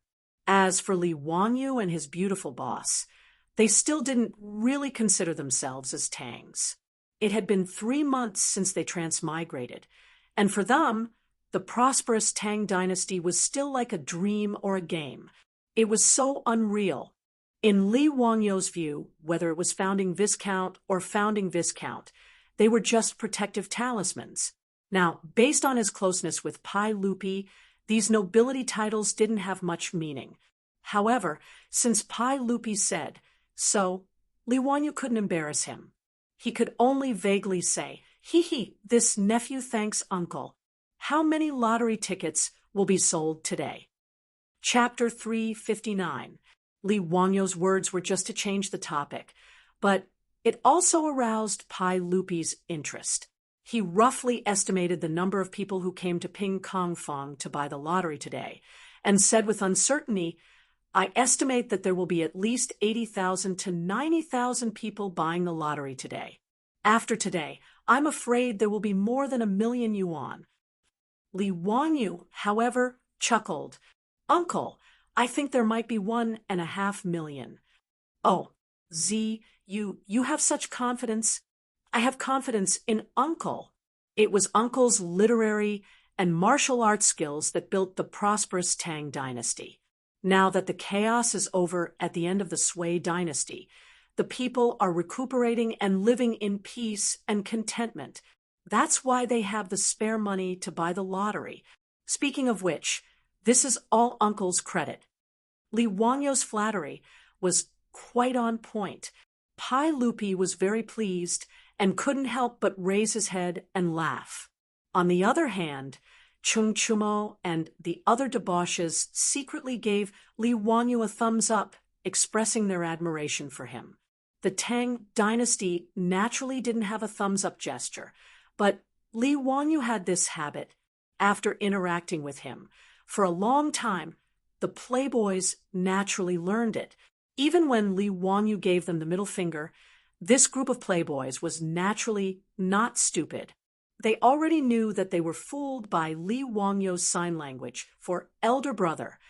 It was hard to learn, but they only learned for a minute. Now that the playboys knew the true meaning of the middle finger, they all enjoyed it. Li Wangyu regretted teaching this group of scoundrels. Pai Lupi didn't plan to deal with court affairs today. He led Li Wangyu and his group to all 6 lottery sales points. He even took out 20 copper coins and personally queued up to buy 10 lottery tickets. On that day, after the drums were beaten and the people dispersed, Li Er even pulled Li Wangyu and asked him to wait with him for the Ministry of Civil Affairs to calculate the sales amount. When the final lottery sales amount was released, Li Er could not help but suck in a breath of cold air. 2,400,000. Not only was Pai Lupi surprised by this number, Li Wangyu also did not expect it. Dai Zhou's face was also wrinkled like a chrysanthemum. Congratulations, Your Majesty. Master Huxian wasn't lying. This lottery ticket is truly amazing. That's 2,400,000 coins in a day. I can't imagine how much you can sell in 10 days. If the lottery is successful, I congratulate Your Majesty. The reason why Dai Zhou said it would take 10 days was because Li Wangyu's lottery drawing plan was to draw the lottery 3 times a month, once every 10 days. If he could reach today's sales in 10 days, that would be 24 million yuan. According to the lottery money distribution plan, the Ministry of Civil Affairs could take 30% of the lottery money from the treasury, which was 2 million yuan, 200,000 strings of cash a year. And this was only the initial stage. As the lottery was pushed to Guangzhou Road, there would be tens of millions of people, and its ability to amass wealth would be even more astonishing. Even 200,000 strings of cash was a shocking number. During the most prosperous period of the Tang dynasty, the central government's revenue was only about 34 million strings of cash.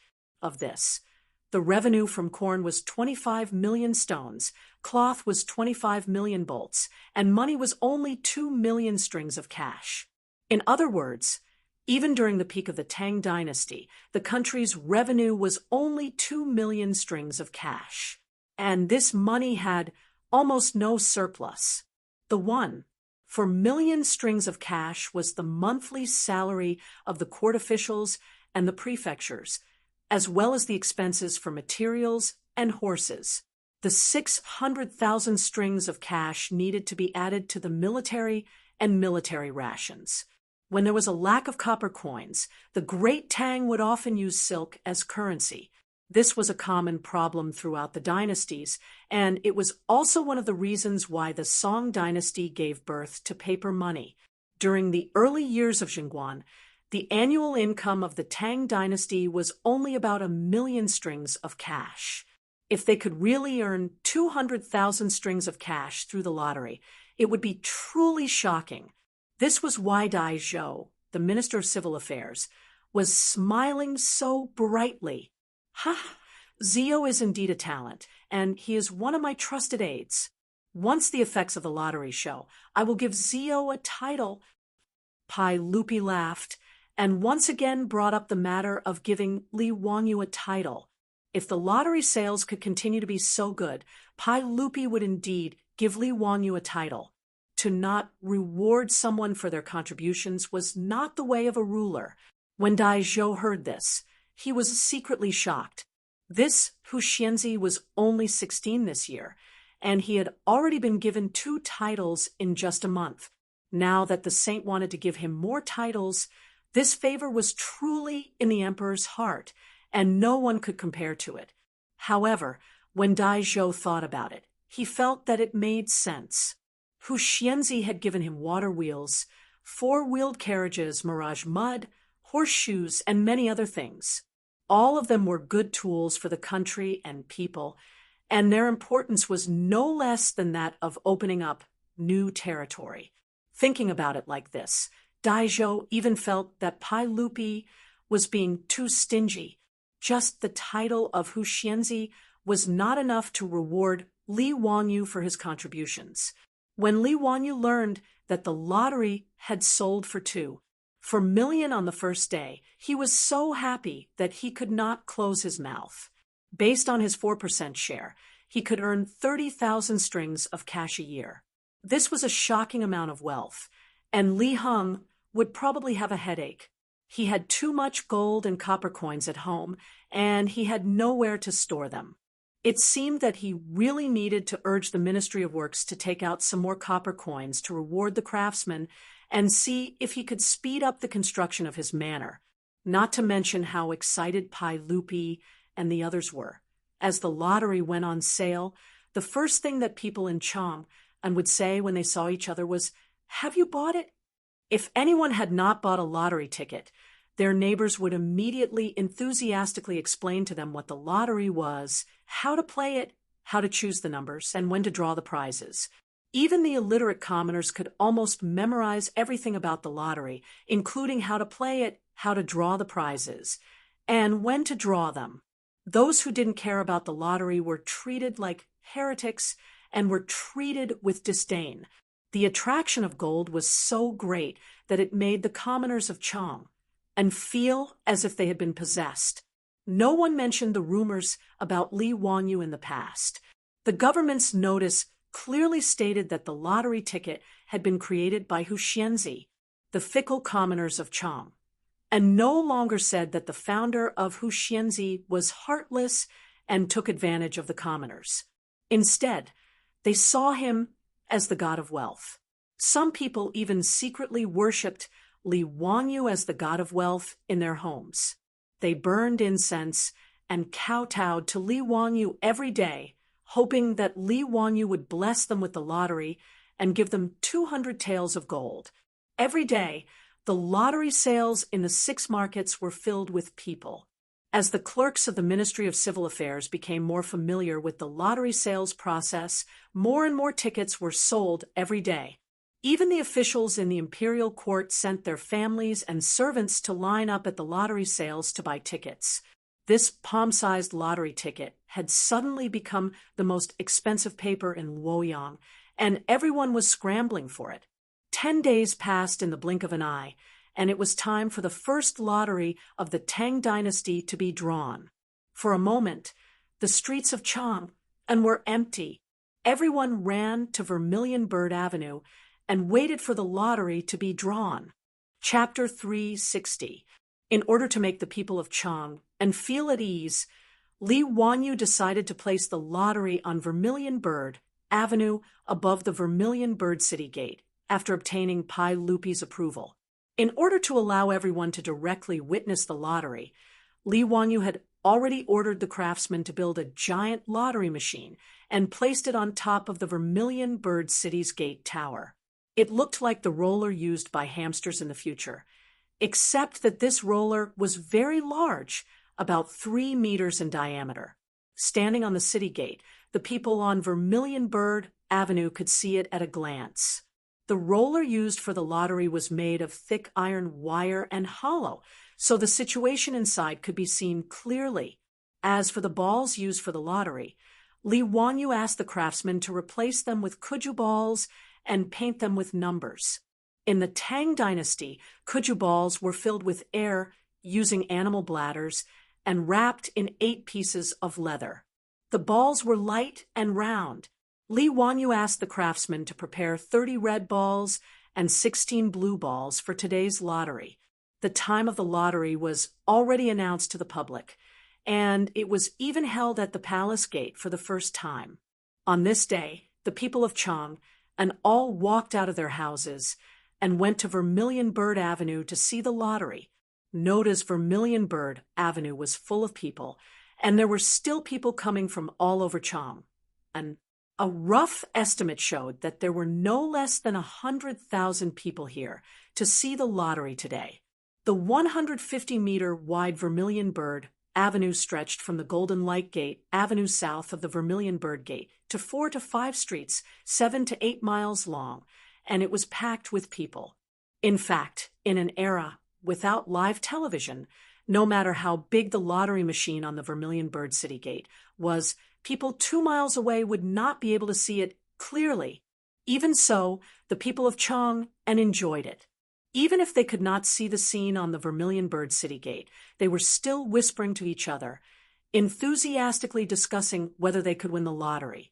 Such a turbulent crowd made the Imperial Guards in charge of the safety of the Vermilion Bird Avenue clench their weapons and be on full alert, afraid that an accident would happen.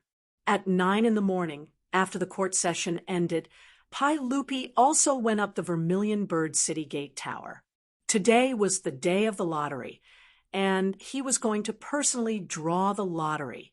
When they saw the yellow-robed Pai Lupi appear, the hundreds of officials who had been waiting at the city gate all bowed in greeting, and the more than 100,000 people of Chang and on the Vermilion Bird Avenue also knew that His Majesty had appeared.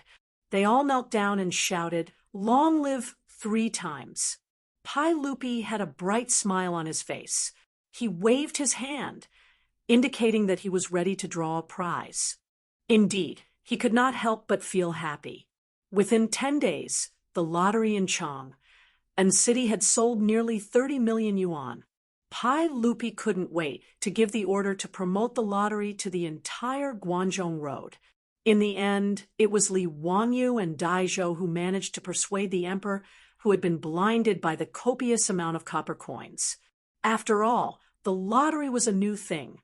It would be better for it to operate in Chang, and for a few more days before making further plans.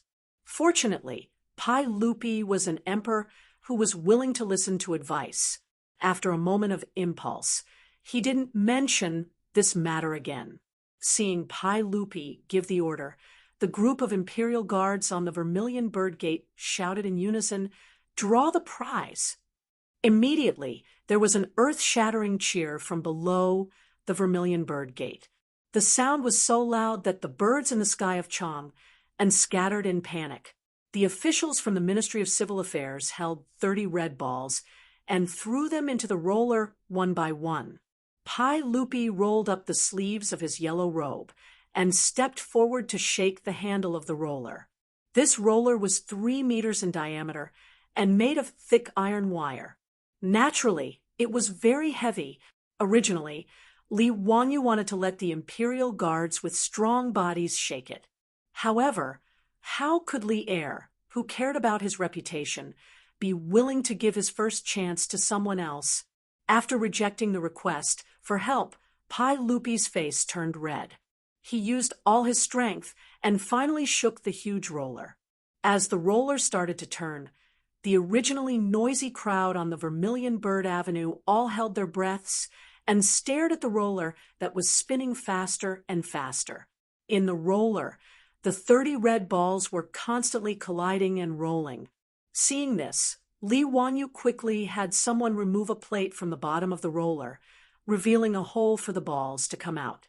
The 30 red balls were continuously turned by the roller that Pai Lupi was shaking. Finally, a red ball fell through the hole in the roller. The official from the Ministry of Civil Affairs immediately stepped forward and picked up the red ball. He raised it with both hands and showed it to the crowd below. At the same time, the Imperial Guards on the city gate shouted in unison, "Number 3, number 3." The shout of the first number was also transmitted to the rear by the Imperial Guards on both sides of the Vermilion Bird Avenue. In a moment, the entire crowd on the Vermilion Bird Avenue heard it clearly. When the first number was shaken, the previously quiet Vermilion Bird Avenue once again exploded with a huge wave of sound. The people who were anxiously waiting with their hands on the lottery tickets that they had bought let out cheers and screams. Some let out dejected sighs. Number 29. Number 29. The numbers of the lottery tickets were shaken continuously. Below the Vermilion Bird Avenue, the numbers were revealed from time to time, causing a commotion. When the last number of the blue ball was shaken, the Vermilion Bird Avenue was filled with all kinds of cries and howls. "I've won! I've won! Second prize! Daozu above! I've won!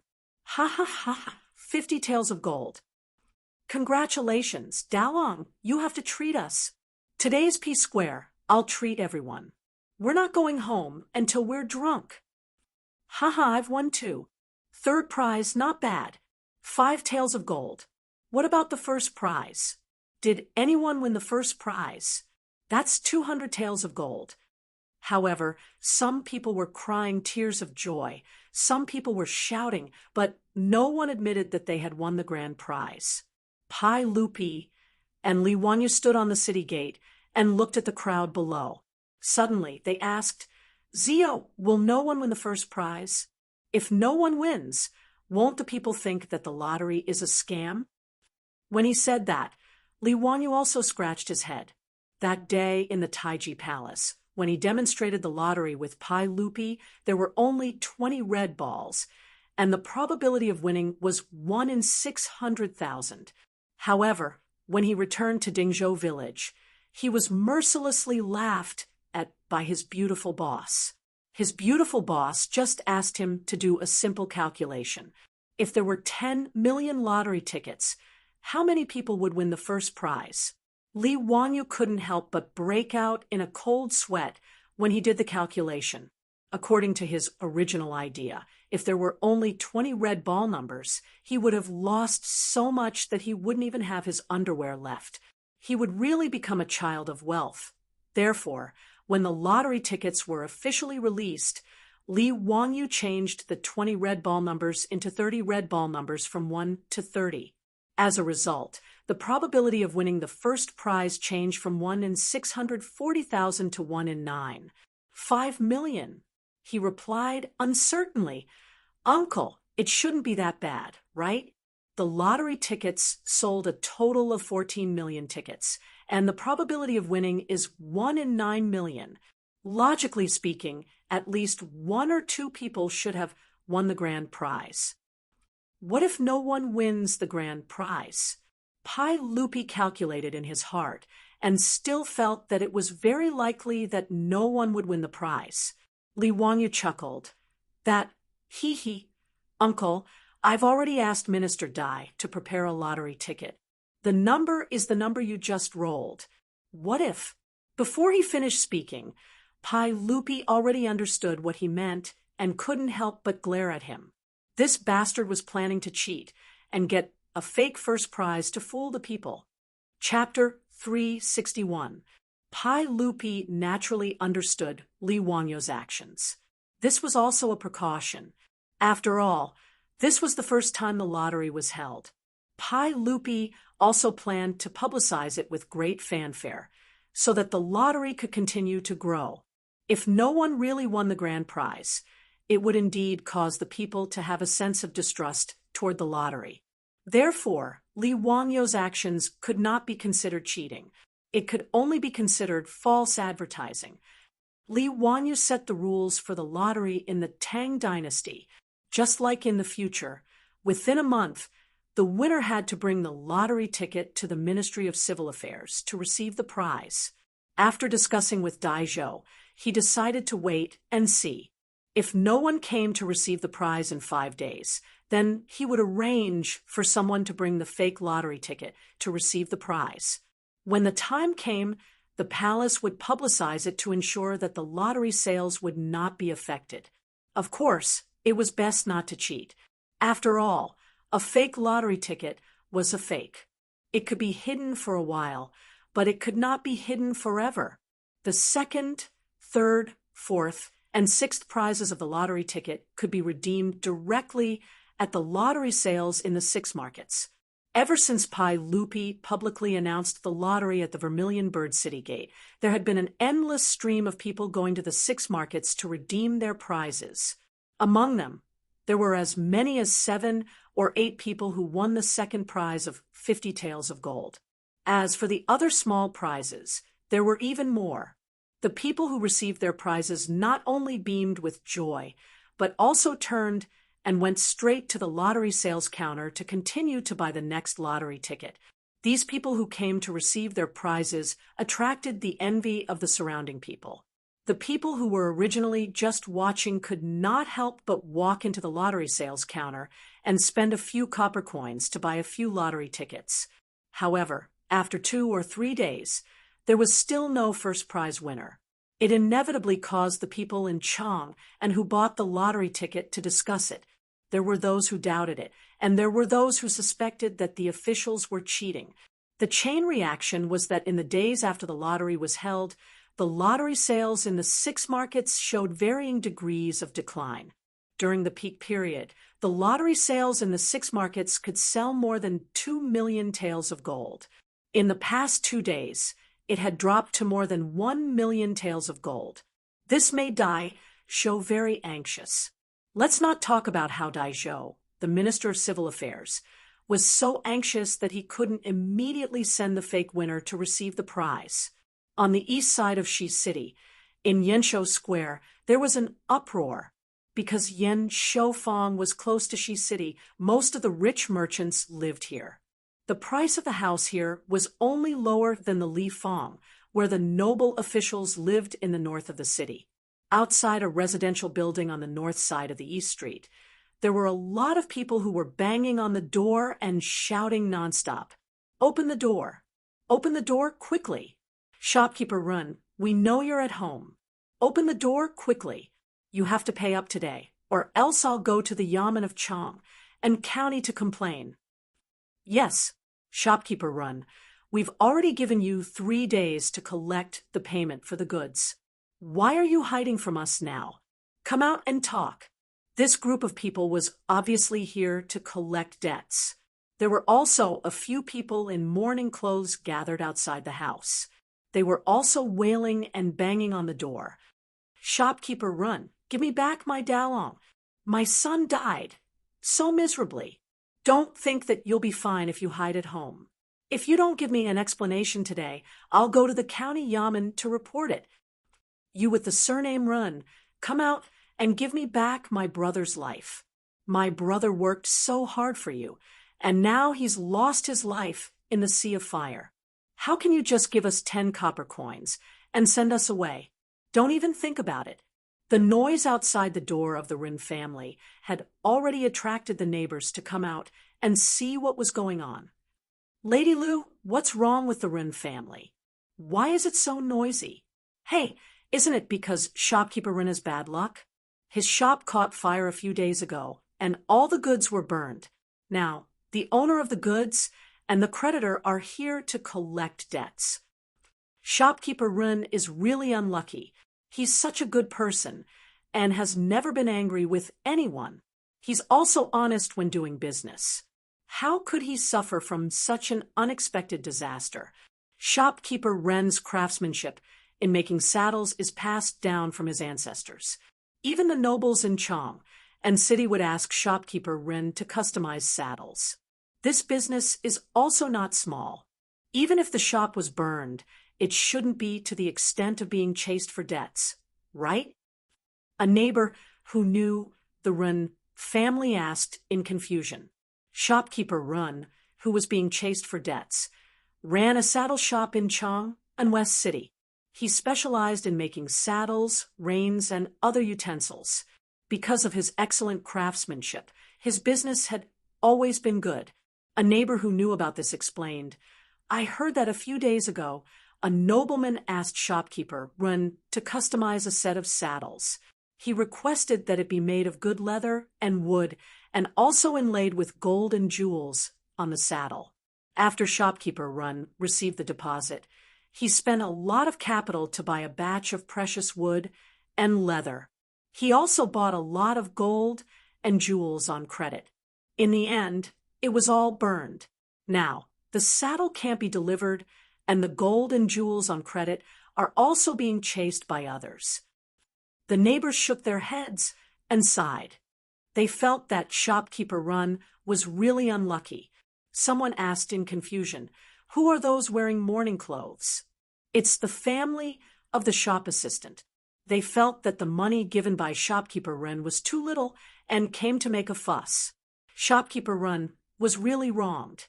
The Marquis of West City said that the shop assistant who was on night duty accidentally knocked over the oil lamp. This caused the fire, and the shop assistant was burned to death. It's already good that shopkeeper Run didn't ask for compensation from his family. He even gave 10 strings of money for the fire, which can be considered as benevolent. But the shop assistant's family felt that the money was too little and came to him crying and demanding compensation. Bah, that family has no shame. They burned all of the boss's goods and still want compensation? They're really shameless. That's right, Sai, public morals are really degenerating day by day. Buddha above, I hope that shopkeeper Ren's family can safely survive this disaster. When the neighbors were discussing and banging on the door, the Run residence was also closed with a gloomy atmosphere. "Wife, bring Xiao Lang back to stay with your family for a few days. I have my own ways to deal with the family matters." "Husband, what other ways do you have now?" "The family owes almost 500 strings of copper. Unless you sell this residence, how will you repay the debt?" Madame Run cried while wiping her tears. "No, I can't sell this residence. This is my ancestral property. How can I sell it? How can I be an unfilial descendant and shame my ancestors? Then what other ways do you have? Those people outside are making a fuss every day. Even the shop assistant's family asked for 50 strings of copper. They're really shameless." "All right, stop talking. The dead can't be brought back to life. Forget it. With my ancestral skills of making saddles and reins, how can I starve to death?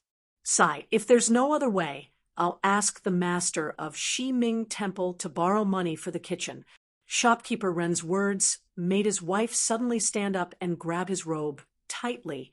"Husband, you can't borrow money for the kitchen. Those monks eat people without spitting out the bones." "Wife, what can I do if I don't borrow money for the kitchen? I've asked the county government of Chang and county. It's not that easy to borrow money." "Sai, you don't have to say any more. I know what to do. Although the profits from the kitchen are high, as long as we get through this crisis and rebuild the store, I'll definitely be able to repay the kitchen. But..." Chapter 362. The fragrant kitchen mentioned by the Run couple was referring to the temple's loan. The fragrant kitchen was the temple's kitchen and had close contact with the people. Over time, the fragrant kitchen became the temple's name for loan sharks among the people. Even though the temple was lending money, the interest was not low at all. It was still okay to borrow for food, and the interest was 50%. However, if one borrowed for copper coins, the interest was 10% a month and 120% of the principal for a year. In other words, if one borrowed 100 strings of cash from the temple, they would have to return 10 strings of cash each month as interest and return 100 strings of cash a year later. The 120% annual interest rate of the fragrant kitchen made many borrowers unable to repay and went bankrupt. Now that the Run family owed 500 strings of cash, if they wanted to rebuild the saddle shop, they would need at least 100 to 200 strings of cash. In other words, if the Run family wanted to get through this difficult time, they would need at least 700 strings of cash. The Run family had several generations of experience in the saddle shop and also had some assets. In addition to real estate and shops, they also had a few thousand strings of cash. In the future, it was equivalent to a few million. Originally, even if the shop had a fire, it would not have been so serious that they would be forced to borrow for the fragrant kitchen. However, shopkeeper Run, who had always been cautious, could not resist the persuasion of his friends and was attracted by the dozens of times profit. He invested most of his family's assets into his friend's caravan. He spent a lot of money to buy silk and entrusted his friend's caravan to transport to the western region. A bolt of silk from the Tang dynasty was worth 3,600 strings of cash. On the Silk Road, most of the trade was done through bartering. A bolt of silk was traded to various countries in the western regions and could be exchanged for two stunning beauties or a western region's precious horse. Regardless of whether it was a beautiful woman or a western region horse, they could be sold for at least 50 strings of cash after being transported back to Chang. And under the stimulation of the dozens of times profit, shopkeeper Rin directly purchased more than 200 bolts of silk and entrusted them to his friend's caravan. If everything went well, these 200 bolts of silk could become more than 400 horses a year later. After deducting the profit and expenses from the caravan to his friend, the Rin family's profit would be no less than 20,000 strings of cash. Marx said in Das Kapital, with 50% profit, capital will take risks. With 100% profit, capital will dare to trample on all human laws. With 300% profit, capital will dare to commit any crime, even at the risk of being hanged. Although shopkeeper Rin didn't dare to trample on the law, he still took a risk because of the high profits and invested all of his family's savings into it. His friend's caravan set off on time, but even if everything went smoothly, it would be at least a year before they returned. However, an unexpected fire forced shopkeeper Run into a dead end. In the Run family, Madame Run was crying nonstop. She couldn't figure out how her family had become like this out of the blue. Shopkeeper Run let out a long sigh. Sigh, we can't hide forever. This isn't a solution either. Today, I will go to Shiming Temple and pay off my debt first.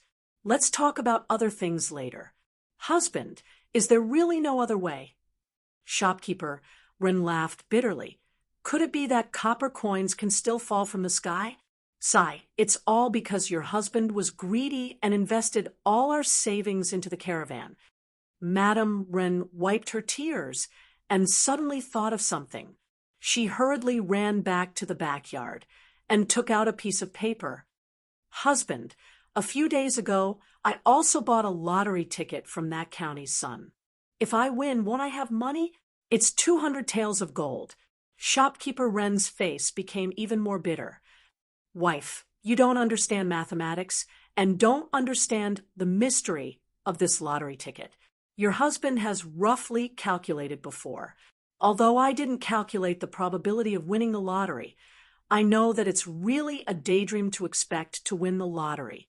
I don't know about probability, but you can win the lottery as long as you guess 7 numbers, right? Who knows, maybe this concubine will win the lottery. Husband, I heard that a few days ago, the sage had already won the lottery at the Vermilion Bird Gate. Because something happened at home, I didn't go to see the winning number. Why don't you go and take a look? What if you really win the lottery? AI, wife, you're really turning to any doctor in a desperate situation. Don't mess around. Your husband won't talk to you anymore. I will go and send away the creditors outside, and then go to Shiming Temple to borrow money. Shopkeeper Rin turned to leave, but Madame Rin stuffed the lottery ticket into his hand. Husband, go and take a look. What if you win the lottery? Shopkeeper Rin shook his head and smiled bitterly. He couldn't persuade his wife, so he could only put the lottery ticket into his sleeve and turn to walk out of the door. As soon as he opened the door, the crowd outside the door surrounded Shopkeeper Rin and clamored for him to return the money. Shopkeeper Lin. Shopkeeper Ma, I will go to Shiming Temple to borrow the fragrance of the kitchen now.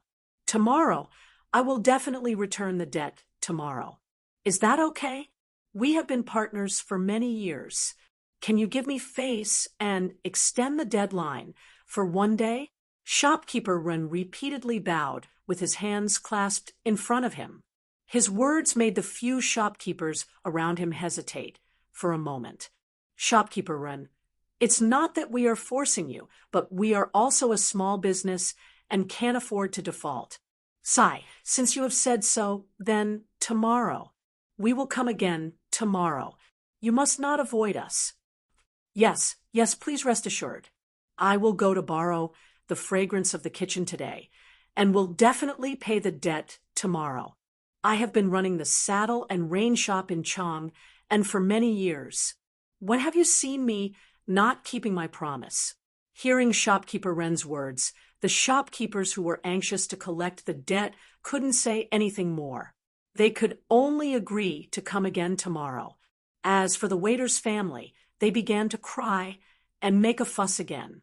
Shopkeeper Ren had a headache. In the end, he could only promise to give them 30 strings of copper coins tomorrow to settle the matter.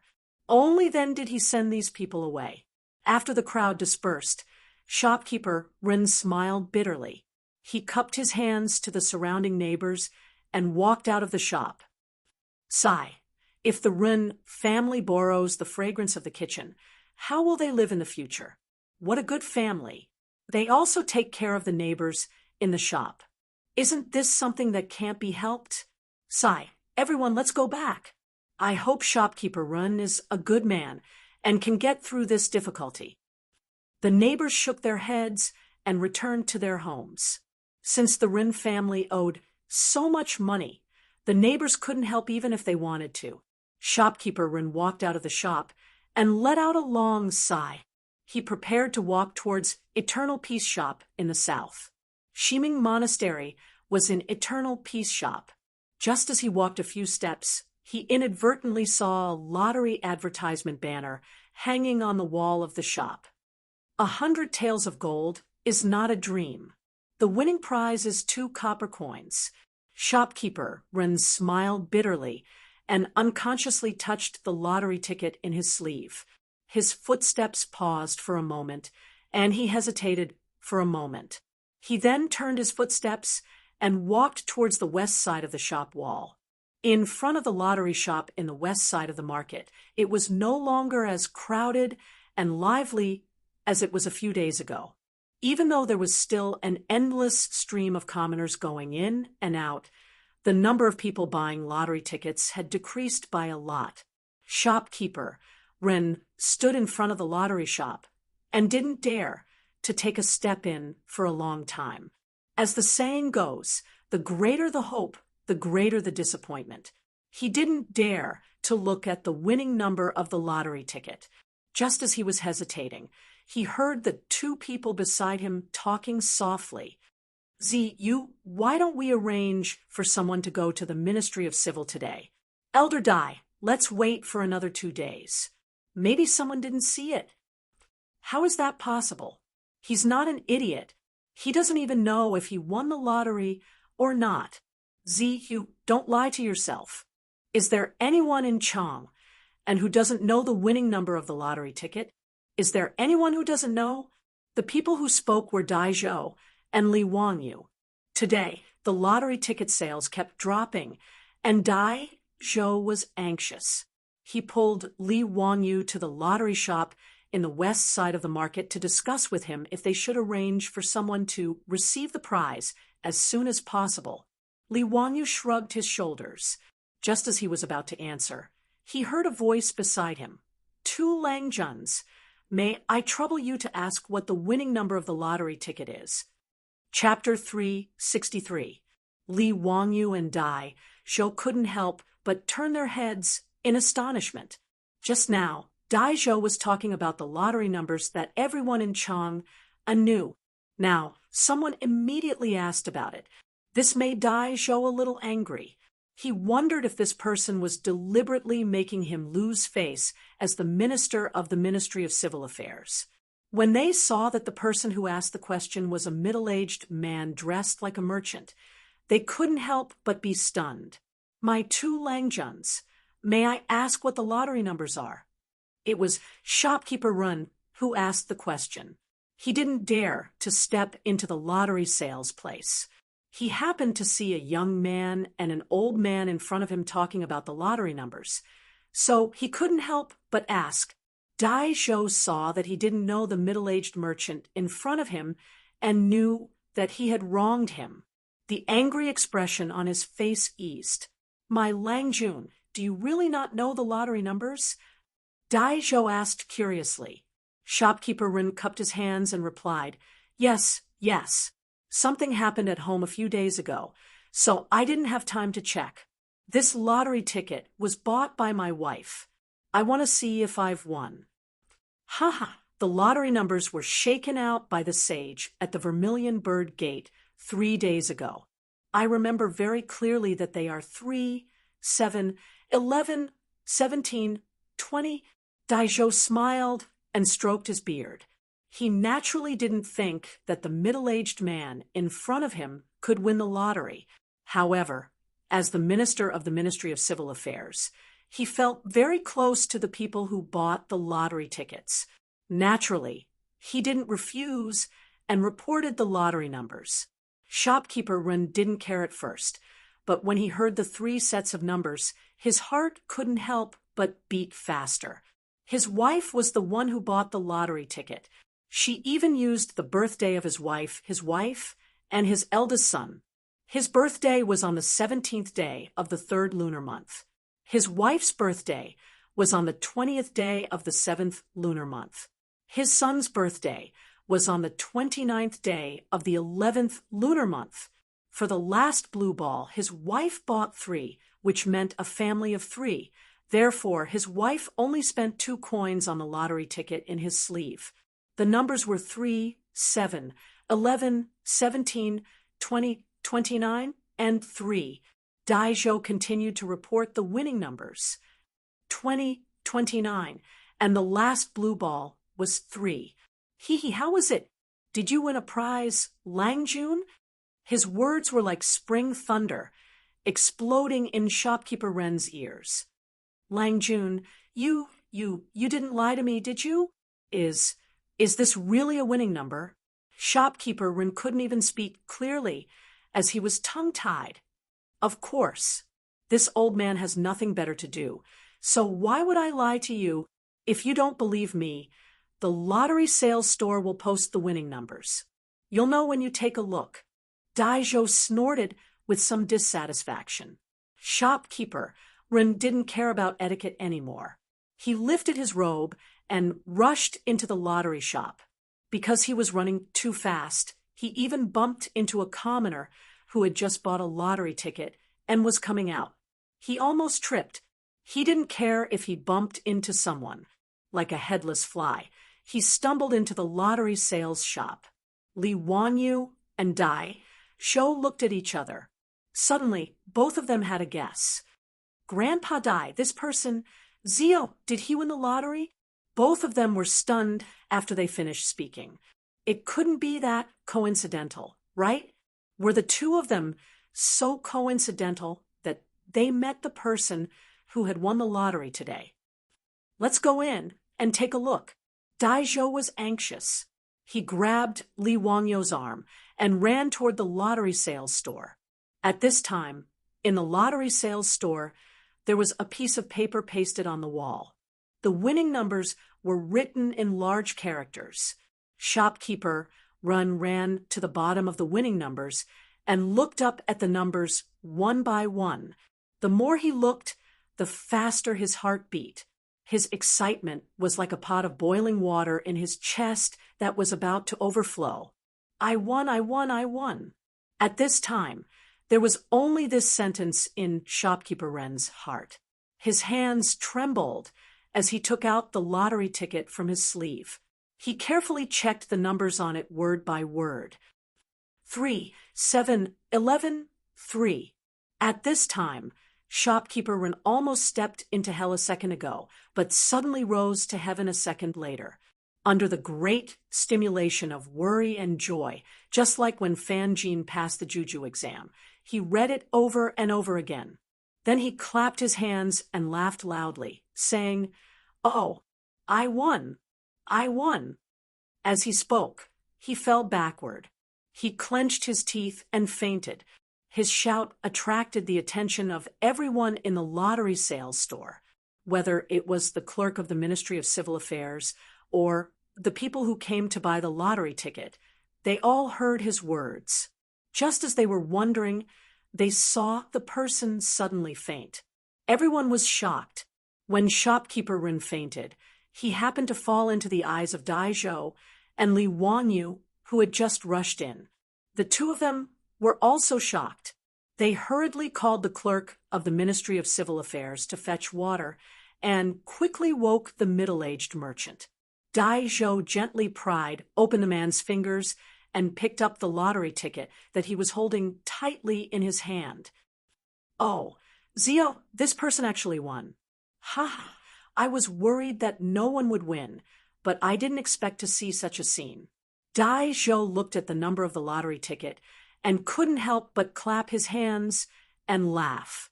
Li Wanyu also took the lottery ticket and carefully checked the various anti-counterfeiting measures on the lottery ticket. He was sure that this was a real lottery ticket. It was the first prize winning lottery ticket. "Haha, Grandpa Dai. You see, I said that maybe people didn't know that they won the lottery. It's true, right?" Dai Zhou shook his head, helplessly. "I didn't expect such a thing to happen. You were right." In the sales store, everyone was busy. Finally, shopkeeper Run, who had fainted due to excessive excitement, woke up. His eyelids trembled a few times, and he slowly woke up. "What's wrong?" "Yes, I won. Where did my lottery ticket go?" "My lottery ticket." Seeing that he was about to get excited again, Li Wanyu hurriedly went forward and handed the lottery ticket back to him. "Don't worry, your lottery ticket is here." "Congratulations, you really won the lottery. The first prize is 200 taels of gold." Shopkeeper Ren hurriedly took the lottery ticket that he now regarded as a treasure. "Thank you, Mr. Xiaolang. Thank you, Mr. Xiaolang." He turned his head to look at the clerk of the Ministry of Civil Affairs in the sales store and asked, "Excuse me, can I exchange this lottery ticket now? Where can I get the gold?" "Congratulations. You need to bring the public examination and the lottery ticket to the Ministry of Civil Affairs to get the prize money." Ministry of Civil Affairs? Shopkeeper Run was a little hesitant. The Ministry of Civil Affairs official was in the Imperial City. As a businessman, when had he ever entered the Imperial City? Li Wanyu suddenly said, "Grandpa Dai, why don't you make an exception and give the prize money to this Lang Jun here? The people can also see it with their own eyes. What do you think, Grandpa Dai?" "Okay." Dai Zhou thought for a moment and understood Li Wangyu's meaning. He nodded and agreed. Chapter 364. The commotion at the lottery sales point had naturally been heard by the onlookers. When they heard that the middle-aged merchant who fainted actually won the first prize, everyone was in an uproar. All kinds of exclamations could be heard. "He won. This person won the first prize." "Buddha, is there really someone who won the first prize? That's 200 taels of gold. Damn it, it's the first prize. Why didn't I win the prize? It would be great if I won the prize. I must go to Shi City first and buy a huji to bring home." "You wastrel, stop dreaming. TSK. This person is really lucky." More and more people heard that someone had won the grand prize and gathered around. This made shopkeeper Rin very nervous. He held his lottery ticket tightly in his hand, afraid that it would be snatched away. When Li Wanyu saw this, he hurriedly called the Imperial Army of the Golden Guards who were guarding the lottery shop to separate the crowd. Only then did shopkeeper Rin feel slightly relieved. There were even more people who had bought their lottery tickets and were about to leave. However, They turned back to the counter and took out copper coins from their money bags to buy their lottery tickets again. Obviously, they were stimulated by shopkeeper Ren winning the prize. Langjun, did you bring your lottery ticket for the public examination? When the official from the Ministry of Civil Affairs saw that Dai Zhou nodded and agreed to immediately redeem the prize, he went forward and asked, Yes, I did bring it. Shopkeeper Ren nodded repeatedly and reached out to take out his ticket for the public examination. He was originally prepared to go to Shiming Temple to borrow the fragrance accumulation kitchen. Naturally, he had to bring his identification. The official from the Ministry of Civil Affairs checked his ticket and asked someone to double-check his lottery ticket. Only then did he take out a brush, ink, paper, and inkstone and let shopkeeper Ren register and receive his prize. Duke Ren, do you want gold or copper coins? 200 taels of gold and 1,200 strings of copper coins. Can I have half gold and half copper coins? Shopkeeper Ren thought that it was inconvenient for him to have more than 500 strings of copper coins to pay for the compensation. The official from the Ministry of Civil Affairs smiled and nodded. No problem, Duke Ren, don't be impatient. I will immediately arrange for the treasury to send the gold and copper coins. Shopkeeper Ren gratefully bowed again and again. At this time, he remembered that he had not thanked Li Wangyu and Dai Zhou. He hurriedly walked in front of the two and bowed. I would like to thank both of you for your help just now. Please forgive me for offending you just now. Dai Zhou twirled his beard and said with a smile, It's all right. It's understandable that you're overjoyed when you hit the jackpot. But don't be so agitated in the future. It's not worth it to hurt your body. Shopkeeper Ren replied, Yes, you're right. I was too agitated just now. The main reason was that something had happened to his family, and he really needed this bonus. I won't hide it from the two of you. Just now I was prepared to go to Shiming Temple to cook. Fortunately, when I was leaving the workshop, I saw the cover of the lottery. That's why I came to Shi City to see if I could win the lottery. Oh, judging from your attire, you must be a merchant, right? How did you end up in such a predicament? Li Wangyu asked curiously. Shopkeeper Ren let out a long sigh and recounted his experience. At the end of his story, shopkeeper Ren couldn't help but shed tears. Fortunately, the son of Huxian created this lottery.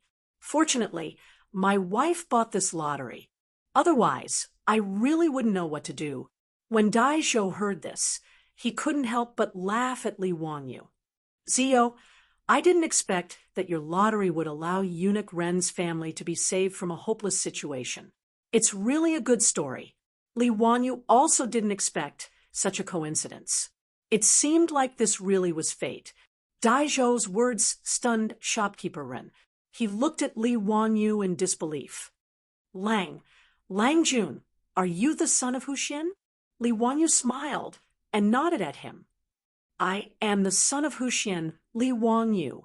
He had just finished speaking when shopkeeper Ren knelt down in front of him and kowtowed a few times. Li Wangyu was shocked. Eunuch Ren, what are you doing? Quickly get up and speak. Son of Huxian, I thank you on behalf of my entire family. Thank you for creating this lottery ticket and saving me from disaster. Everyone in Chang and City is now saying that you are the reincarnation of the god of fortune. It's true. Shopkeeper Ren's words stunned Li Wangyu. He didn't create this lottery ticket to become some god of fortune. His initial idea was very simple. He just wanted to divert the attention of the people by relying on the huge attraction of the lottery, since he was at the cusp of the gossip in Chang. And it was a very selfish idea, but shopkeeper Ren was thanking him so profusely. This made him feel a little embarrassed. Shopkeeper Ren's shout was heard clearly by the surrounding commoners. When they saw that the young man in front of them was the legendary son of Huxian, many of the people immediately kowtowed. It's son of Huxian. Son of Huxian, you really are the god of fortune. Please accept this bow from this slave. Son of Huxian, please bless us to also win this lottery ticket. Thanks to Son of Huxian, I won the second prize. Son of Huxian, I will kowtow to you. Li Wanyu couldn't help but feel speechless at the reactions of the surrounding people. *CK. Have I become a clay statue in a temple? Why don't you just light some incense for me? He didn't know that many of the people who bought the lottery ticket had placed a memorial tablet with his name on it at home and burned incense and kowtowed to it every day. If Li Wanyu knew about this, he would probably want to kill someone. What are you saying, shopkeeper Run? Quickly get up. This lottery ticket was created only because of the wisdom of the saint and the support of Minister Dai. I am not some god of fortune, but this lottery ticket is indeed a good tool to benefit the country and the people. Li Wanyu helped shopkeeper Rin up and gestured at the surrounding commoners to get them to stand up. Everyone, the saint and the imperial court, set up this lottery ticket, not only to make the winners wealthy, but also to fill the national treasury. Moreover, 20% of the money will be used to protect the people. Therefore, by buying the lottery ticket, not only can you enrich yourselves, but you can also be compassionate to the young, old, and poor. This is a matter of great merit. If you want to thank me, why don't you buy a few more lottery tickets? Buying lottery tickets is accumulating virtue. Ha ha! Li Wangyu's words made the surrounding people applaud and cheer. Shopkeeper Run, who had just won a big prize, couldn't help but run to the counter and take out a lot of copper coins from his money bag to buy a few more lottery tickets.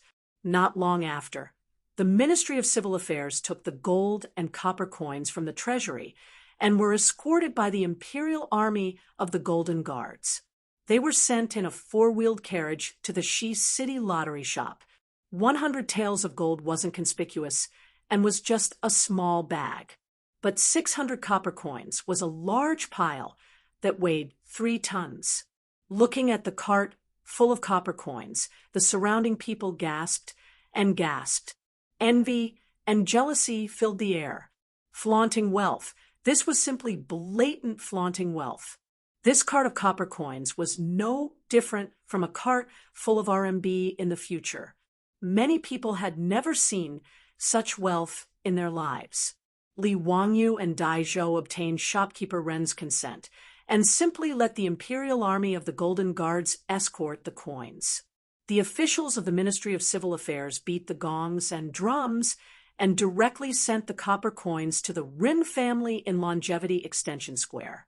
Along the way, it attracted the attention of many people and made the lottery a living advertisement in Chang and City.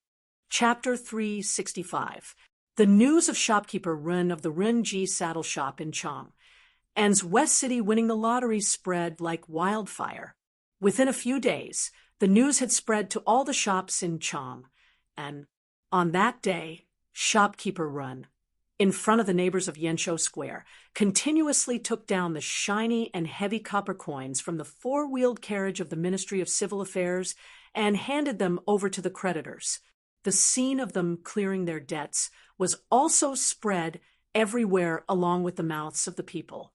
There were those who were envious and those who were jealous. As a result, the lottery outlets in the 6 markets were once again filled with people buying lottery tickets. Shopkeeper Ren's family avoided bankruptcy because of the lottery tickets that cost 2 copper coins each. Not long after, the Runji Saddle Shop in the West City was rebuilt, and its business was even better than before. A year and a half later, shopkeeper Ren's friend's caravan returned to Chang, and with a large group of horses from the West region. The Run family once again earned more than 20,000 coins and became a famous, wealthy merchant in Chang. And the matter of him winning the lottery back then had always been talked about enthusiastically, and shopkeeper Ren was also proud of it. Buying lottery tickets also became a habit of shopkeeper Ren. Although he did not win any more prizes, he still enjoyed it. These were all stories for later, so let's not talk about them for now. The lottery tickets were successfully distributed, and Li Wanyu successfully washed away the dirty water that the aristocratic families had poured on him. He began to think about how to buy land from the Ministry of Civil Affairs, Li Ru. Now in Chang, and no one was talking about Hu Xinzi spending a lot of money to build a baseball stadium. The land in Da and Zhaoheng squares, except for Li Ru's courtyard, had been bought by Li Wanyu through the Ministry of Works. If he wanted to start the baseball stadium, he had to deal with Li Ru. During this time, Li Wanyu was not idle. He had already asked the Fancy Pants to help him find out about Li Ru's situation. Although Li Ru and his sister Li Clan both had the surname Li, they were not from the Li clan in Longxi or the Li clan in Zhao County, nor were they relatives of the Li Tang royal family. They were just from a small clan. After finding out about Li Ru's background, Li Wanyu was sure that this guy was not clean. The Zhengguan era was one of the most strict anti-corruption dynasties in Huaxia history. Pai Lupi once said, "If someone commits a crime, they will be punished." This meant that as long as there was corruption, no matter what identity, they would be punished. Even if they were old servants of the Duke of Qin's manor, Li Er would still punish them according to the law. The imperial uncle was also imprisoned for his corruption. The aristocrats and the royal family were all prim and proper. The Tang dynasty. The Tang dynasty did not prohibit officials from doing business. So most officials' families the family members were in charge of their families' families to subsidize their families. Even Feng Xianling, Cheng Yaojin, and the other dukes were the same. Otherwise, how would he be able to support a large family with that meager amount of money? However, through Li Wanyu's various connections, he discovered that although physician Li's family also ran a shop, the business was bleak, and there was no income. In fact, they would even lose a lot of money. But just by looking at the fact that Li Ru was able to set up a side courtyard in Da and Lane, it could be seen that his status was not low. The villa in Da and Square covered a large area. When Li Ru bought it, he spent 2 million. Li Ru was a minister of the Ministry of Civil Affairs, but he was only at the 5th rank. His monthly salary was 3,600 copper coins. Even if he added the 160 dawn of grain and the income from the farmland, his monthly income would not exceed 10 strings of copper coins. Li's family was naturally a big family. The 10 copper coins were enough for him to live comfortably, but he did not have much left. Under such circumstances, he could still take out 2 million to buy a villa. It would be strange if there was nothing fishy about it. The director of the Ministry of Commoners was the director of the Ministry of Commoners. This was the office in charge of the Tang dynasty's money. Just a little of it could let Li Ru, the Minister of Civilian Affairs, eat a lot. Li Wanyu thought that instead of finding a way to make Li Ru sell his land, he might as well help Pai Lupi build a clean government.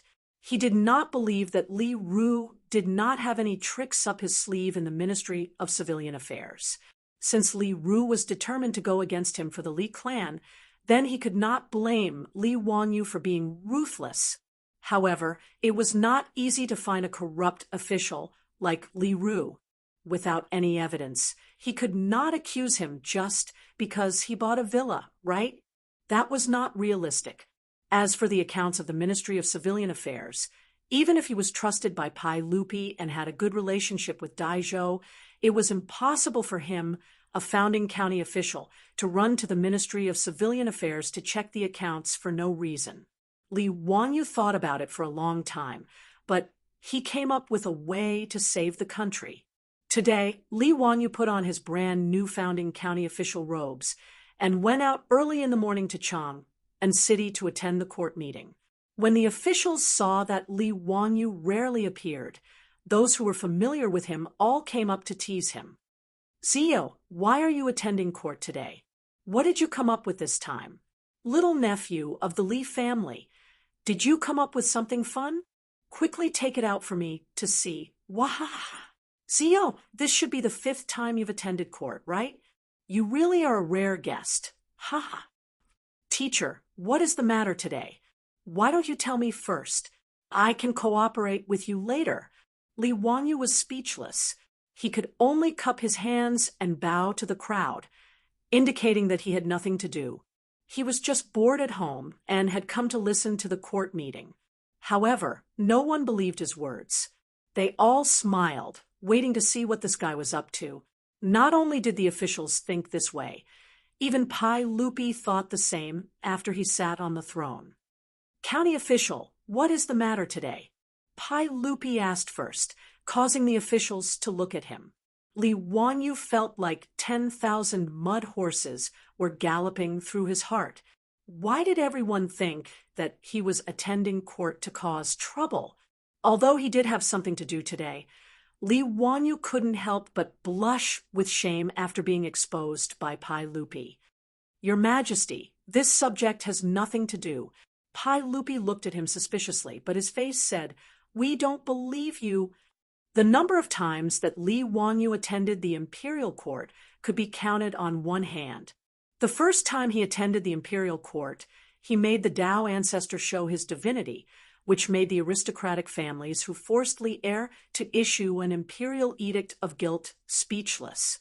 The second and third time, he had been impeached by the imperial censors.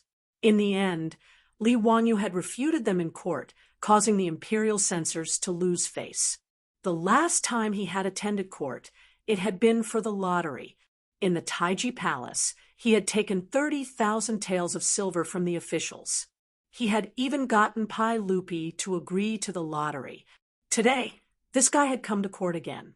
What was he up to this time? Seeing Li Wanyu insist that he had nothing to do, Pai Lupi could only suppress his suspicions and begin to discuss court affairs with the officials. Halfway through the discussion, Minister of Civil Affairs Dai Zhou stood up and reported to Pai Lupi about the lottery sales. Li Wanyu also stood up. Your Majesty, this subject has something to report. Pai Lupi and the officials all had the same thought. This guy was here again. Chapter 366. Li Wanyu's shout attracted the attention of all the officials in the hall. Even Dai Zhou stopped talking and looked at Li Wanyu with a smile.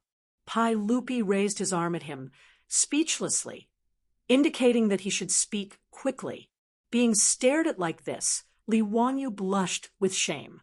He could only clear his throat and raise his hands apologetically to Dai Zhou before continuing. Your Majesty, I just heard Minister Dai say that the Ministry of Civil Affairs was calculating the amount of lottery sales and suddenly remembered something.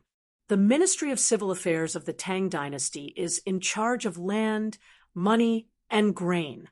However, the officials in the Ministry of Civil Affairs are not good at mathematics, and their calculation efficiency is too low. Before he could finish, Dai Zhou couldn't help but interrupt him. As the Minister of Civil Affairs, although Dai Zhou had a good relationship with Li Wanyu, he couldn't help but frown. County Magistrate, who all the officials in the Ministry of Civil Affairs are proficient in mathematics. Although there may not be anyone as knowledgeable as you, I dare say that there is no one in the world who is better than you in mathematics. Dai Zhou was also a bit angry, and his tone was unavoidably tough. As the head of the Ministry of Civil Affairs, he naturally couldn't bear to hear Li Wanyu criticize the Ministry of Civil Affairs for its poor calculation ability. Li Wanyu saw that the old man was angry and quickly bowed deeply. Minister Dai, if what I said is wrong, please don't blame me. However, the Ministry of Civil Affairs calculation method is indeed backward. I am only thinking for the Ministry of Civil Affairs, which is why I brought this up. In truth, if Li Wanyu had communicated with Dai Zhou privately, Dai Zhou definitely wouldn't feel any disgust. Instead, he would be grateful to Li Wanyu. However, to say that the Ministry of Civil Affairs calculation ability was bad in front of all the officials. Wasn't this slapping Daizhou's face? It was no wonder that the old man was angry. However, Li Wanyu had other intentions, so he couldn't care less about offending Daizhou. In any case, he believed that as long as what he said was true, Daizhou would be grateful to him. Today, this old man would like to ask for advice. Let's see how brilliant county magistrate's arithmetic is. Daizhou flung his robe angrily, no longer giving Li Wanyu any face. Li Wanyu had been waiting for him to say this. He quickly climbed up the pole and said, "Your Majesty, since Minister Dai doesn't believe me, I would like to have a competition in this hall today to prove that what I said is true. Is that okay?"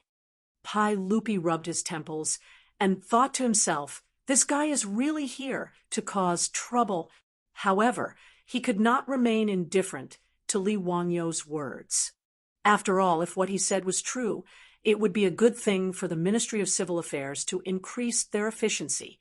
"Huxianzi, how do you want to compete?" Pai Lupi asked. It's simple. "Minister Dai, please find 10 officials from the Ministry of Civil Affairs who are proficient in calculation. Let them compete with my 2 disciples in calculation speed in this hall and see if what I said is false." As soon as Li Wanyu finished speaking, the officials all looked at Ma Zhou and Yen Liben in the hall. The 2 of them were also confused.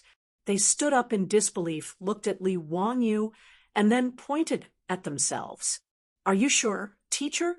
Although the 2 of them had studied with Li Wanyu, they had very little contact with mathematics. Wasn't it a joke to have them compete with officials from the Ministry of Civil Affairs in calculation? Li Wanyu hurriedly waved his hand and said, "King Bin, Liben, I'm not talking about you." He then cupped his hands towards Pai Lupi and said, "Your Majesty, I'm talking about His Highness the Crown Prince and His Highness the King of you." As soon as Li Wanyu said this, Daizhou's face darkened. The officials from the Ministry of Civil Affairs who were qualified to attend court also had ugly expressions. The officials were in an uproar. They all looked as if they had seen a ghost. Some even rubbed their ears, wondering if they were hearing things. The Crown Prince and His Highness the King of you? Li Chengqian was only 9 years old, and Li Tai was only 8 years old. Although the 2 of them had noble statuses, they were still just 2 young children. Did County Master Huxian just say that he wanted these 2 young children to compete with 10 officials from the Ministry of Civil Affairs who were proficient in calculation? This was truly the greatest joke in the world. Pai Lupi was also speechless. Although Li Chengqian and Li Tai were his precious sons, Li Wanyu shouldn't be messing around like this. Wasn't this just blatantly humiliating Daizhou and the others? If one were to say that Li Wanyu's calculation ability was better than the officials from the Ministry of Civil Affairs, both Pai Lupi and Daizhou believed this. Back in Zhang Liang's residence, Li Wanyu had already displayed his calculation ability. But now, he was shamelessly boasting that 2 young children who had only studied with him for a little more than a month were better than the officials from the Ministry of Civil Affairs. No one would believe such words. "County Master Huxian, don't joke around." Pai Lupi's face stiffened. "Hurry and apologize to Grandpa Dai. How could you say such a joke so casually?" Pai Lupi's words were to give Daizhou a way out and also to protect Li Wanyu. By saying that Daizhou's words were a joke, everyone laughed it off. Unexpectedly, Li Wanyu didn't appreciate this at all. Shaking his head, he said, "Your Majesty, this subject is not joking. This matter cannot be faked. Your Majesty will know once you try. If this subject speaks the slightest falsehood, I am willing to accept your Majesty's punishment."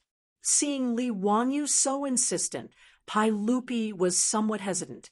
He couldn't help but look at Daizhou, wanting to see what he would say. At this time, Daizhou was truly angry. Seeing that Li Wanyu was so unforgiving and wanted to slap the face of the Ministry of Civil Affairs, He couldn't care less about the little bit of friendship he had with Li Wangyu. The old man huffed and puffed.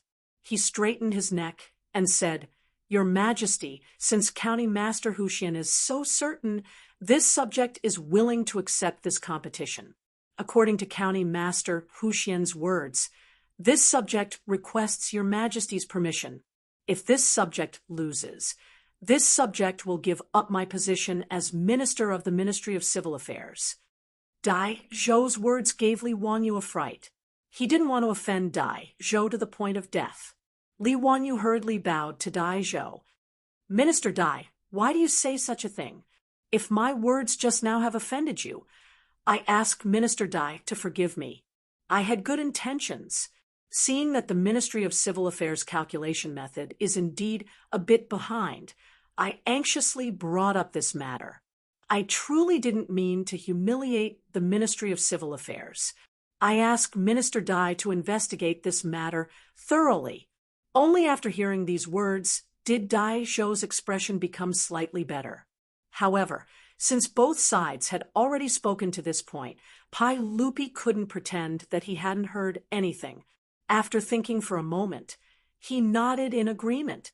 He also wanted to see what kind of medicine Li Wangyu was selling in his gourd. Could it be that his two sons were really calculative geniuses? Although Pai Lupi was the emperor of the Tang dynasty, he was no different from a normal parent in that he wanted his children to succeed. Otherwise, after seeing Li Wangyu's talent, he wouldn't have forced his eldest son and second son to become Li Wangyu's disciples. Although calculus was a small path, if his two young children could surpass the officials of the Ministry of Civil Affairs, it would be something worthy of Pai Lupi's pride. "County Master Huxian, how do you plan to have Chengqian and Qingke compete with the officials of the Ministry of Civil Affairs?" Pai Lupi's face was filled with anticipation. "Your Majesty, Minister Dai, why don't we compete like this? Minister Dai, please order people to bring over the Ministry of Civil Affairs' financial and grain accounts for this year.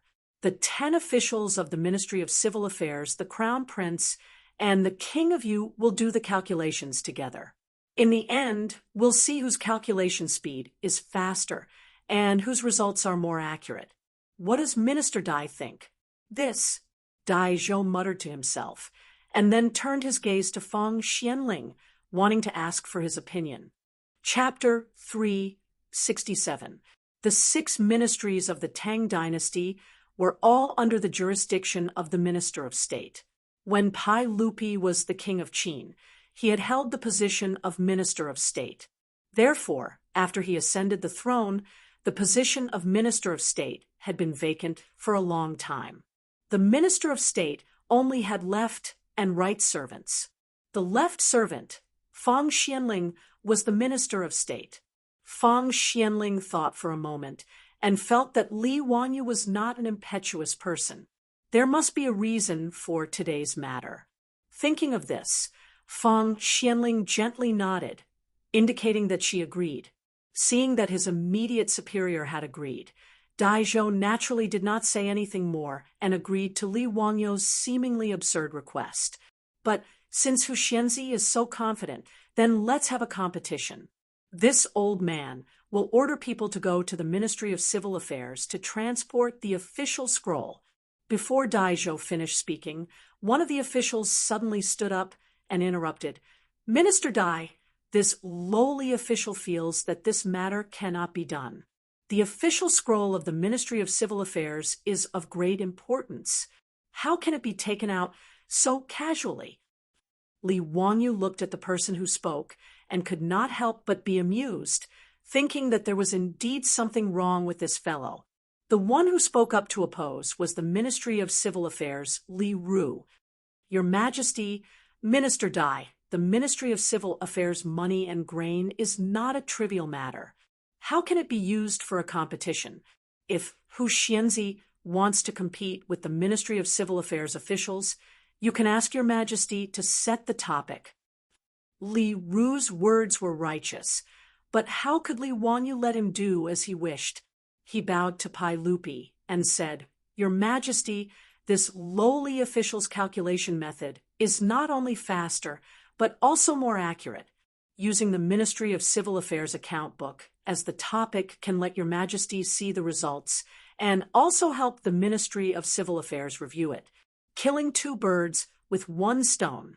Why not? He glanced at Li Ru and continued, unless there is something fishy about the Ministry of Civil Affairs account book, and it is not convenient to see people, otherwise, with only Your Majesty and the officials in the hall, who are you guarding against when you keep saying that it is of great importance? Li Wangyo's words were a bit harsh. Pai Lupi could not help but squint and look at Li Ru. This scared Li Ru so much that his back was almost drenched in cold sweat. He hurriedly explained, Your Majesty, Hu Xianzi is slandering us. The Ministry of Civil Affairs has always been reliable. How could there be any tricks? Since there is nothing fishy, why are you objecting, Dr. Li? Li Wangyu immediately asked. Li Ru was rendered speechless by the question. He opened his mouth, but didn't refute it. Originally, Pai Lupi also felt that Li Wangyo's proposal to use the Ministry of Civil Affairs money and grain account as the topic was inappropriate. There were many ways to compete and calculate. Even using the daily statistics from the Ministry of Civil Affairs was possible, although the Tang dynasty did not have any confidentiality system. How could the Ministry of Civil Affairs, which was an important institution in charge of the country's money, grain, farmland, and population, casually show the public archives to others? However, when Li Wangyu suddenly brought this up, Pai Lupi couldn't help but feel suspicious. His opinion was the same as Feng Xuanling's. Although Li Wangyu was young, he wasn't an impetuous person. Today, he inexplicably suggested that the Ministry of Civil Affairs was behind in mathematics and asked for a competition. He also asked that the Ministry of Civil Affairs money and grain account be used to compete and calculate. Pai Lupi couldn't help but think about it. Was there really someone who was so daring? Did he dare to do anything to the Ministry of Civil Affairs money and grain account? Official Dai, according to Hu Xianzi's proposal, have someone send over this year's money and grain account. In addition, send 10 officials who are proficient in mathematics to the palace. Yes, Your Majesty. Once Pai Lupi's golden mouth opened, there was no more dispute. Dai Zhou bowed and immediately went to arrange the matters. Pai Lupi also ordered an internal servant to report to Empress Changsun in the Eastern Palace and bring Crown Prince Li Chengqian and Prince Li Tai to the palace. At this time, the officials were whispering to each other, discussing the intentions of Hu Xianzi's actions today. These officials weren't fools. Everyone could see that Li Wangyu wanted to use the Ministry of Civil Affairs money and grain account to make an issue out of it. The officials were all speculating whether or not there really was something fishy about the Ministry of Civil Affairs money and grain account.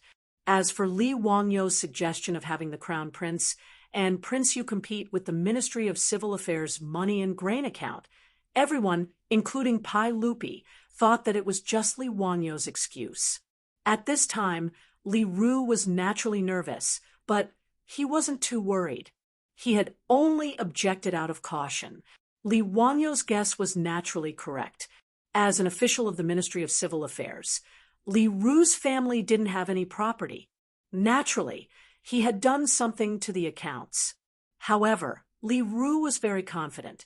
Even an experienced accountant wouldn't be able to find anything without several months of time to clean up the Ministry of Civil Affairs money and grain account, not to mention bringing it to the palace for the Ministry of Civil Affairs and the Crown Prince to calculate.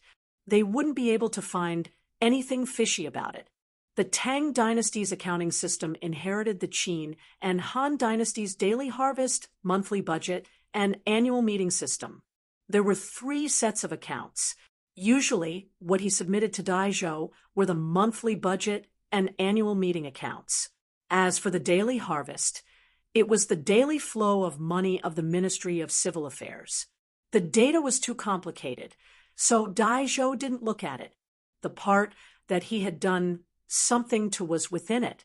The Ministry of Civil Affairs financial report had to be made in duplicate. It would be reviewed by the Pai Lupi and sent to the Ministry of Official Affairs. As for the other reports, they would be sent to the comparison department to be audited, and the results would be reported to the Pai Lupi. The comparison department was one of the 4 divisions under the Ministry of Justice and was in charge of auditing the books. Even the comparison department, a professional organization, couldn't find anything wrong with the accounts. So why would Li Ru be worried that Li Wanyu would find anything? He also regretted that he had been too nervous and lost his composure. The county head of the Ministry of Civil Affairs was within the imperial city and wasn't far away. Not long later, 10 officials from the Ministry of Civil Affairs, as well as a large stack of accounts, were sent into the main hall. Crown Prince Li Chengqian and King Yu Li Tai also followed the servants into the main hall. What no one expected was that the pregnant Empress Zhongsun also came. Your Majesty, I heard that the county head wants Chengqian and Qingke to compete with the Ministry of Civil Affairs officials in mathematics. I was also curious and came to the main hall. Please allow me to watch from the side. Pai Lupi naturally smiled and nodded. He called for the servants to bring a soft stool for his wife and place it beside the throne. He naturally knew why Empress Zhongsun came, so there was no reason to refuse. Although this couple was the Emperor and Empress of the Tang dynasty, they were the 2 people with the most respected statuses in the world. However, they were no different from the parents of the future. They were filled with anticipation and attention towards any competition that their sons participated in. The officials all stood up and greeted Empress Zhongsun and the Crown Prince. After a series of greetings, Pai Lupi waved his hands at his 2 sons. Chengqian, Qingke, your teacher wants the 2 of you to compete with the Ministry of Civil Affairs officials in mathematics. Are you willing? Father, I am willing. Li Chengqian immediately replied. Teacher said that no one in the world can calculate faster than us with the method he taught us. Father, I will definitely calculate faster than elder brother. Teacher often praises me. Li Tai also didn't want to fall behind. Pai Lupi and Empress Zhongsun only laughed at this. The 2 of them only treated it as the words of a child. As for Li Wanyu saying that they were the fastest in the world, even as parents, they didn't believe it. They only treated it as words that Li Wanyu used to coax children. County head, the accounts are already here. You can begin. Pai Lupi looked at Li Wanyu, ready to see how he planned to compete. Chapter 368. Actually, Li Er did not believe that his 2 sons would be able to compete with the officials of the Ministry of Civil Affairs in terms of calculating speed. This was too ridiculous. Even if Li Wangyu's calculation skills were outstanding, his 2 sons, 1-8 and 1-9, had only studied with Li Wanyu for 2 months. According to the reports of Crown Prince Li Chengqian and Li Tai's guards, who Xianzi usually only played games with the 2 children and didn't have much time to study. Under these circumstances, even if Li Wanyu really was a literary star, he couldn't turn 2 young children into prodigies overnight, right? Pai Lupi thought that Li Wanyu must have accidentally discovered that someone from the Ministry of Civil Affairs was messing with the accounts. That was why he used some competition as an excuse to have Dai Zhou bring the accounts, so that he could expose the tricks in front of the officials. Thus, he didn't stop him. He wanted to see who was so daring as to mess with the Ministry of Civil Affairs accounts. Pai Lupi's guess wasn't wrong. Li Wanyu was thinking this way, but it wasn't just that. He really wanted Li Chengqian and Li Tai to show off their skills in front of Pai Lupi and the officials. This was also a demonstration of their learning. The more powerful Li Chengqian and Li Tai were, wouldn't it show that Li Wanyu was a good teacher? This was killing 2 birds with 1 stone. That was why Li Wanyu put so much effort into it. He didn't even hesitate to offend Daizhou and the officials from the Ministry of Civil Affairs. After Pai Lupi spoke, Li Wangyu ordered people to bring in a screen and place it in the middle of the hall. He arranged for the 10 officials from the Ministry of Civil Affairs and Li Chengqian and Li Tai to sit on either side of the screen. Your Majesty, the accounts sent by the Ministry of Civil Affairs are the accounts for copper coins and the accounts for corn. I believe that these accounts must be accurate. Otherwise, even if the Ministry of Civil Affairs remembered incorrectly, the Ministry of Civil Affairs audit would be able to find out. Li Wangyu's words made Daizhou's expression soften quite a bit. What he said was the truth. From the very beginning, Li Wangyu had never thought that the Ministry of Civil Affairs would have any miscalculations.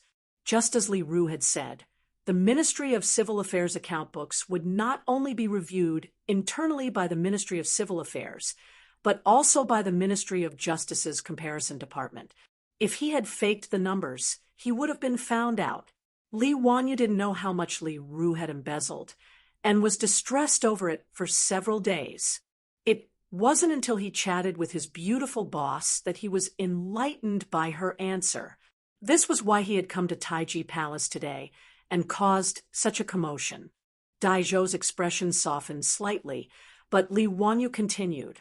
However, even if the Ministry of Civil Affairs account book is accurate, it can still be checked again. It won't take much time. It was also a good opportunity for His Highness the Crown Prince and His Highness the King of Yu to compete with the officials of the Ministry of Civil Affairs. The method of the competition is for the subject to read out the numbers in the account book, and both parties will calculate. In the end, the faster and more accurate side will win. What does Your Majesty think? Pai Lupi couldn't help but raise his eyes to look at the thick pile of account books in the center of the hall. He then looked at Empress Zhangsun, his face full of confusion. What did this kid want to do?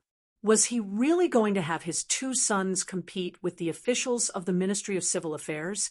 Before Pai Lupi could speak, Daizhou couldn't help but frown and speak. County Head Huxian, there are so many accounts books this year. How can it be finished in such a short time? With so many accounts books, even if the Ministry of Civil Affairs did their daily calculations, it would still take more than a month. How could it be finished in such a short time? Li Wangyu chuckled. Minister Dai, it won't take much time. 15 minutes is enough. His words caused an uproar among the officials. They felt that County Head Huxian was joking again. The accounts books of the Ministry of Civil Affairs had a thick pile of money. Even if it was just to look through them once, 15 minutes was far from enough. Before Daizhou could speak, Li Wangyu walked to the front of the account books and picked up one of them. He looked at the officials of the Ministry of Civil Affairs. Everyone, are you ready? When the officials of the Ministry of Civil Affairs heard that they were going to compete with 2 young children in mathematics, they all felt humiliated. Even if the 2 young children were the crown prince of the Tang dynasty and His Highness King Yu, Li Wangyu's suggestion was still a form of humiliation to these officials who were skilled in mathematics. In the face of Li Wangyu's words, the 10 officials of the Ministry of Civil Affairs didn't say anything. Instead, they silently took out their calculating chips and placed them on the table. Li Wangyu awkwardly rubbed his nose, and then looked at Li Chengqian and Li Tai. Chengqian, Qingke, are you ready? Li Chengqian and Li Tai's faces were already filled with anticipation. Hearing this, the 2 of them took out something from their sleeves and placed it on the table in front of them. Teacher, don't worry. We will definitely win.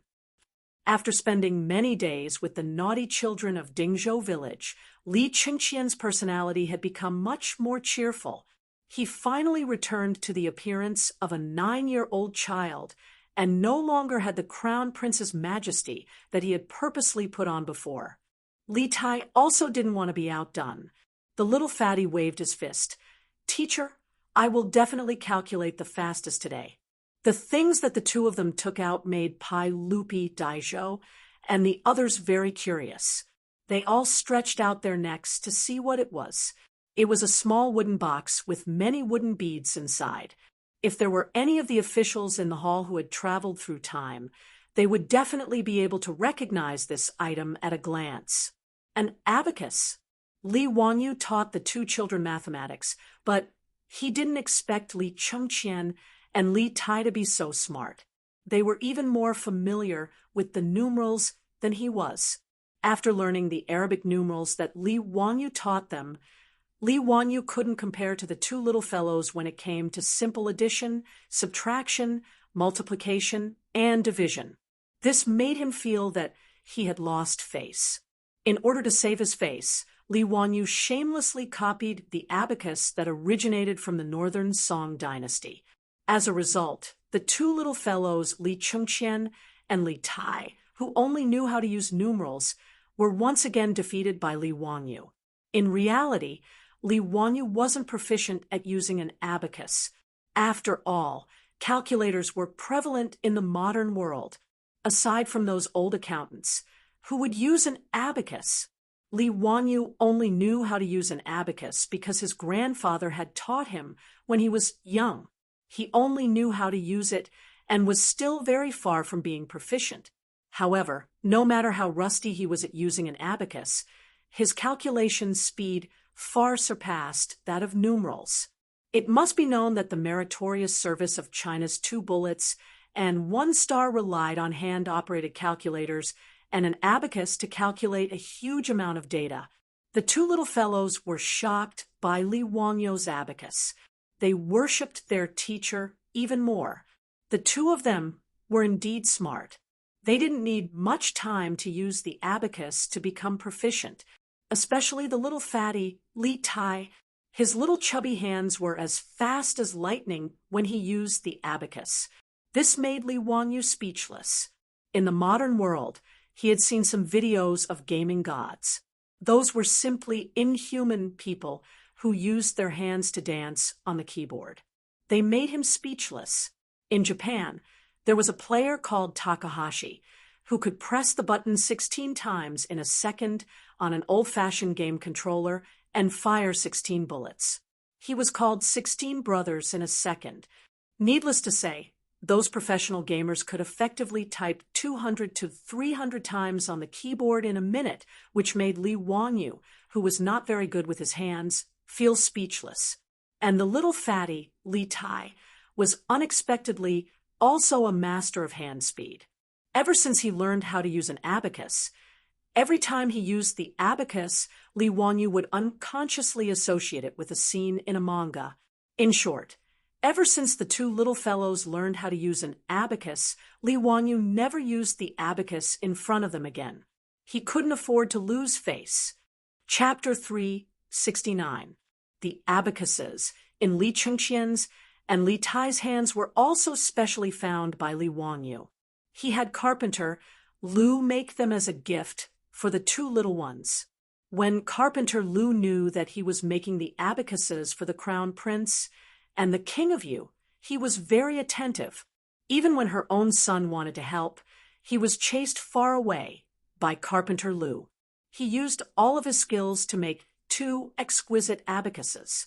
Li Chengqian and Li Tai loved these 2 exquisite abacuses so much that they couldn't put them down. Pai Lupi and Empress Zhongsun naturally didn't recognize the abacuses their sons took out. Empress Zhongsun couldn't hold back her curiosity and asked, "Chengqian, Qingke, what is this?" "Mother, this is an abacus. The teacher gave it to us." Li Chengqian proudly shook his abacus, making a clattering sound. "What is its use?" Empress Zhongsun turned her gaze to Li Wanyu, hoping for an explanation. Li Wanyu quickly bowed. "Your Highness, the abacus is used for calculation. It is the same as counting chips, but it is faster and more accurate." Empress Zhongsun nodded. This county often made these strange things, but she didn't know how much faster this abacus was than counting chips. Could it really let her 2 sons win the competition? She didn't care about the problems with the Ministry of Civil Affairs accounts. That was something her husband needed to worry about. As a mother, Empress Zhongsun cared more about her son. Could it really be, as Li Wanyu said, that he could calculate faster than 10 officials from the Ministry of Civil Affairs? Li Tai couldn't help but yell, "Mother!" The teacher said that in terms of calculating speed, my abacus is the best in the world. No one can be faster than me. His words made Empress Zhongsun cover her mouth and laugh. She felt that her silly son believed everything. This was most likely Li Wanyu teasing them. They actually took it seriously. Okay, mother knows. Qingke, work hard in a bit. Empress Zhongsun smiled. However, even Li Tai, this little brat, could hear her half-hearted tone. Seeing that his mother did not believe him, Li Wanyu was so anxious that his chubby face turned red. He reached out and tugged at Li Wanyu's sleeve. "Commander, mother doesn't believe me." Li Wanyu smiled and comforted her. "Hee, Qingke, then prove it to Empress Zhongsun. I believe that your calculation speed is the fastest in the world. No one can compare to you." Their voices were not soft, and their words were heard by all the officials in the hall. Many of them laughed. Most people thought that Li Wanyu was coaxing the child again, so they laughed kindly. However, there were quite a few people who burst into laughter. The mockery in their words was too strong. Previously, Li Ru felt that he was too nervous and had lost some face. Moreover, he was unhappy with Li Wanyu, so he couldn't help but stand up again. "Hu Xianzi sure talks big. Do you really think that the officials of the Ministry of Civil Affairs are all good-for-nothings?" His words were clever. He directly placed Li Wanyu on the opposite side of the officials of the Ministry of Civil Affairs, causing all the officials in the hall to glare angrily at Li Wanyu. Li Wanyu glanced at Li Ru. "Physician Li, Mo Fei doesn't believe me? That's simple. If you think I'm talking nonsense, why don't we make a bet? Let's make a bet. What do you want to bet?" Let's bet on your villa in an Lane. If the officials of the Ministry of Civil win, I will offer you 1,000 taels of gold. If the Crown Prince and King you win, I don't want anything else. You just have to give me your residence in an Lane. How about it? Physician Li, do you dare to make the bet? Since Hu Xianzi wants to give me money, how can I refuse? When Li Ru heard the offer of 1,000 taels of gold, his eyes widened. Afraid that Li Wanyu would go back on his word, he immediately laughed and nodded. The reason Li Wanyu proposed this bet was because he was afraid that if he didn't find anything fishy in the account book, he wouldn't have wasted his time. Originally, he just wanted to give it a try. He didn't expect that Li Wanyu would agree without even thinking about it. This made Li Wanyu somewhat surprised. If he had known that this guy would be so easy to deal with, he wouldn't have spent so much effort. As Li Wanyu cursed in his heart, he picked up the account book and prepared to start the competition. However, he heard someone speak from among the officials. "Hu Xianzi, wait a moment. I'm also interested in making a bet with you. Are you willing?" Li Wanyu looked over in surprise. It was the Duke of Chongping, Zhang Liang. "Oh, the Duke is also interested. What do you want to bet?" "I want to bet on Zhao Yabai. If the Crown Prince and King you win, I will give you 100 taels of gold. If not, Hu Xianzi will lose Zhao Yabai to me. How about it?" Zhang Liang really couldn't bear to part with Zhao Yabai. Ever since he lost to Li Wanyu in front of the Hall of Martial Virtue and lost his mount, he had been brooding. Today, after seeing Li Wanyu shamelessly boast that 2 8- or 9-year-old children were faster than an official from the Ministry of Civil Affairs, and that it was 2 against 10, he felt that his opportunity had come. Thus, after Li Wanyu made a bet with his brother-in-law, Li Wanyu, he immediately stood up. He also wanted to make a bet with Li Wanyu and win back his beloved mount. Hearing this, Li Wanyu couldn't help but grin. He only had one precious horse. After it was mercilessly seized by his beautiful superior, he was still wondering where he could buy another one. He knew that Zhang Liang's mansion also had a precious horse similar to Zhao Yebai. It was called the Jade Flower Horse. Horse was a horse with a greenish-white coat. Zhao Yebai and the Jade Flower Horse were two precious horses that Zhang Liang had spent a lot of money to get from the western regions. He treasured them a lot, and it wouldn't be an exaggeration to say that they were worth 100 taels of gold. County Duke, we can make a bet, but I don't want gold. If the prefectural duke loses, just give me your Jade Flower Horse. What does the prefectural duke think? Li Wangyou's condition made Zhang Liang feel a toothache. Losing Zhao Yebai already made him lose his appetite. If he lost the Jade Flower Horse as well, it would be even worse than killing him. However, looking at the angry official from the Ministry of Civil Affairs and Li Chengqian and Li Tai, who were still acting cute in front of Empress Zhangsun, Zhang Liang hesitated for a long time. In the end, he gritted his teeth and agreed. Fine, Hu Xianzi, I'll use the Jade Flower Horse to bet with you. Li Wanyu almost laughed out loud. There really was someone rushing to give him benefits.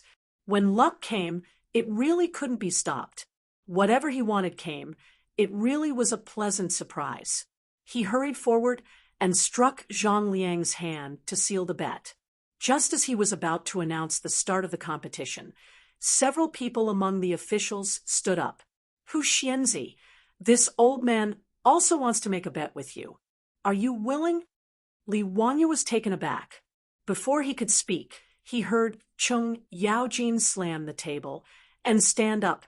Surnamed Wang, what do you mean by this?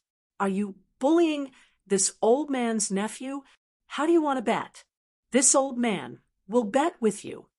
The people who stepped forward to make a bet with Li Wanyu were the head of the Wang clan in Taiyuan, Wang Rinyu, and Zheng Yuanshou of the Zheng clan in Xinjiang.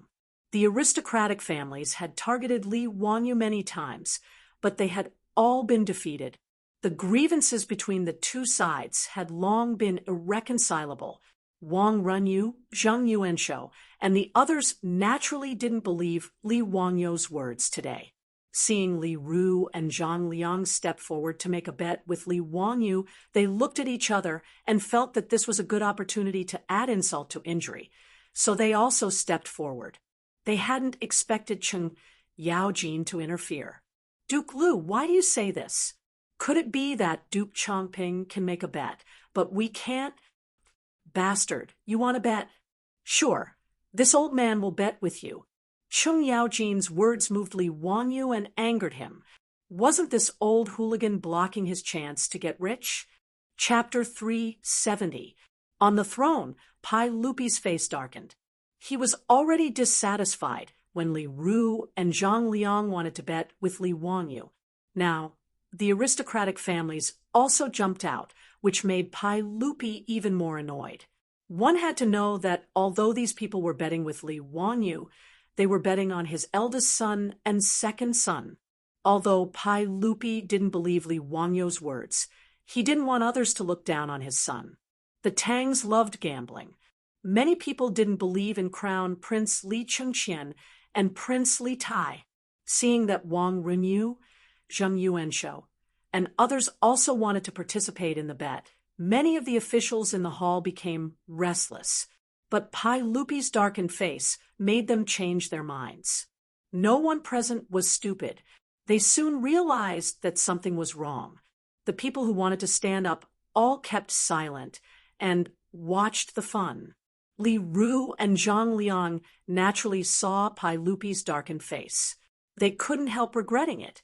But now that the bet had been set, it was too late to say anything. But Wang Renyu, Zheng Yuanshou, and others were not afraid of Pai Lupi's face. They, the aristocratic families, even dared to force Pai Lupi to confess. Now, they were betting on Pai Lupi's two sons. What was the big deal?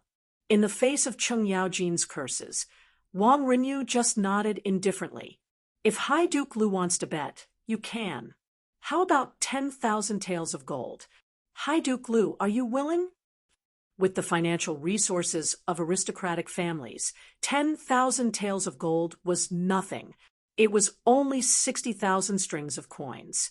During the Jingguan period of the Tang dynasty, the central government's revenue of corn, silk, and copper coins was about 20 million strings of coins. And the annual income of the aristocratic families, led by the aristocratic families, was not much less than this figure. The 1,000-year-old aristocratic families, the top aristocratic families of the Tang dynasty, were like huge icebergs. The huge ice hidden under the sea was terrifying. This was also the reason why Pai Lupi and other monarchs of the Tang dynasty had been working hard to weaken the aristocratic families. No matter who the emperor was, they wouldn't want to have such a powerful subject under their rule. As the saying goes, how can one allow others to snore beside one's bed? This was also the reason why the Li Tang dynasty and the aristocratic families supported each other from the end of the Sui dynasty until the establishment of the Tang dynasty. In the Tang dynasty, the imperial examinations were held to clean up the influence and control of the aristocratic families in the imperial court. But even at the end of the Tang dynasty, although the aristocratic families were under control, they still stubbornly restrained the imperial power. It wasn't until the Huangqiao uprising at the end of the Tang dynasty that the Tang dynasty fell into the abyss. The aristocratic families also declined rapidly following the decline and fall of the Tang dynasty, disappearing from the stage of history. The imperial power and aristocratic families of the Tang dynasty could be said to be a perfect example of a love-hate relationship. At this time, the main hall was a microcosm of the struggle between the imperial power and the aristocratic families in the history of the Tang dynasty. Hearing Wang Renyou's words, Cheng Yaojin didn't even frown and nodded in agreement. Wahahaha, Wang Renyou, although I'm not as rich as your Taiyuan Wang clan, I can still afford to bet 10,000 taels of gold. Since you want to bet, I'll naturally accompany you. Good. Since High Duke Lu is so straightforward, then it's a deal. They were all top nobles of the Tang dynasty, so they didn't need to clap their hands to make an oath. Words spoken in front of hundreds of officials were like nails in a mouthful of saliva. No one would go back on their words. When Li Wanyu saw that both sides had made a bet, the corner of his mouth twitched unconsciously. Motherf asterisk her, this old man is simply robbing me of my gold. If Cheng Yaojin didn't interfere, then wouldn't this bet of 10,000 taels of gold belong to me? Although Li Wanyu was very grateful to this old hooligan Cheng Yaojin for protecting him, he hated that he couldn't cover this old hooligan's mouth and take his place. Whether or not Li Chengqian and Li Tai would lose, Li Wanyu didn't even consider this kind of thing.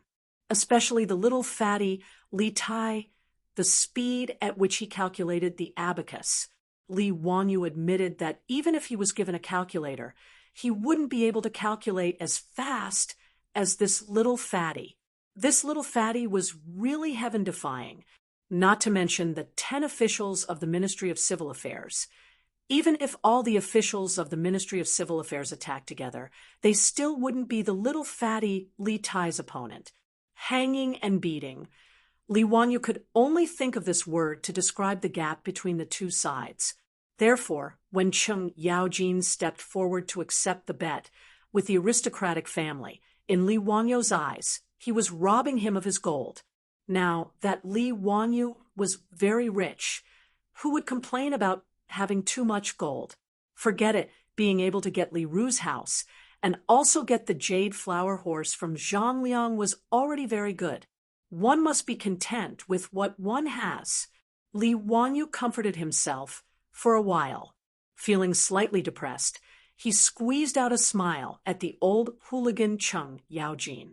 He turned around and announced the start of the competition. He picked up the account book for the first month from the Ministry of Civil Affairs account book. He roughly flipped through it and quickly read it out. Ji, cooked horse feed, 200 dan and 36 buckets. The price per bucket is 210 copper coins. G. Cooked horse feed, 517 buckets. The price per bucket is 213 copper coins. G. Cooked horse feed. Li Wangyu continuously flipped through the copper account book, but only selectively read out the words. Li Chengqian, Li Tai, and the 10 officials of the Ministry of Civil Affairs paid full attention and began to calculate with the abacus. Li Wangyu read through the thick account book very quickly. The 10 officials of the Ministry of Civil Affairs couldn't help but become somewhat flustered. Large beads of sweat appeared on their foreheads, but they didn't have the time to wipe it away.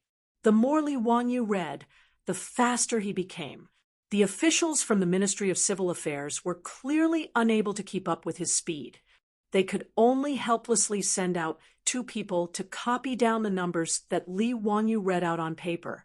The other 8 people were constantly calculating with their hands, and as they calculated, they also had to record with pen and ink. On the other hand, Li Chengqian and Li Tai, these 2 little fellows, were very much at ease.